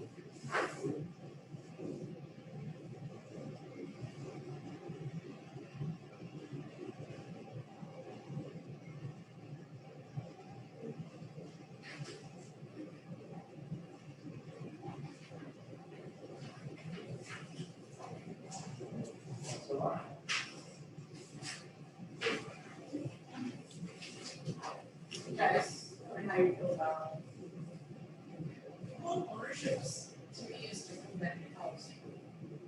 So maybe we might promote home ownership.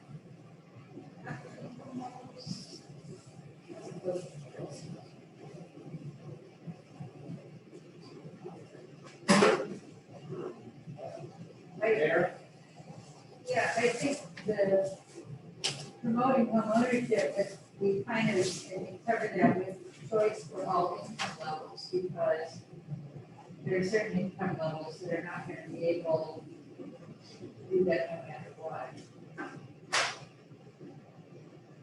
Well, the choice can be preference too, you know, not even if there are benefits of homeownership, maybe not that isn't the whole for everyone.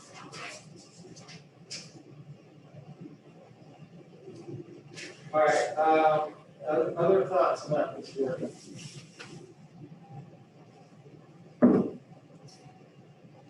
I'm having a really hard time defining it. No, I mean, if you want to put in like cottage clusters and apartments. Yeah. Yeah, that comes down to work. Yeah.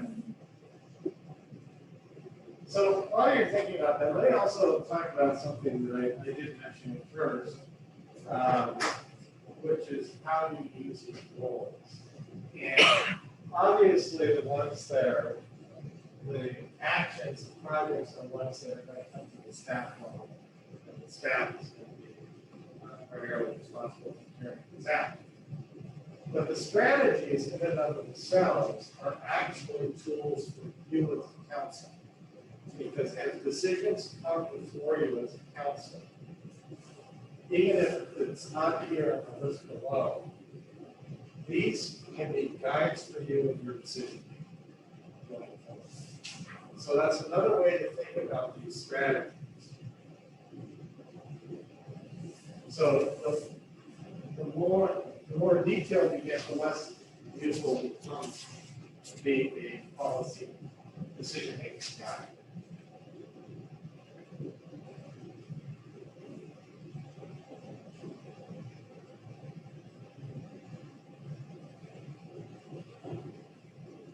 what Scott, you guys. So, Council Ward, thank you. I mean, so far it's probably one of the loftiest strategy that there is, and that's why I do practice it, because I think this for myself is something I would love to see happen, but it's probably difficult to achieve. It's very subjective in nature, it's that it's not 200, it's all kinds of forces that go into it, why, you know, a lot of external forces. So it's probably the most difficult, that's why I'm struggling.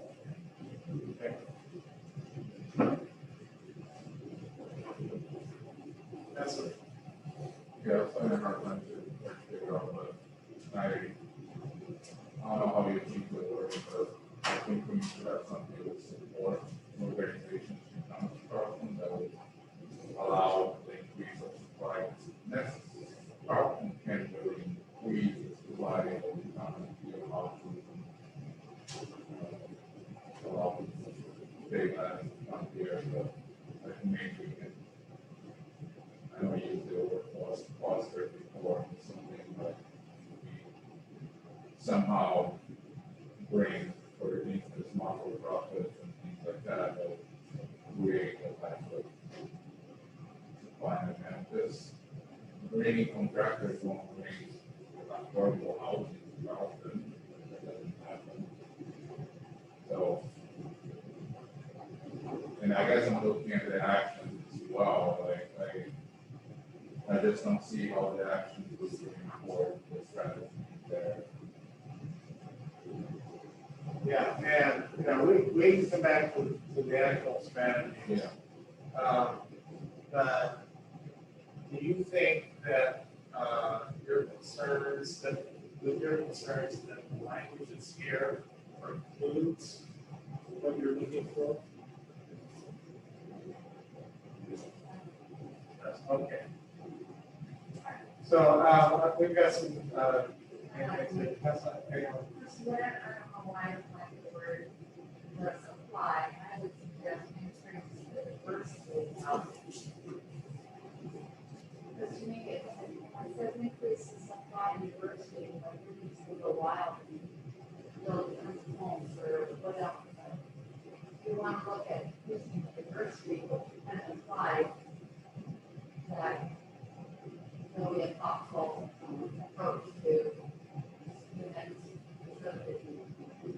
Yeah, so I'm here, what I'm hearing from you, is probably a good point, is that having supply and diversity makes them almost mutually exclusive. And your point, I think, is they're not mutually exclusive. So, all right, next, Councilor Ward Hall.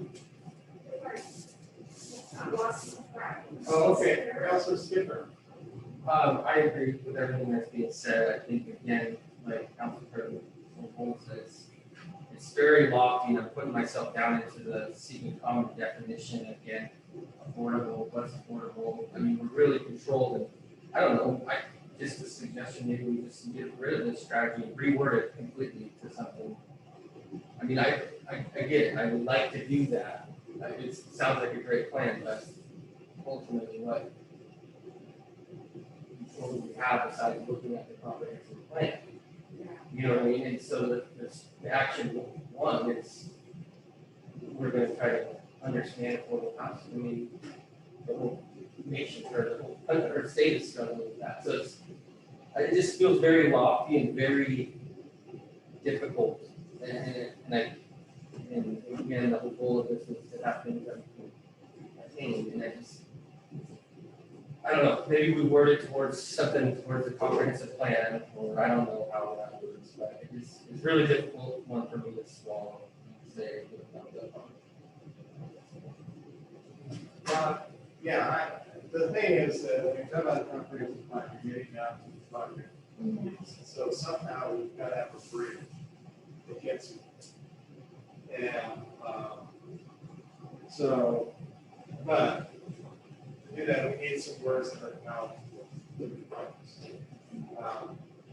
First of all, are you in agreement that you would like to have a strategy on housing? Yeah. Okay, number one, we've got that, okay. So what is it about a strategy on housing that you want? Let's see. Councilor Ward Mullen? Yeah, I agree with that strategy for housing. I think I get sort of stuck on this and start talking about affordability and accessibility. Some of those things that are driven by external forces. And also the fact that Carlton, just looking at it, this is a very small community, and what we do with Carlton to support this is probably very different than what Wilson's going to be able to do to support.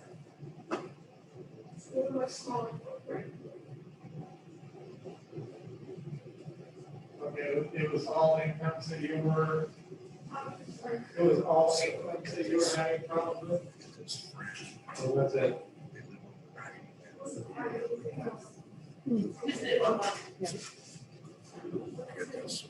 They're gonna sell their trailer. Okay, but your point is Life's housing gonna figure out strategy what to is do. something that you would like to do. I'd like to see how they strategy, But if they go up, maybe but they can buy Mike's trailer.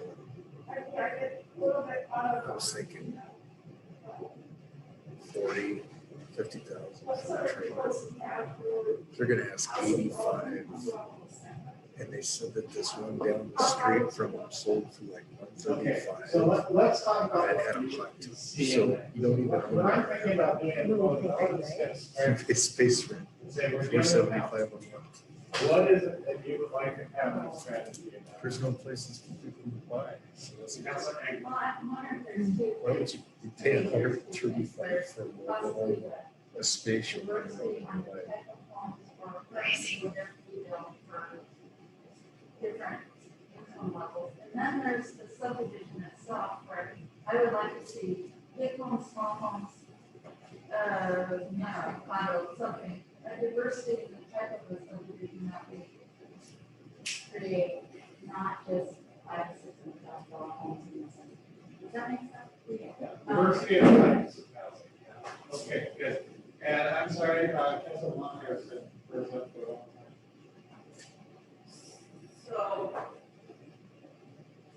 what if 2.4.2 became the actual strategy? And it's something like develop a housing strategy to promote homeownership and diversity of all incomes for various incomes. That goes against the rules of what a strategy is. That's talking about developing a strategy that's an outcome of something that would be my. Okay.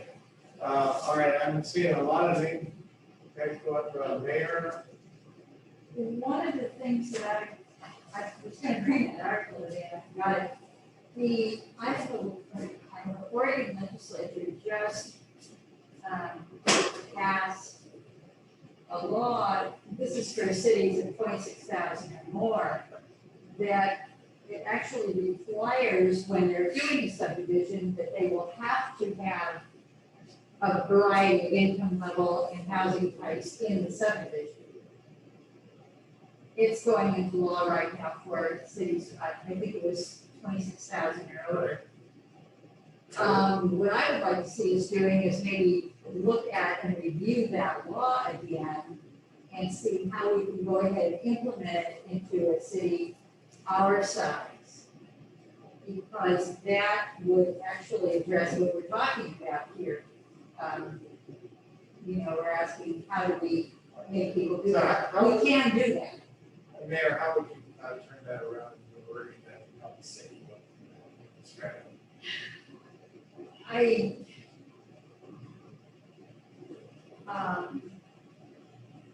As a strategy, That's what we're trying to do. yeah, I'm just trying, we were talking about how do we make that, how do we create this require with this strategy. And there is a way to do that, I'm just trying to think of it. Mayor, do you think about that for a little bit, and I'm gonna go to Councilor Again. Well, I just wanted to, maybe use the word on, and I would like to see us also invite folks who live in our community that for right now aren't able to home. Now, there's a lot of folks that do come to work here or in the Wayne Street that can't afford a home. So how can we invite them to live here? And, is that real? I don't know. While everybody, around here can do their own home, not Right. everyone that can and that wants to live here in Carlton. At least put it into this. So getting the concept in there of setting people up for homeownership is something like seeing the strategy that, okay. All right, and Mayor, you're, Yeah, okay. This is what we're gonna do. Sometimes it helps to take a break from that. You gotta break from that. We're gonna move on to 3 and see if we can nail those other ones down real quick and then run through that. And I give you folks chances to roll this over. Okay, so on 3, we have 3 strategies. The first one is expand tools, strategies, and processes to increase transparency of city business and activities.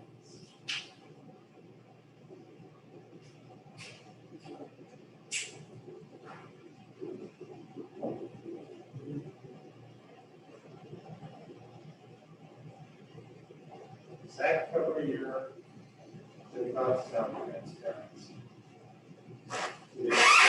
To the extent.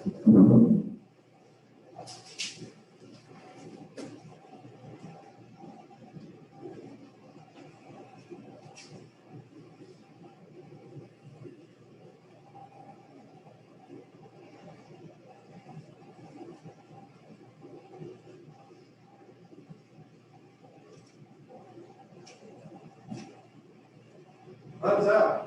I got a thumbs up. We got 2. We got 2. We got 3. We got 4. We got 5.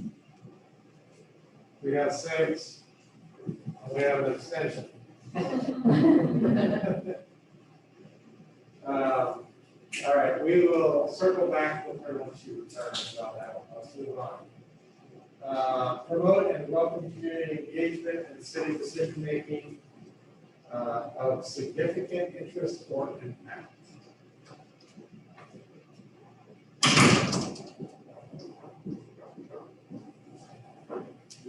That means when you've got an issue with the council that's going to impact water rates, something of that nature, that you're making the effort to get people engaged. That's a lot. it's contradictory to say just. So maybe that needs to be especially when it's. I'm sorry, what's the degree? Well, we're gonna promote it overall, in the whole. Down here, we're just saying when there's some interest or impact. Seems like that should be more like especially when it's.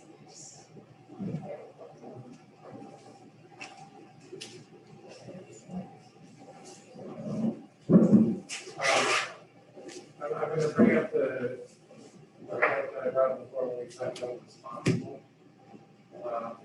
This is where that passes of activity as to what is especially. Well, okay, fair enough. Fair enough. Touché. So, again, these are yours. So, all right. Anybody else have any thoughts about that, Mayor? Are you Oh. okay? Councilor Skipper. I agree with Kathy, that's what I say, doesn't make sense to take that out. Maybe not. but I agree, we want the city, the community engaged in all of the city decision making, not just when we think it's important. I mean, what's important to me might be important to my neighbor, not be important to my neighbor, you know, so. Okay, all right, so we'll back out. Good? I'm good with discretion. The whole, Oh, Or okay. the weekend of the. no three things. No 3.2? Sorry, I think it's aggressive vote. Well, the thing is, if you're going to start doing, if you want any projects or actions related to this is great. The difference between this and this is that we're talking about, this is one way, it's transparency. So say, here's what's happening. This is a proactive attempt to get your community. So I'm just gonna put that, you still want to strike it, that's fine. Councilor Ward, Cullen. Yeah, I think maybe it would answer some problems like, please don't have any action on your projects, and that's what I see most simply as an action of the very beginning. Town halls, survey monkeys, that type of thing is sort of really outreach to the community, and I think that if we're out with conversation, it's like somebody.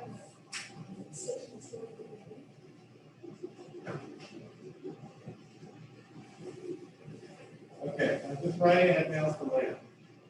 So, because this does need to be populated. I'm just saying, what by saying that, it might make more sense afterwards. Thank you.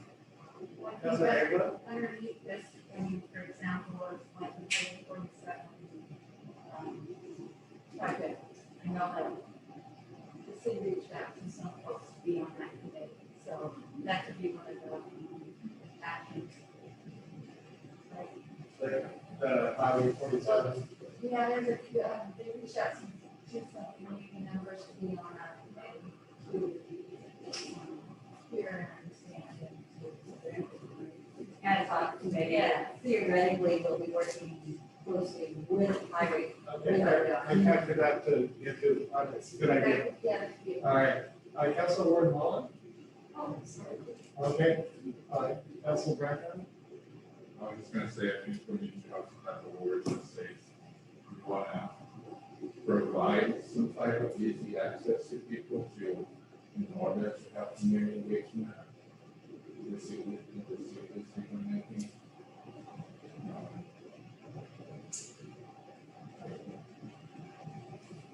Like some type of, make it easier for people to engage with things.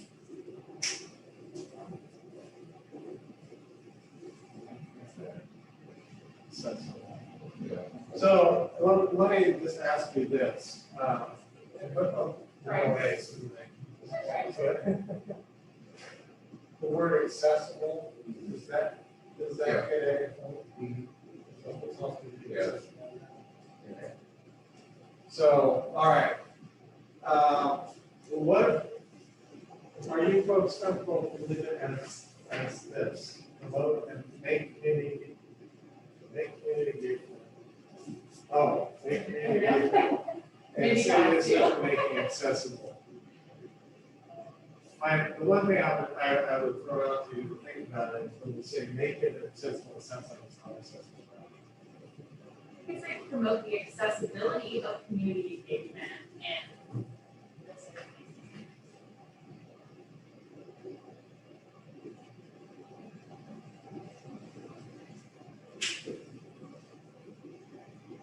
About the accessibility of community engagement. Let's see, decision. How does that? Say that again. Promote the accessibility of community engagement and city decision making. Have a head nod, it's a good sign. All right, we got a thumbs up, that's a better sign. 2 thumbs up, we got 3 thumbs up, 4. Got 4, 4, 5, 5. Good.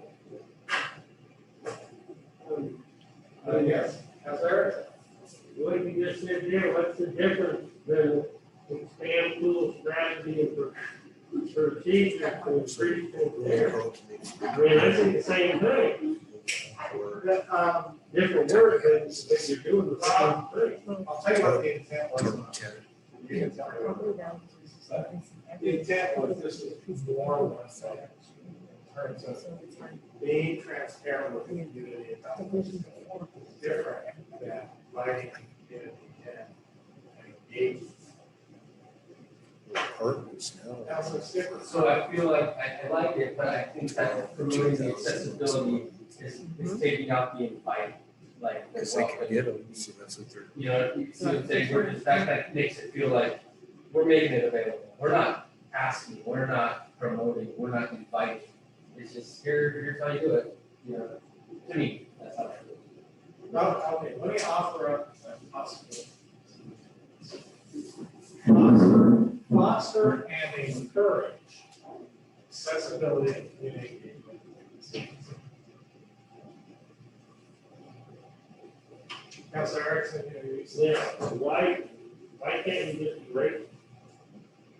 Whatever, no, 3.2. if you folks want to raise it, we will. I mean, I see what you're saying, 3.1 and 3.2, same thing, just a different word. Okay, if that's the way you all understand, it's fine. Councilor Mullen?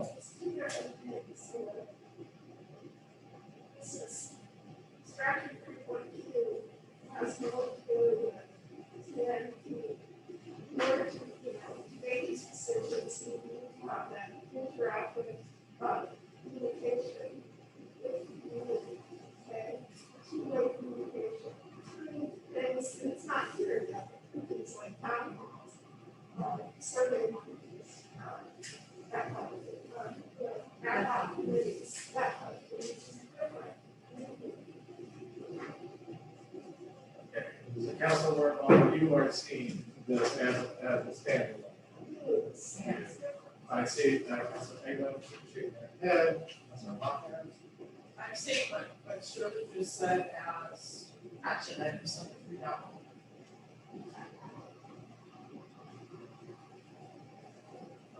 Set by level. Okay, so, the mayor, Yeah, 3.1, no, wait, not 3.1, is creating the tools. That's more of a, to me, what I'm saying, that is more of an inside, informative kind of situation. Okay, these are the tools and strategies that we're going to use to put the information out, the newsletter, the community tidbits, those kinds of things, whereas 3.2 is a way of informing the community of the things they can do to get involved with what's going on. It's more of a inviting them into the tent rather than just saying, here's the tent, we're telling you what's inside it. This is a way of saying community. Mayor, you were seeing this as a standalone as well. Yeah. Okay. Councilor England. I'm wondering if fostering encourages accessibility and community involvement instead of engagement. Maybe that reaches out. Involvement, yeah. Okay. Engagement is, yeah. All right. Okay, so I want to move on, because I know we got some things ahead of us. For those of you who felt that this really didn't have standing on its own, do you see now that it could, or are you still in the same position?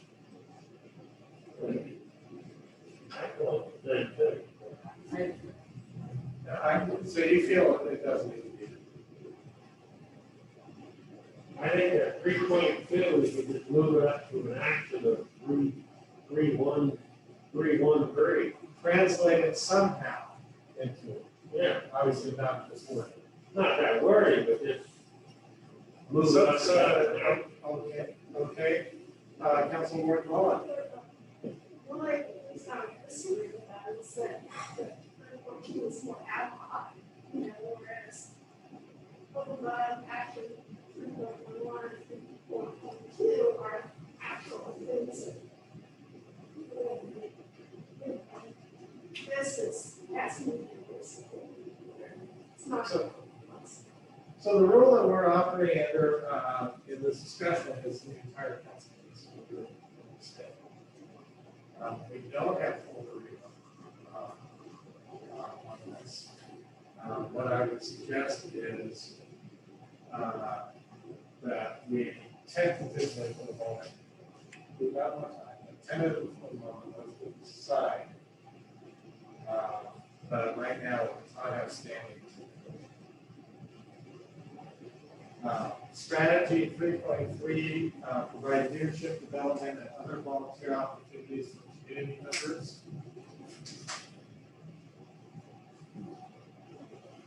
Yes, no, maybe, yes, yes. Not two thumbs up and so thank you. That's all right. What does that mean by leadership development and relationship with community? What it means is, in the interviews, we were hearing people saying, we need to help build leaders on, and get find out. You get involved, move on. That's what that was trying to get at.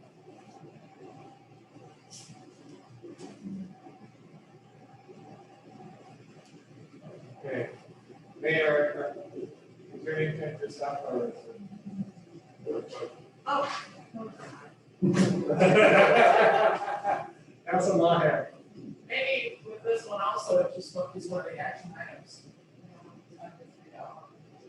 All right, good. All right, so strategy 3.3 is going to go. We're going to revisit it. Both of these we're going to revisit when we get up here. Okay, excellent. Let's quickly go back to the housing one. What I would like to do is to have us take a break. Let me write up some language for you to shoot at after the break. And 5 minutes. Are you gonna clean up? Yeah, absolutely. Yeah, you're leaving? Are you leaving? It'd be nice to do a self. Everybody- Just You're basic. coming all the way here.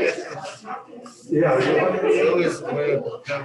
Yeah, well, yeah, I was thinking maybe you'd say, no, fire department's gonna come and do that. No, they are not.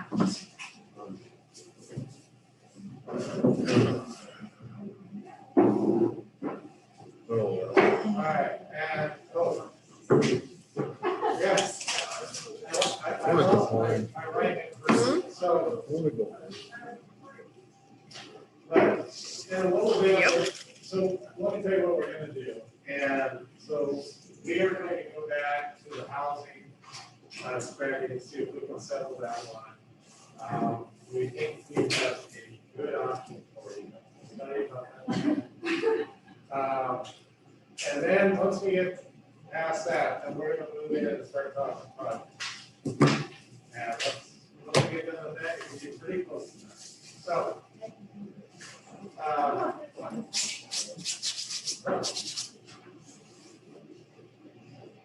Are we on explaining it? Oh, there we go. Okay, good. All right. So during the break, we had Shannon came up and offered up an idea on the housing strategy wording, and we thought it could work for you. So, is it on here right now? Is it? So this is what Shannon offered up. Create opportunities to increase the supply and diversity of housing, as well as homeownership in Carlton to provide financial accessibility and choice for all income levels. Does that work for you?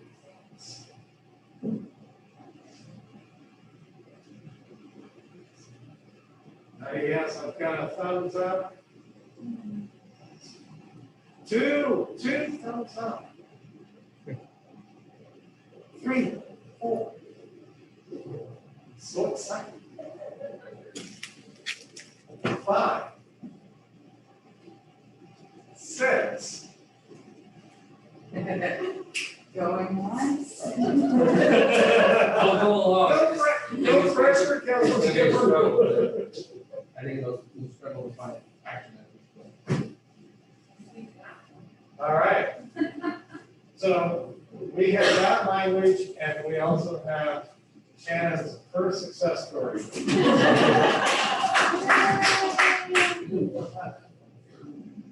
All right. So now that we've got through that, we're going to start following the actions. Now, this is what I'm going to propose. If we have actions that are already on there, that are already budgeted and already on the docket, the staff's already planning to do, we're going to automatically check on the deals. And then we're going to move on. We're going to look at any actions that are not on there, unless you want to pull us off of the list that's currently on.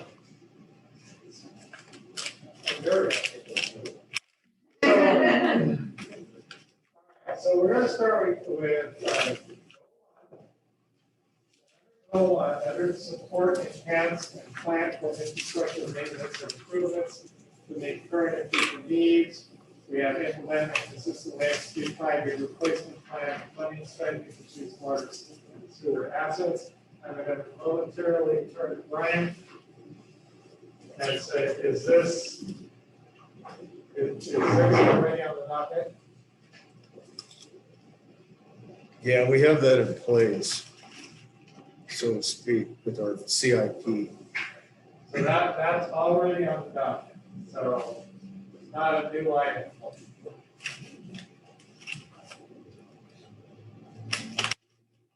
Yes, I would It's say, on there, it's also in our master plan. It's covered. Okay.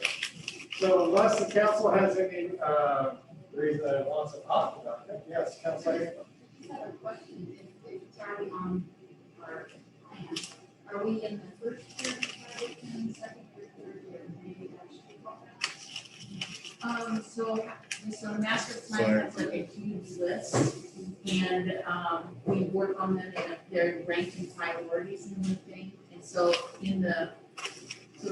trying to do in the capital improvement plan, it's called out by each year. For a 5-year sequence, it's a separate, so I guess we have to have the capital improvement plan, right? So we have to include the strategies. But it doesn't, all the projects are not listed in the capital improvement plan yet, we're going in sequential priority order. So you're the only thing you're not seeing is the full plan. So I don't know if you wanna do something different with that. Does that make sense? But it's already in an implementation mode, correct? That is correct. So would the concern be that it has to be completely implemented? Is that the concern here? Within the time period, because we could insert the word continue.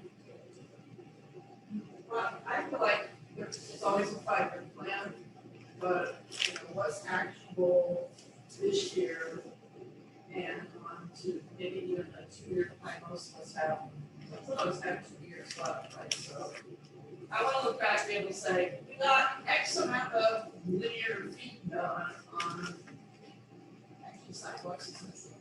Yeah. No, that's not under, oh, yeah, we had that down below. So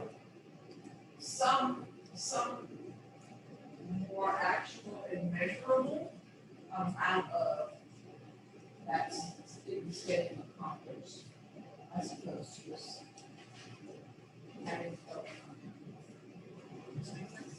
So you want something quantitative.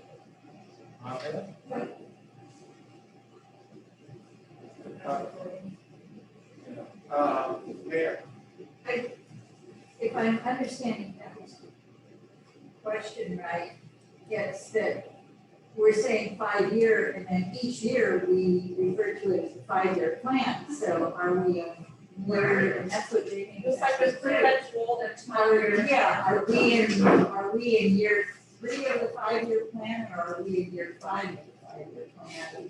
Or, So. You're in to the make first sense, year of it the could be- 5-year plan, Yeah. and every year, that's, yeah, that's So what. the that's what it is, you plan look, would be it's 10 continual. 20 years worth of work, and so every year we have to revisit it At 5 years. and refresh the 5-year plan. Yeah, so we're kind of like little rats on a treadmill here. So We just never maybe get for on the it. measurable part, we take the master plans, list of projects, maybe what is we are accomplishing, maybe like, you know how we do a project update, but maybe a total project update on things that aren't gonna be up for a while. Is it, All right, CIP so CIP is available on the website, right? Yeah, Has anybody looked at it from the council? they've got it in their notebook. Okay. So, in interest of, putting this to bed here, because it is a rolling, item. Yeah. And I think that's a concern. If we were to change it to say, continue to implement the 5-year replacement plan. Would that work? Yeah. They're on the list. There it is. In the view. Maybe just as we continue to implement, Yeah, okay, so, clarify that a little bit. 1.1.1, continue to implement.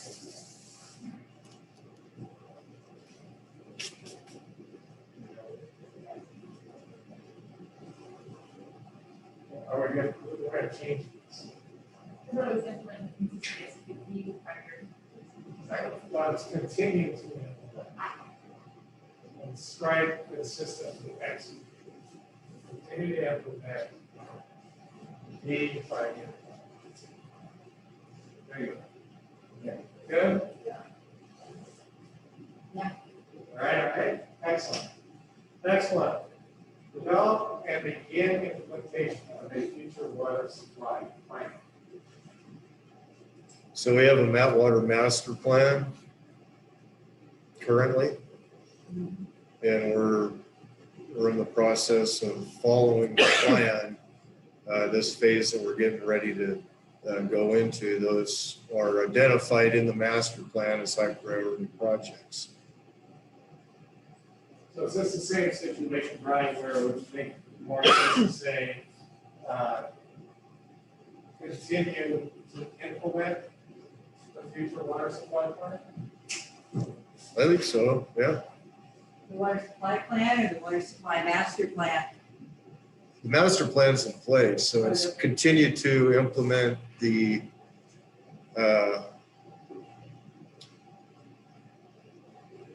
Is this possibly not playing the current projects, were they thinking of 30 years down the road for going to the big bill? Any interviews? Yes, yes. So, okay, so it's something different, right? It's more of that regional water authority agreement. So, and that's already started in place. So I would say that's a continue to foster. Maybe use that word, foster. Yeah, so continue to work with the Yamhill Regional Water Authority, which will actually define that. Okay, let's capture that. They are working on building a new water plant, so it's gonna be taking us through, it's gonna be a long time. So we're looking at 20 years down the road for that, particular 20. Yeah, I just wanted to make sure what that, so is that what that, yeah, that's what that was. Continue. Chris, give us the correct language. Continue to, with the Yamhill Regional Water Authority. Or future water supply. Yes. Continue to implement regional water authority.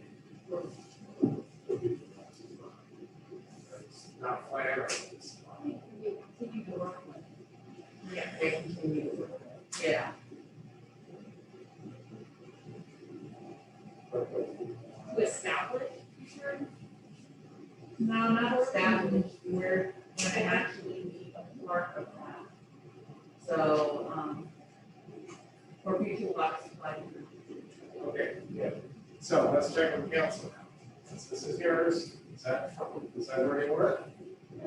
Going. Okay, going.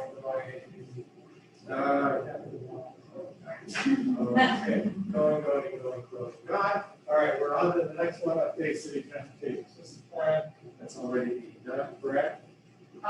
We want to have it done, the transportation, plan is a very difficult plan and work with the state, they have rules, it needs to get started and agreed upon council to move forward with it.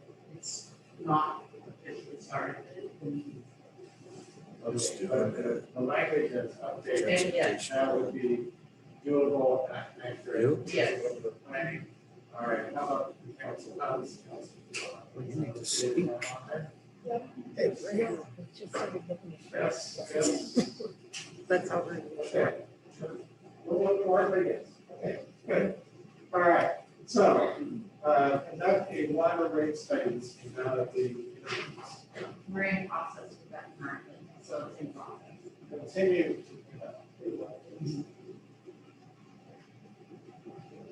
All right, good. Now, is there anything else that you, would want to not recommending it, but this is your plan. Okay, all right, I'm gonna move on. So, strategy 1.2, maintain and have public safety and emergency services plans and consistent with well-being. First action item on there is update and maintain the city's emergency management plan. Chief, that's something that's underway. Yeah, I mean, I think the update component should stay because I think it's a continual process as new ways of doing things better show themselves. So, we have the education component, which I think is kind of covered in the second thing. But to me, the first one looks good. Okay. And then we have, okay, I better check with council. Yours. Okay. Anybody need more coffee? Just check. All right. Councilor Ward, I just want to make sure, because I'm not sure that everyone's seen that emergency plan, but I want to make sure that there is something in there that, in the event, this highway, just like this ice storm, et cetera, that there's ability for communication. I would just say there is a serious earthquake, that there would be an ability to, something state I'm okay. We have that with the services. They have to step on and say, I'm okay, but then you hear from you. So that's just easy. Yeah, that's doable, and I think it's something that's a further discussion to make sure that's implemented. The most recent ice storm that we had sure brought to light a lot of weaknesses we have. What's that? It was a real eye. We're on to flash. To light, yeah, right. Absolutely.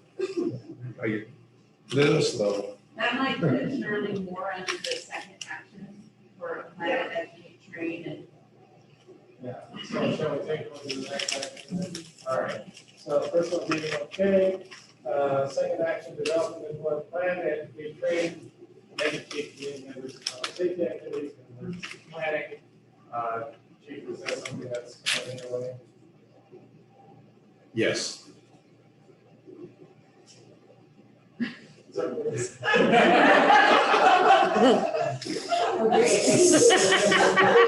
guess that was a wrong answer. I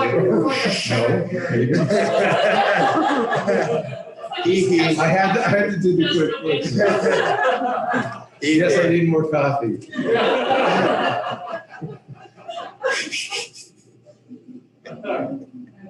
All right, well, council, how do you feel about that youth flag?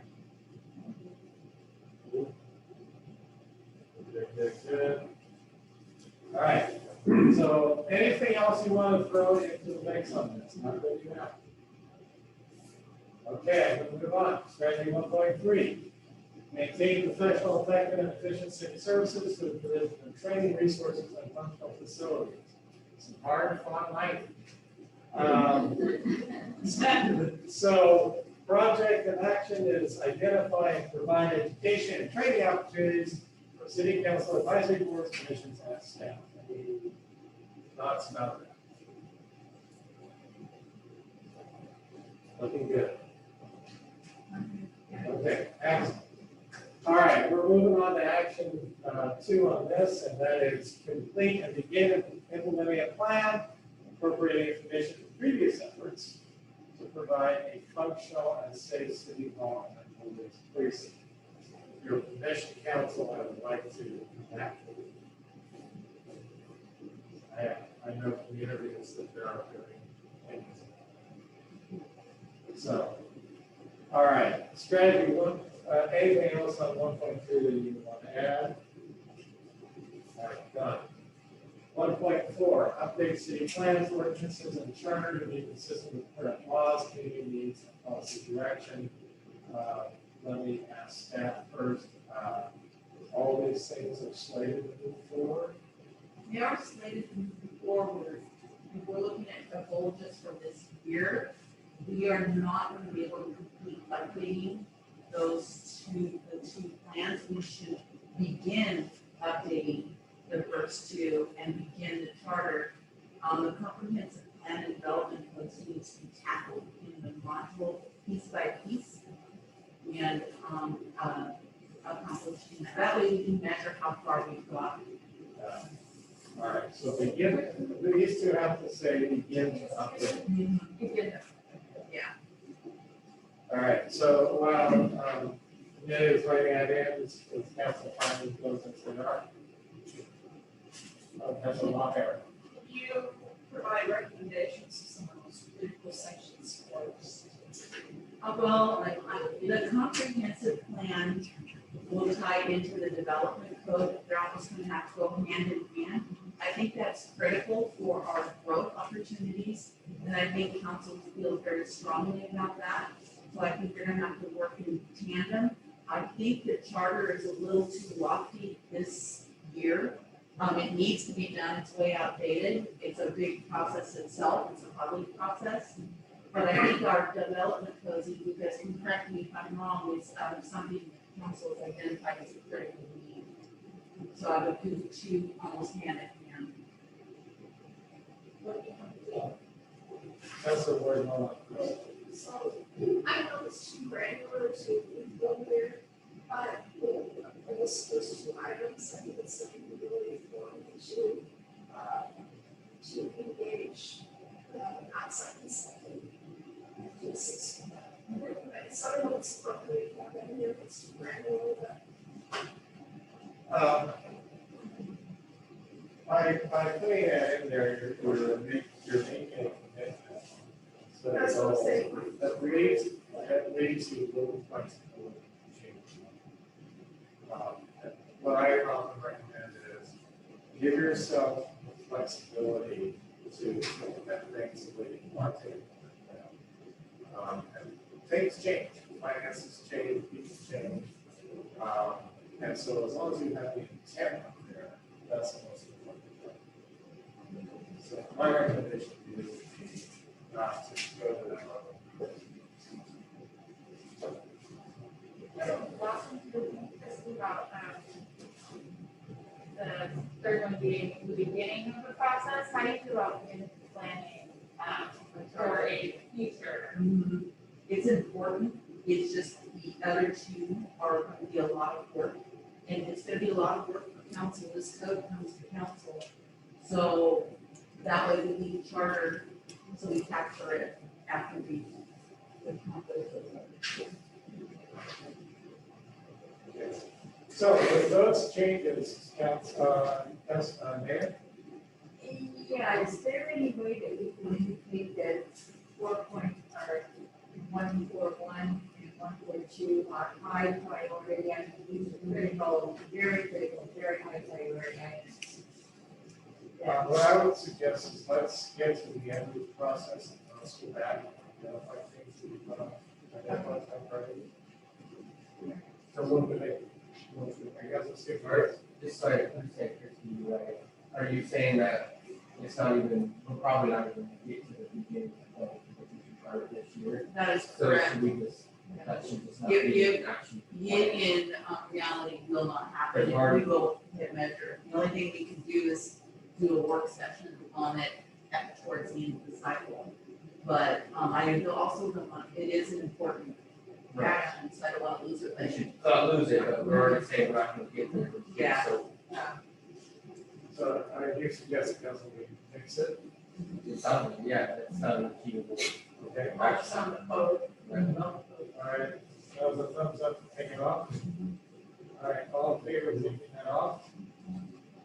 Yeah, okay, great. So that one goes away. All right, can we move on? All right, we're gonna, let's go to strategy 2.2 is fostering development and sustainability of a physical and operational environment that attracts, supports, and retains businesses. We have two actions. First one is establish an economic development advisory committee. Thoughts about that? Christie, is that something that's in place right now? It's something that's been suggested since we do, but I do feel for our community, it's a really good thing. So I'd like to see some action behind it and where we get community input. This is also, so I'm thinking ahead for section 3, but where we want to get that citizen involvement. Okay. Council, how do you feel about this? One thumbs up.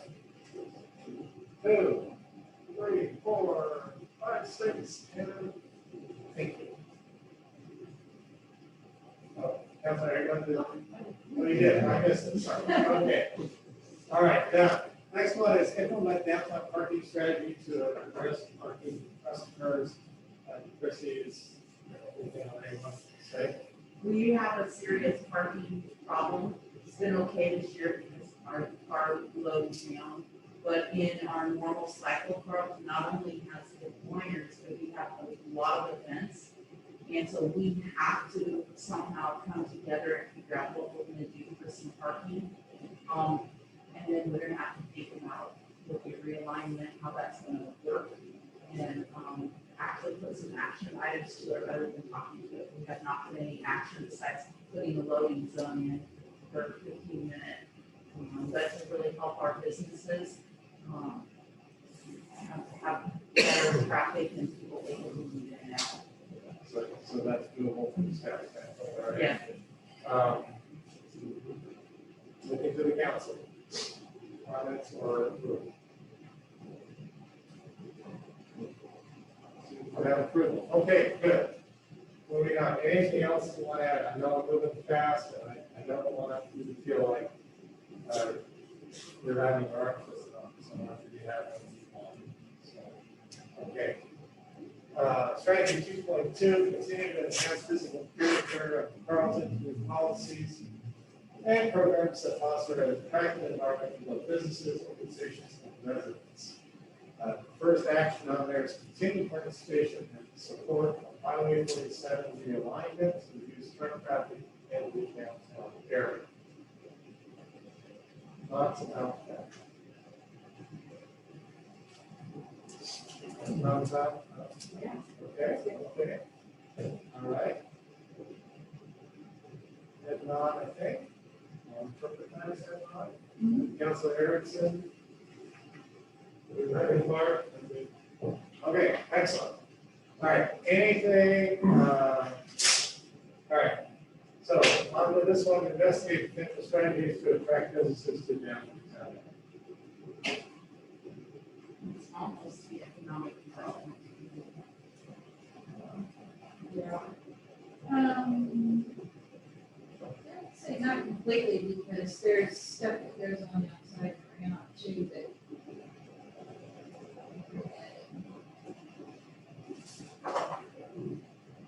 All right, so is this something that needs to be rephrased?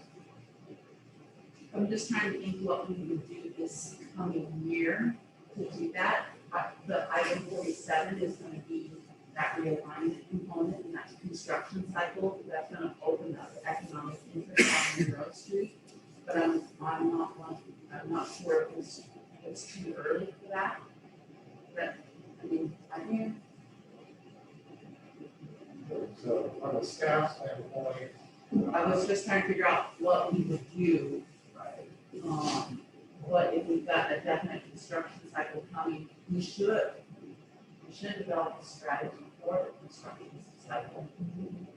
So, more about that parking, helping the businesses, I don't know if that fits there. so really, this, a variation of this needs to be here. Yeah, Okay. And the popcorn first, and then you have some. But it's quite serious. So that's a good idea, yeah. So it's one potential idea.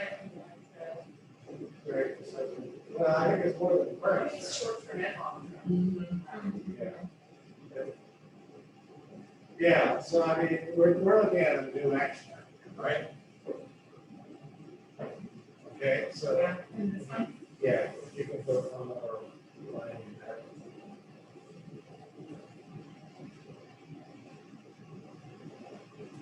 And how would you phrase that, Christine? Put you on the spot.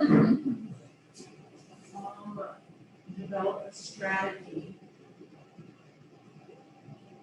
for businesses and residents during construction.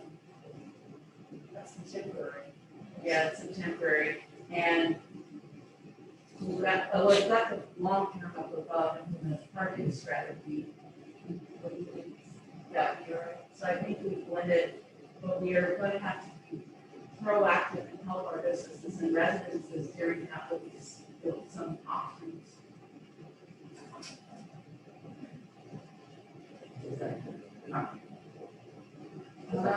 Well, the construction cycle will probably fall into the next year, but we have to be, prepare that strategy way in advance. Because like providing a shuttle service or an alternative parking that we help people get, or just letting the residents in the community know. So, okay, great, that's fine. Good, all right, so, is that? Oh, sorry, that's all right. If we're to keep on to, two, I would say investigate strategies to attract businesses to Carlton, not East County. Yes, that's a great idea. And then this is kind of off the subject, but something maybe to think about. I know that there's some other cities in the world that don't allow like chain stores in their little town. And I don't know that we have anything that would prohibit that. But I would really hate to see a dollar store in here. So that's something to think about. One more thing, I just want to follow up, because are you suggesting that this needs to be, or is that just kind of a thought for later? Well, I don't know, I'm thinking it might be a thought for later, but it just needs to think about it. Okay, I just want to make sure I understand it. So I have a question about that, and obviously, this is not part of, what I do, it's not part of the. Yeah, maybe so. Economic development. And then my question or concern is on investigating critical strategies for practices for the property. And I think that's important to the city, but also we want to make sure that we don't forget active business organization. I think we need to state that we don't not, honestly. Residents Association.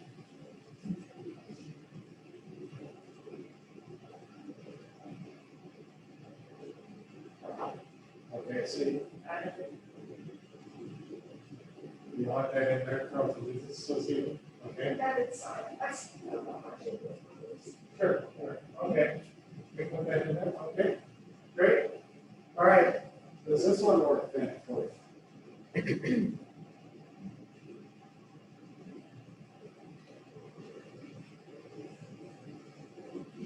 else, sir? All right, woo.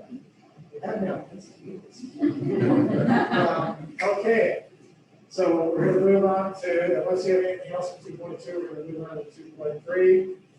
Maintain and expand Carlton's physical / digital activity, interactive spaces, and enhance access to the community. Another part of 5.3. The action item there is develop a 5-year replacement expansion plan for sidewalks and trailways to increase accessibility for residents and businesses.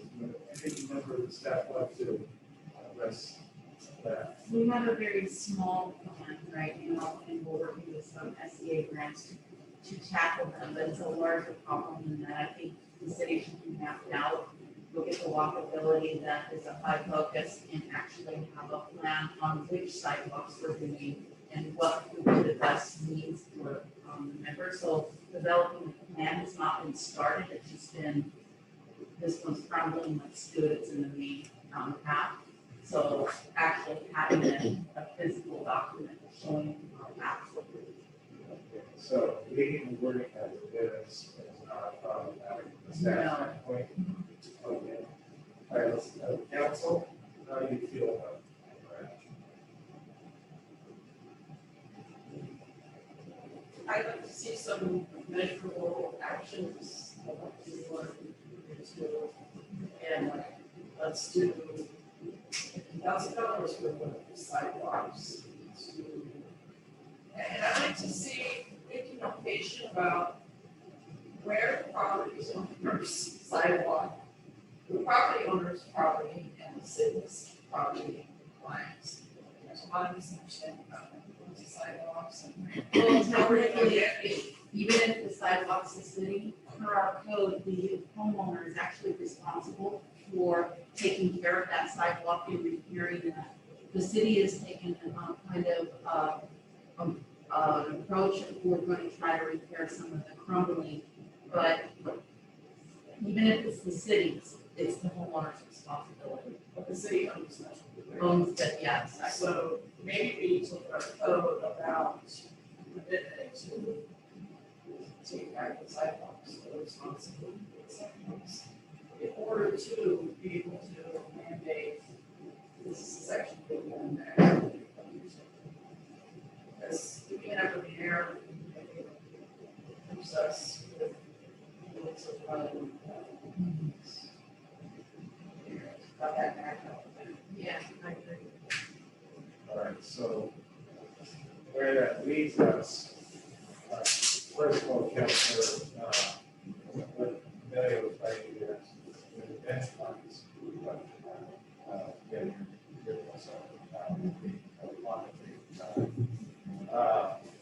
developing a 5-year extension, given that you have a practice, is that still the right language, and should we say something to the effect of investigate a 5-year or something else? I'm just trying to measure it with the enormity of the projects going on this year. I like the word, invest or beginning to develop, because I don't know where we're gonna get, because we do the transportation plan, that's gonna go hand in hand with this 5-year replacement and tying those two together. So, they're kind of the same thing, but, I'm just not sure to measure it for staff. I think we can just type in getting the transportation plan and laying it all out. Oh, as opposed to having some. No, see, this encompasses trailways too, so I think leave it, but I like the word begin better, so that we can have some action and that we get it started, and then update as we go. I think it's a little lofty to see some. Benchmarks. I think that's capital communication piece of, but we know we're doing something there. So I think, yeah, I think the benchmark should stay for that communication component. So let's take it. That provides community awareness, like all of it is being done. That would be cool. And why forms of things. Because if they begin to walk from a park to their home, on bike, do these interactive things, you know, hit them with, you know, some bad news, maybe it's always low. Okay, so, I mean, it sounds like we've reached the language that at least works for you. Let's check in with the rest of the council. Council is good, all right, so we're gonna move on. Thank you very much, that was great. So, the next one is investigate, provide, donate, develop a community center space in partnership with the school district and mutual use. This is an idea out of the interviews. Councilor Eck. Okay, so, YCTC, which is PCTC, and I'm involved with it, is supposed to be building a community center. So, but what I would like to see is a partnership with the school district also. And then possibly talk with Campbell and see how we can work with both departments to develop different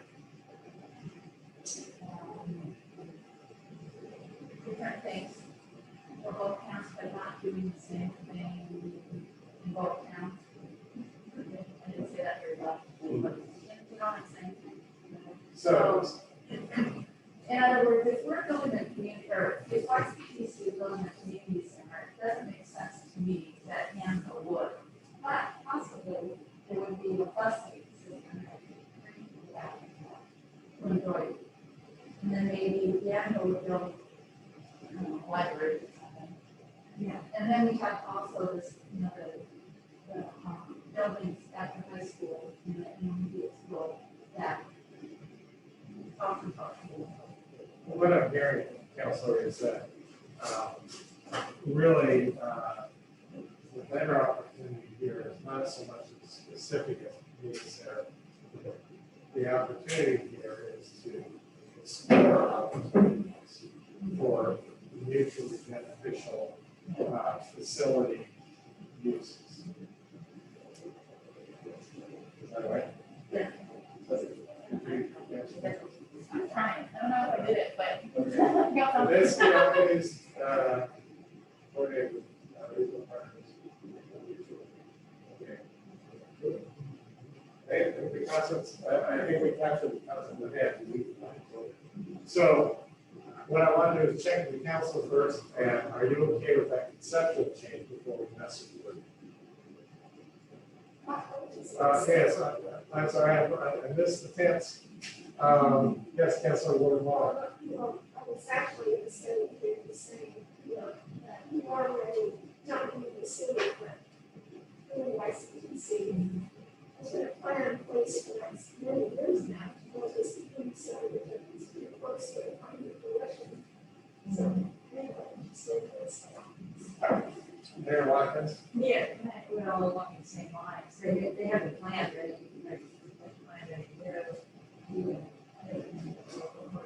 so, whereas the community center is to be done, but, there are things that we could be working with Yamhill on, and maybe YCTC too, so we're enhancing the facility and enhancing the opportunities.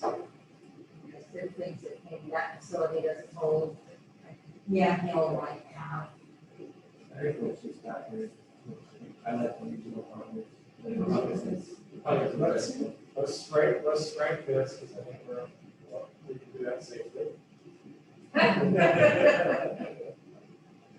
All right, and so let's look at this wording real quick. Investigate opportunities to coordinate with regional partners to provide mutually beneficial communities. I.e. library. Okay, good, all right, moving on. Strategy 2.4, create opportunities to increase supply and diversity of housing. That was the best, that was the hardest fought language. Thanks, Shannon. You got through it. First project, seek a common definition and understanding of affordable housing that can inform future policy decisions regarding housing. Thoughts about that?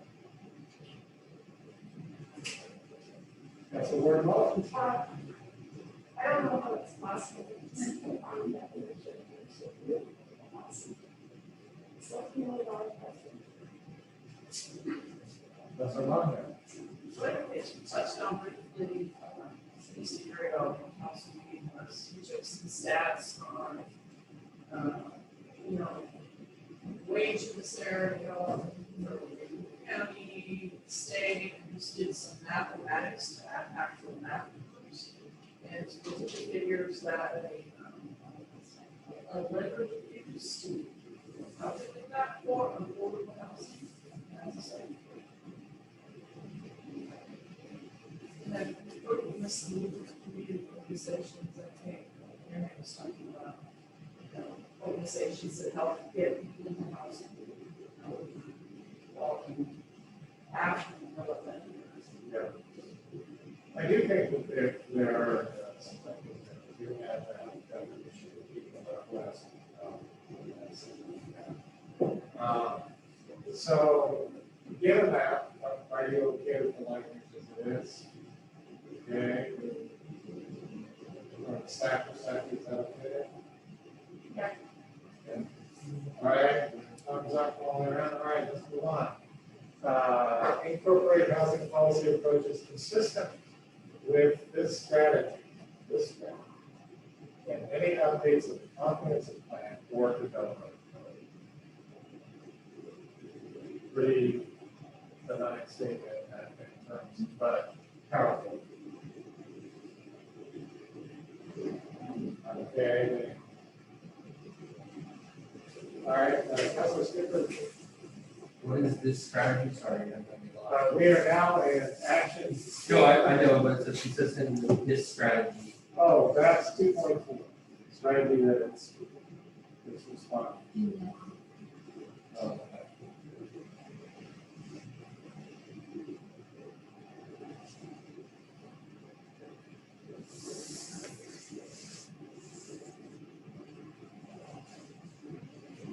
You just wait on me. Yes. I said before, this is a big struggle one for me, so I'll agree. I mean, it's okay. it's difficult. Difficult. Yeah. Okay. So moving on, action 2.43, policies for managing vacation rental properties that are conducive to maintaining the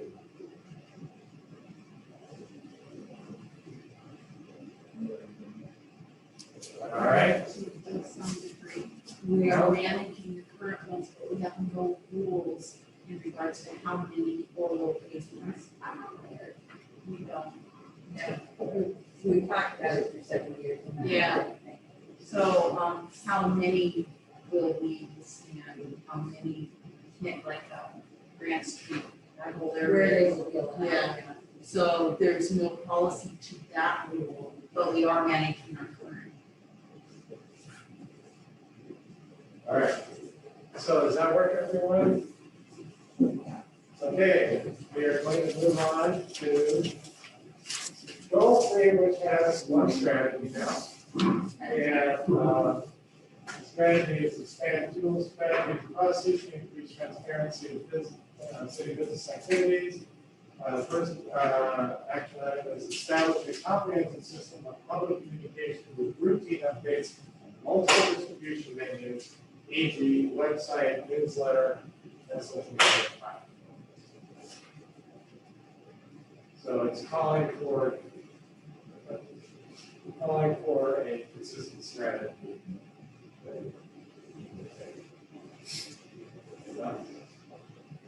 No, I think that's good. I mean, we're starting now, but we still need to expand even further. Communication tools, so I like that. Very good, good, all right, moving on. Install a reader board. At City Hall, the authority community upcoming events and other timely information. I do need to speak to this one.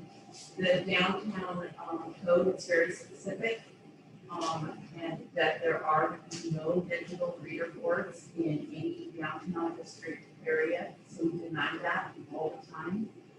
That is in that code, so that if you could ask for a variance, but then when you take the variance forward, the code says no. So you would have to figure out a way to put a reader board in that is not digital, but easy to change. Councilor Maher? It's quite a specific goal. It was an idea that came out of the. Yeah. And we put it in there because we thought it would fit, not because we're recommending.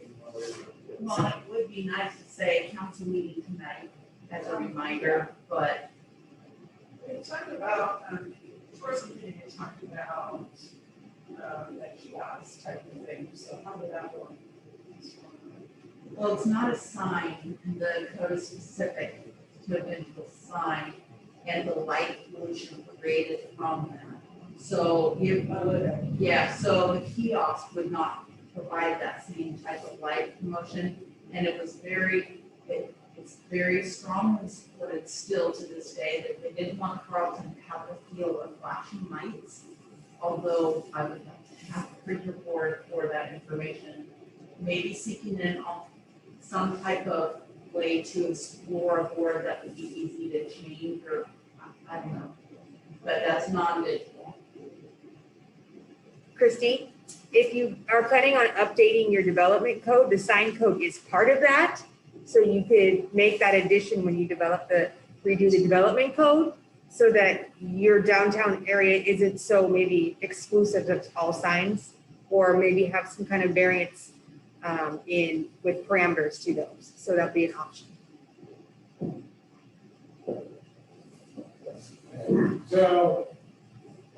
So we have to change it if it's kept, to explore options to display everything in city events and other timely information on a, I don't know, some other word for changeable. This works.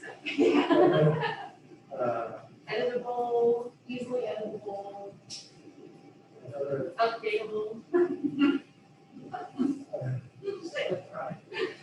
Yeah. So that they like talk. well, we can't do it. But if we're exploring it and changing the code, like Andy said, we could, but I think we're gonna invite a large community gathering. Yes. That's not gonna be good. Yeah, it would, there is a huge force against the digital, so I think we should explore options to display upcoming city events. And then, see what we can come up with. Honestly, Yes, on City Hall. okay. Is that what, for everybody, if we do it that way? Yes, I everybody? just want to say, I think I need to brought this up, and we had talked to the city manager before as a school district, because people don't know what's going on in downtown high school, or the community is going to be really nice. No, I agree. Yeah, I'm in definite agreement, but we're gonna have to present it in a very beautiful fashion. So, yeah, I was just saying on City Hall, that there was some sort of change. Yeah, That's what leaderboard in my mind, so with flagging, so flagging, sign. the biggest thing is the reason I would like it curbside is it's the traffic driving by as a reminder, there's a council, reminder, there's a meeting in the school, a reminder to flush it, then we're losing that component. It's that when you're driving by, last thing you're gonna wanna look at is City Hall. So I just think it would be a great opportunity to explore getting some kind of information piece. But we may not be able to do action right away, but at least come up with some options. So the word we have now is explore options to display as many city events and other timely information on or in front of City Hall. Does that work? All right. Now, here's the last piece, and then we go to talking about City Hall. So do you want to add any additional projects or actions given that these two strategies are now in script?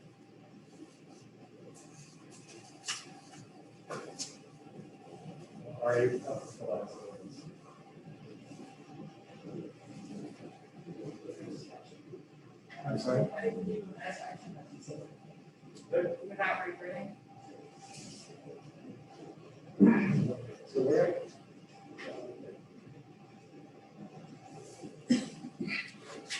All right, so let me ask staff a question then, it's worded that way, do you have an idea? of what you need to do?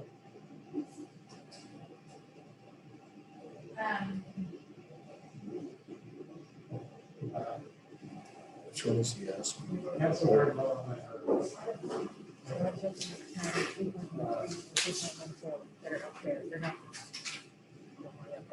Because ultimately, we want to make sure that when we walk out here today, the staff can look at all the project action items and know essentially what they're supposed to be doing. I think, that is really an action, it's a statement. So it's, I think that's where maybe it fell into a strategy, because an action is going to be development of, a couple, like the economic ad hoc committee.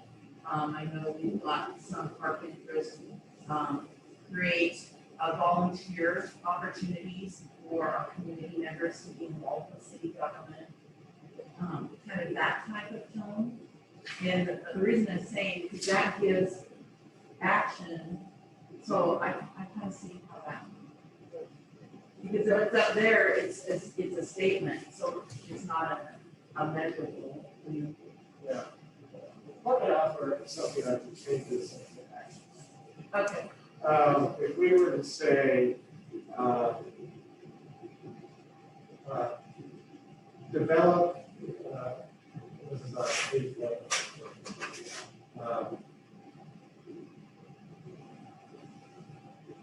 Develop, Volunteer opportunities. well, actually, no, I was going to say develop approaches to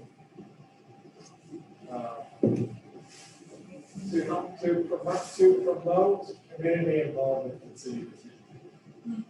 That's actually. I like it.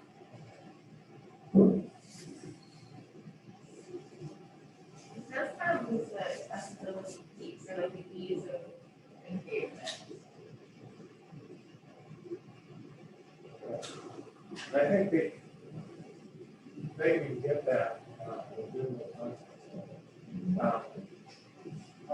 Does the rest of the council feel that can work through? Yes. So you're taking, what you just highlighted there, you're starting that out. No. Yes, Okay, yes, so removing this goes. This top part's going down. Right. And we'll have development approaches to promote community involvement in city. Okay, yeah. This one down here, provide leadership development and other volunteer opportunities for community members, that's actionable. Yeah. Okay, so we could do that as is. Yeah. So I'm gonna try and do two at once here. Are we good with the last two? Yeah. Right, that's a skipper, that's, okay. All right, so that completes the goals except for. Now we're going to see more.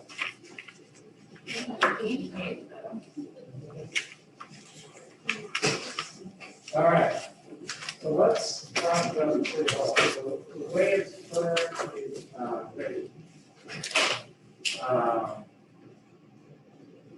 Complete and begin implementing a plan incorporating information from previous efforts to provide a functional and safe city hall police precinct.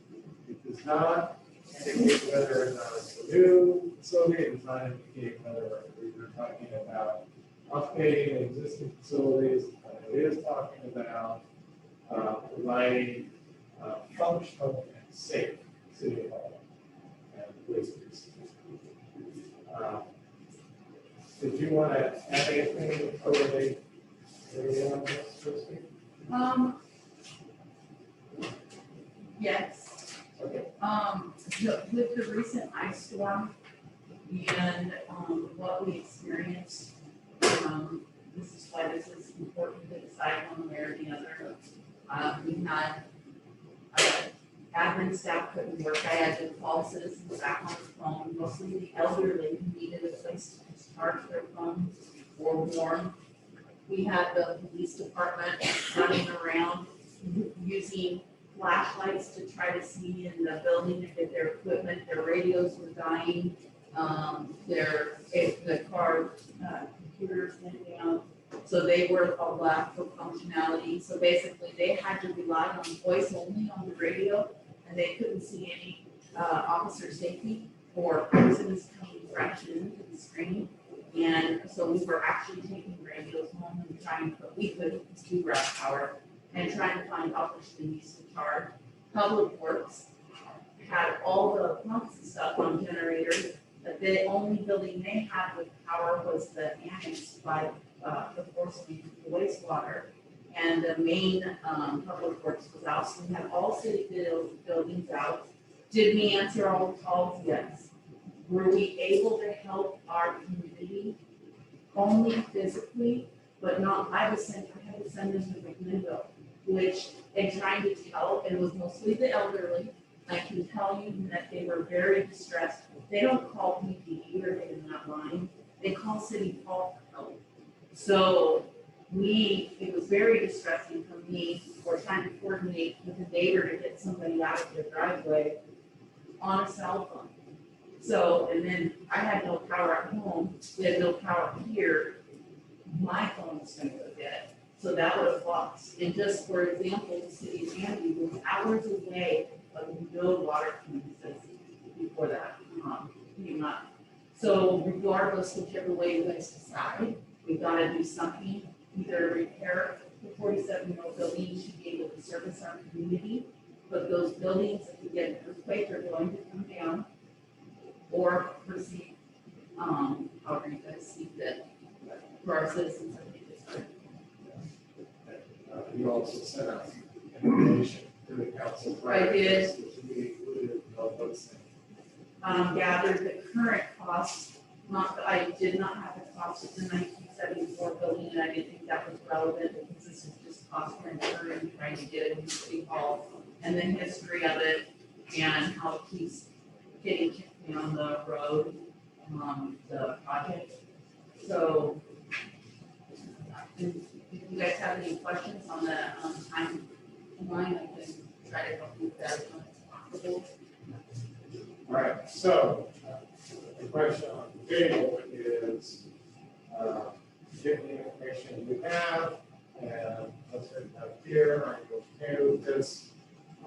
Do you want to do something else with it? So maintenance book, I don't know. I mean, I agree with Steve. I agree that statement would be agreed. I mean, we're talking about moving forward with our plan for new city hall, or we're talking about preparing buildings and sizing buildings. What it's saying is, by putting it on this list, it gives council priority to think and begin implementing a plan, incorporating previous efforts, working on it for a while. Providing function on the same city hall, so please do not say whether or not it's a facility, does not say whether or not it's an existing facility. All it's saying is that council thinks that it's important to look at a plan to provide a functional same city hall. That's it.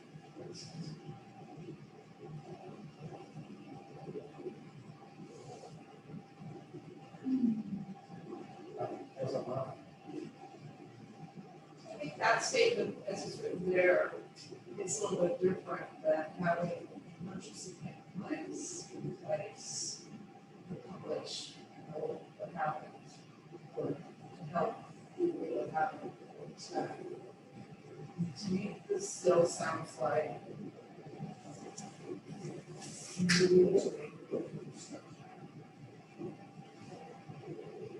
So, Councilor Meyer, if I can hear you correctly, you're saying that it's not possible that this is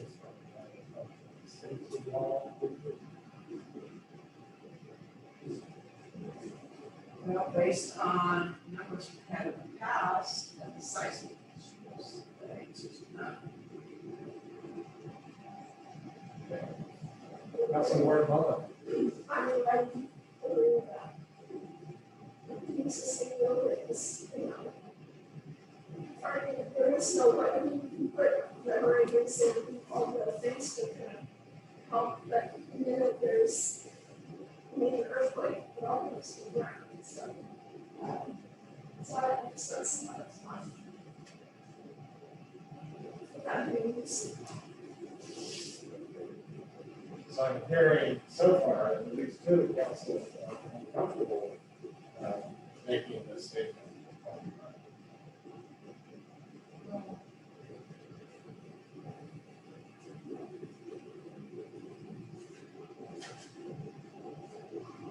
Let's go to the other members of the council. Sorry. I think it's broad enough to, not make that decision yet, maybe we don't know. And I'm not sure that the community members understand that it's not safe. And I think there's a communication piece to it. And so, sorry to go back to the school board, but when we tried to pass our bond a few years ago, it didn't pass. We asked for a whole bunch of money and it didn't pass. And listed what we wanted to do. So then we went out and asked what people wanted, and we listened to them. We asked for less amount of money, listed what we were going to do, and it passed. So I think we need to find out again, and I'm probably already done this, but what will pass if we want to get wrong or set money aside. I can speak to that. This student hall will not have a belong to it. We've established that that service reserve revenue that they can get lending. And so we were just going to do a lending on it. And I understand that there's something that's important to hear from the community and what they want. And we might want to talk to hall, but we might not get that. So, but if we go from that, say, Councilor, how would you modify this action? so. All right, Councilor Mullen. yeah, I'm not really comfortable with parents' houses, I've been really constantly. Twice, and that was true community. These are level, the last time we went out for bar, it's a communication of the community, about the financing part of the art of the state buildings, it's always this, and I got lost in communication. And it's focused on public safety. Until they got told they're vacant at City Hall, that was the plan all along, and they felt like they got screwed. But the safety piece is really important. I think that needs to go out more to the community. That is not safe. That makes sense to me. Councilor Skip, I think that this action item doesn't, we're not deciding yes or no today. This gives us that opportunity for discussion about whether it's in the city hall or what it looks like. So I feel like this is a good action item. It's not tying us down one way or another to a decision that we have to discuss that in the council. I think we all feel one way or another, or in the middle on what we want or what we think we want, but I have no problem with doing this. But it's not saying we're not going to do it in City Hall. It's not saying we are going to do it in City Hall. It's saying we have a problem and we need to figure out how we're going to take care of it. so you're agreeing with the language of the stand. I am personally. All right, Mayor Lucas. Oh, I'm sorry, Councilor Ward Mullen, you were first. No, I just get one.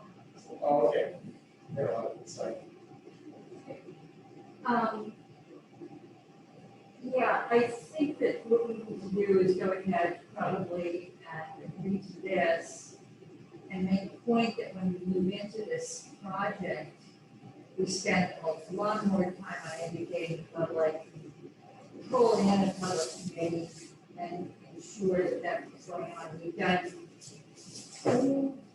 two efforts right now, both of which have failed mainly because there was a lack of communication, there was a lack of information, and as I said, when people started figuring out some bits and pieces, they were feeling like they were being sold a bill of goods, and it did not end well. So I think we need to go ahead and do it, and we need to look at it, but we need to ensure that the community is well informed and fully informed on what's going on. Part of that's going to be doing a lot of good solid outreach to the neighbors through neighbors.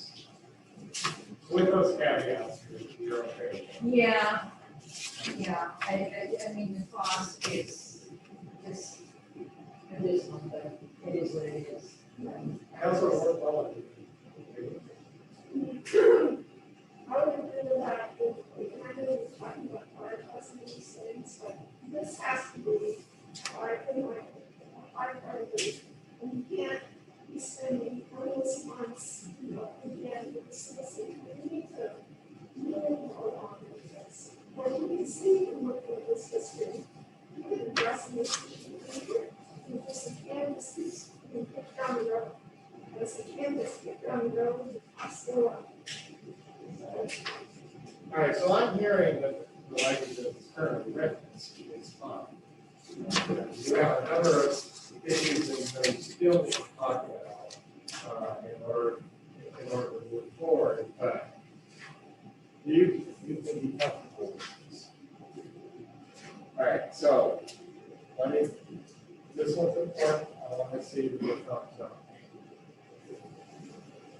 All right.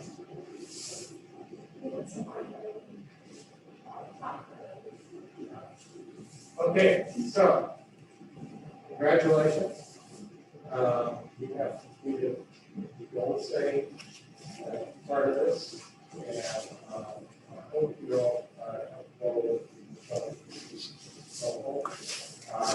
a couple more things I'd like to cover. I want to talk 1:30 and so we're trying to get everybody on time. But the two things I'd like to do is like that, one, prioritization. And two, I heard you said you wanted to have some input into how this space is always going. So we can talk about both of those things in 4 minutes, or we might go over it.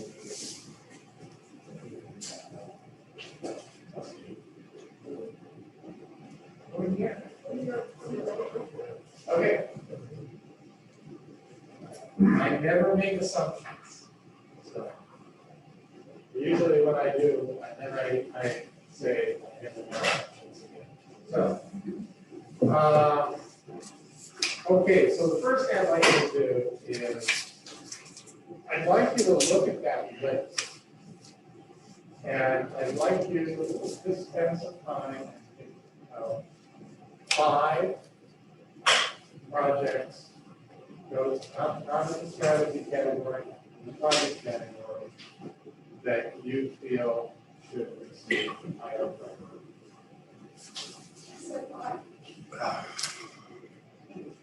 There are not one. You're on 5. We're going to go around and we're going to find out what's 5. So there'll be the updated that we won't have. Oh, okay, yeah. We need So, yeah, I can scroll through,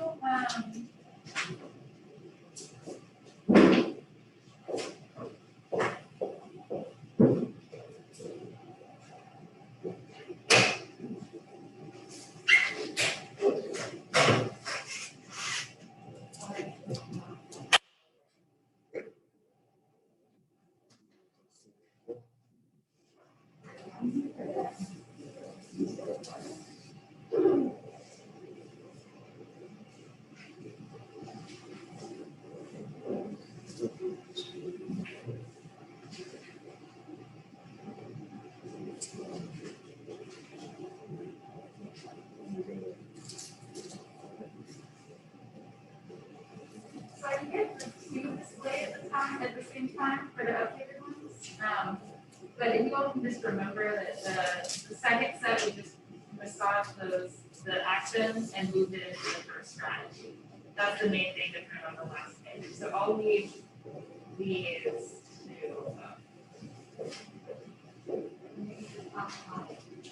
yes. On all of them or in totality? Isn't it just like? Top five, just top five, out of any of the projects that are on any of the goals.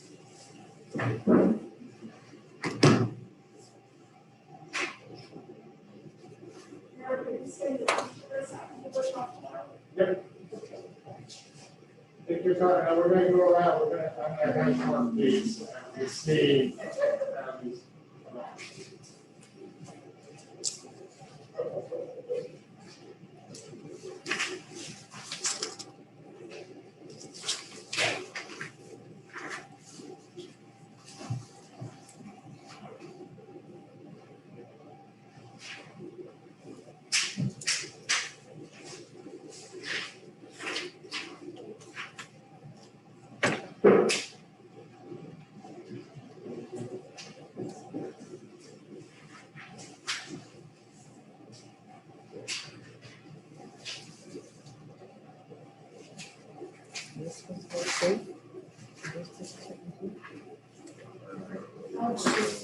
Like 5 projects.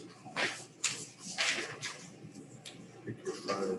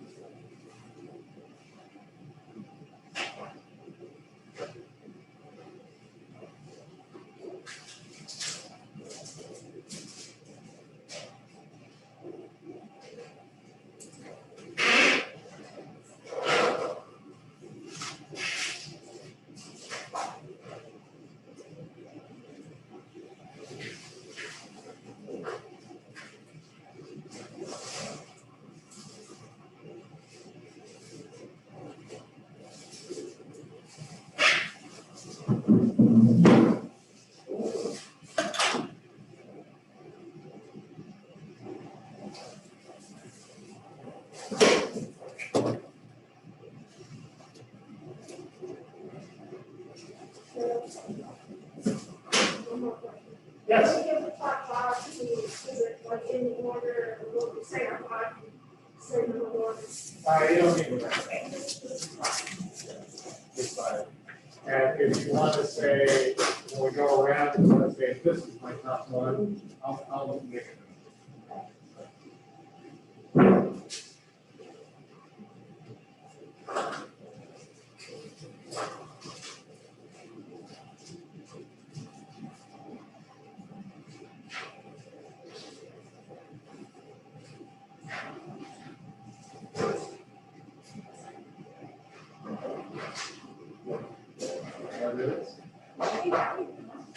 Yeah. You're right, hand break. Yeah. So, and I think I implemented your preference.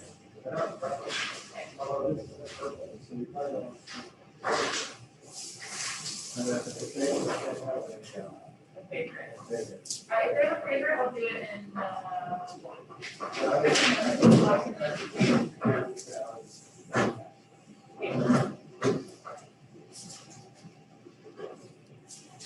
Okay. That's how you know the party's over. That's right. Is everybody ready? Okay. For Councilor Harrison, are you still working? Put down my hat, no, Okay, I'm done. all right.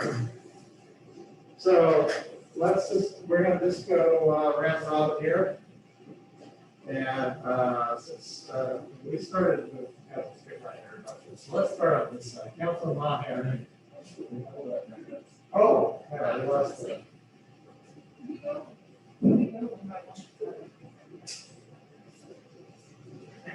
Oh.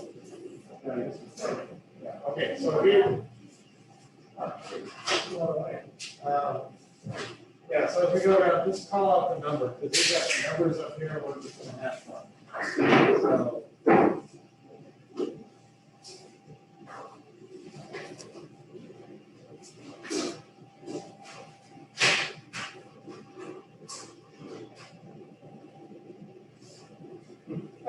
That's the point. Okay, so going around the table, Councilor Maher. What are your numbers? 1.1.1. 1.4.1 slash 1.78. Wait, 1.4.1? She's gonna add. 1.4.1. Okay. Yeah, 1.4.1. 2.3.1. 2.2.1.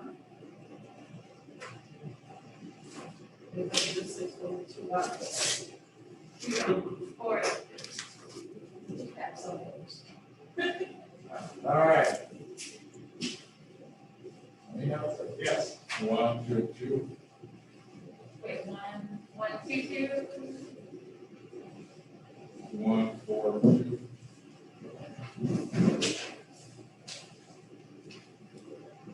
2, 2, 1.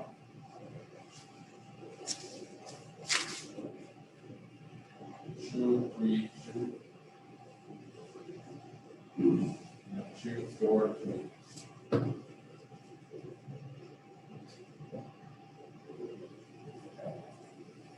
Sarah. Okay, 1, 1, 1. 1, 3, 2. 1, 4, 1. 1, 4, 2. 2, 3, 1.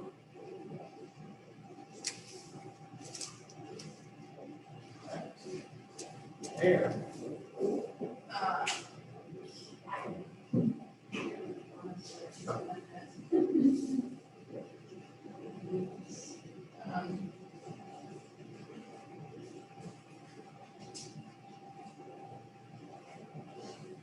One, 1, 4. 1, 2, 2. 1, 4, 1. 1, 4, 2. And 2, 1, 1.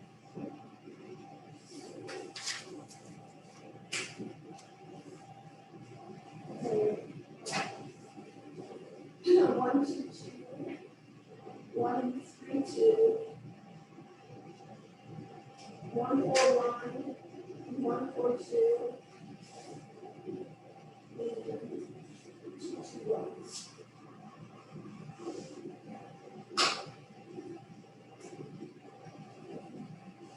Two, two, one.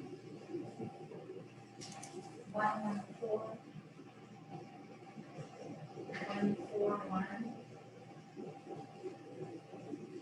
1, 3, 2. 1, 4, 2. 4, 3, 2. Okay, good.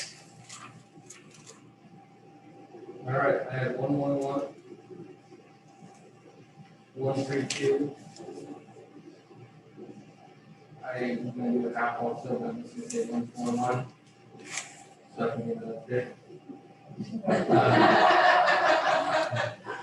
definitely didn't pass that off before, so we have to double check that. 2, 1, 2. 2, 3, 1.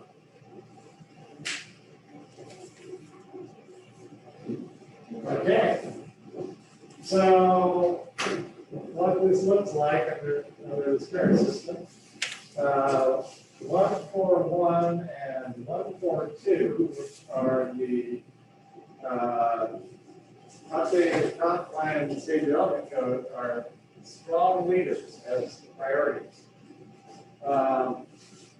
Following that, we've got 1.32, which is the City Hall Police Precinct 1, and 2.21, which is the Highway 47.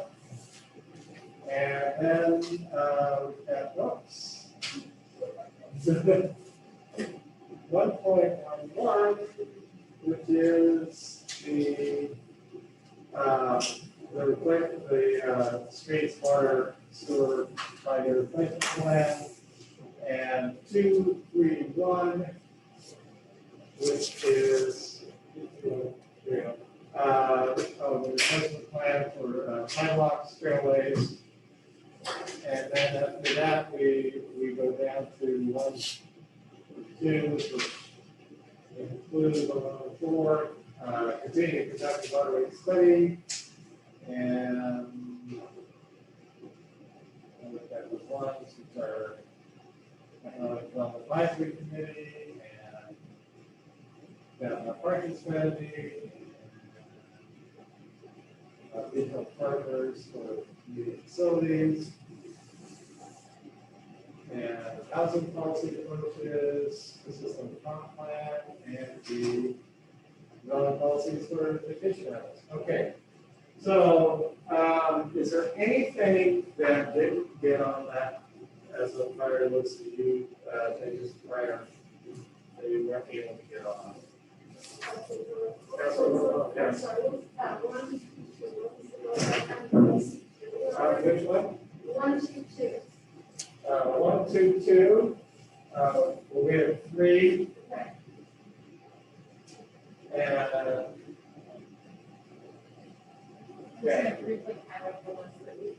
okay. So that was development, implement, educate, train, engage team members in public safety activities and emergency planning. Okay. All right. Any? Yeah, this is a rough sign. Like this is priority. So.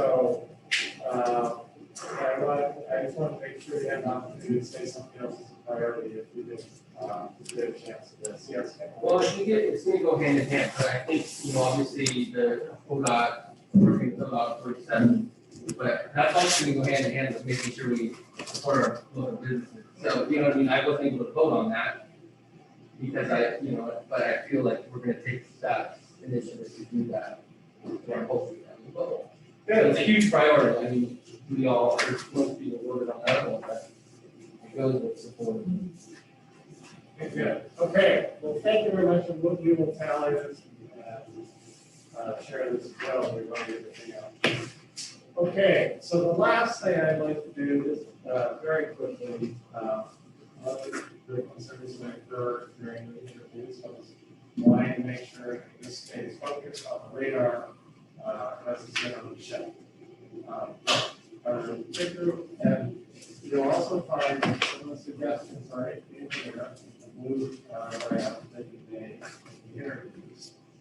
Is there any particular way that you would like to be kept along the line to keep this on? Okay.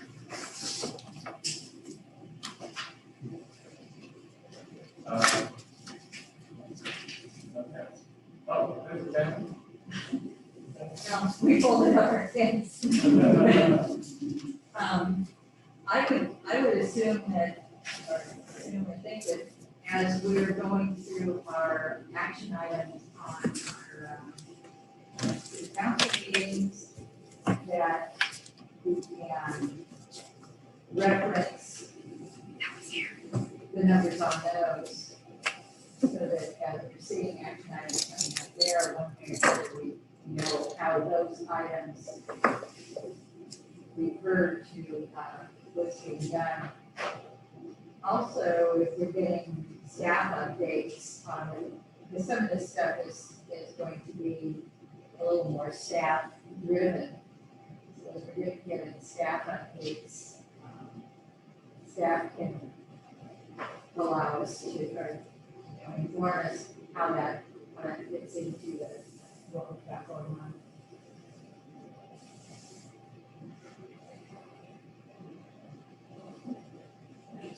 plugging it in, you know, here's an issue, does it fit? Yeah, What's that?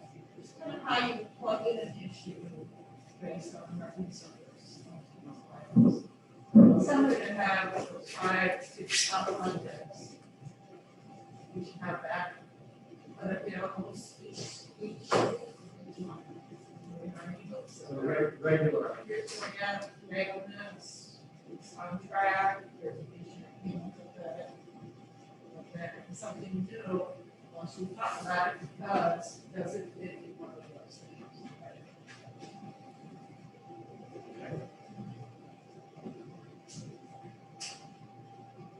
Anything else? My suggestion was, You've been the best. it was, You're always taking over. with the regular updates, I don't know if it's conducive to be weekly, you know, or maybe it's monthly, or I was gonna suggest quarterly, if we had this list in red, it's like, here's what we've done, you know, keep on the radar, maybe a quarterly thing might be more realistic for staff to grab this list and say, here's what we accomplished on this action item. And you're saying, you know, have some kind of standard format. So it's familiar when you look at it. Oh, okay. I can see where it's changed. Okay, excellent. All right, that's a lot of. Very cool, not like in progress, it's like. Negotiations are. So be quantitative as possible. It's okay if there's no real update, but what's that?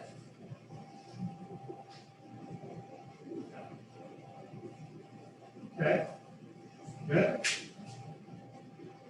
All right, so got a good list here, pass along to staff. I would like to, just quickly, for a second, say, do you agree with this? Do you have a choice?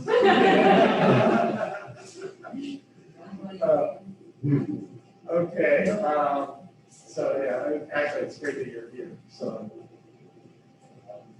Stay here. All right, well, that is all I have to say. And thank you very much. I hope this was good. And I will turn it back to the mayor at this point to make any closing remarks. This has been a really interesting afternoon. Yay. Thank you all. I don't know what to say other than I think we did good. And all of us have worked has been done. I know that, and I'm sure, I hope that we're not sitting there looking at this growing. We appreciate you all, and thank you both for all of your hard work. Anybody else?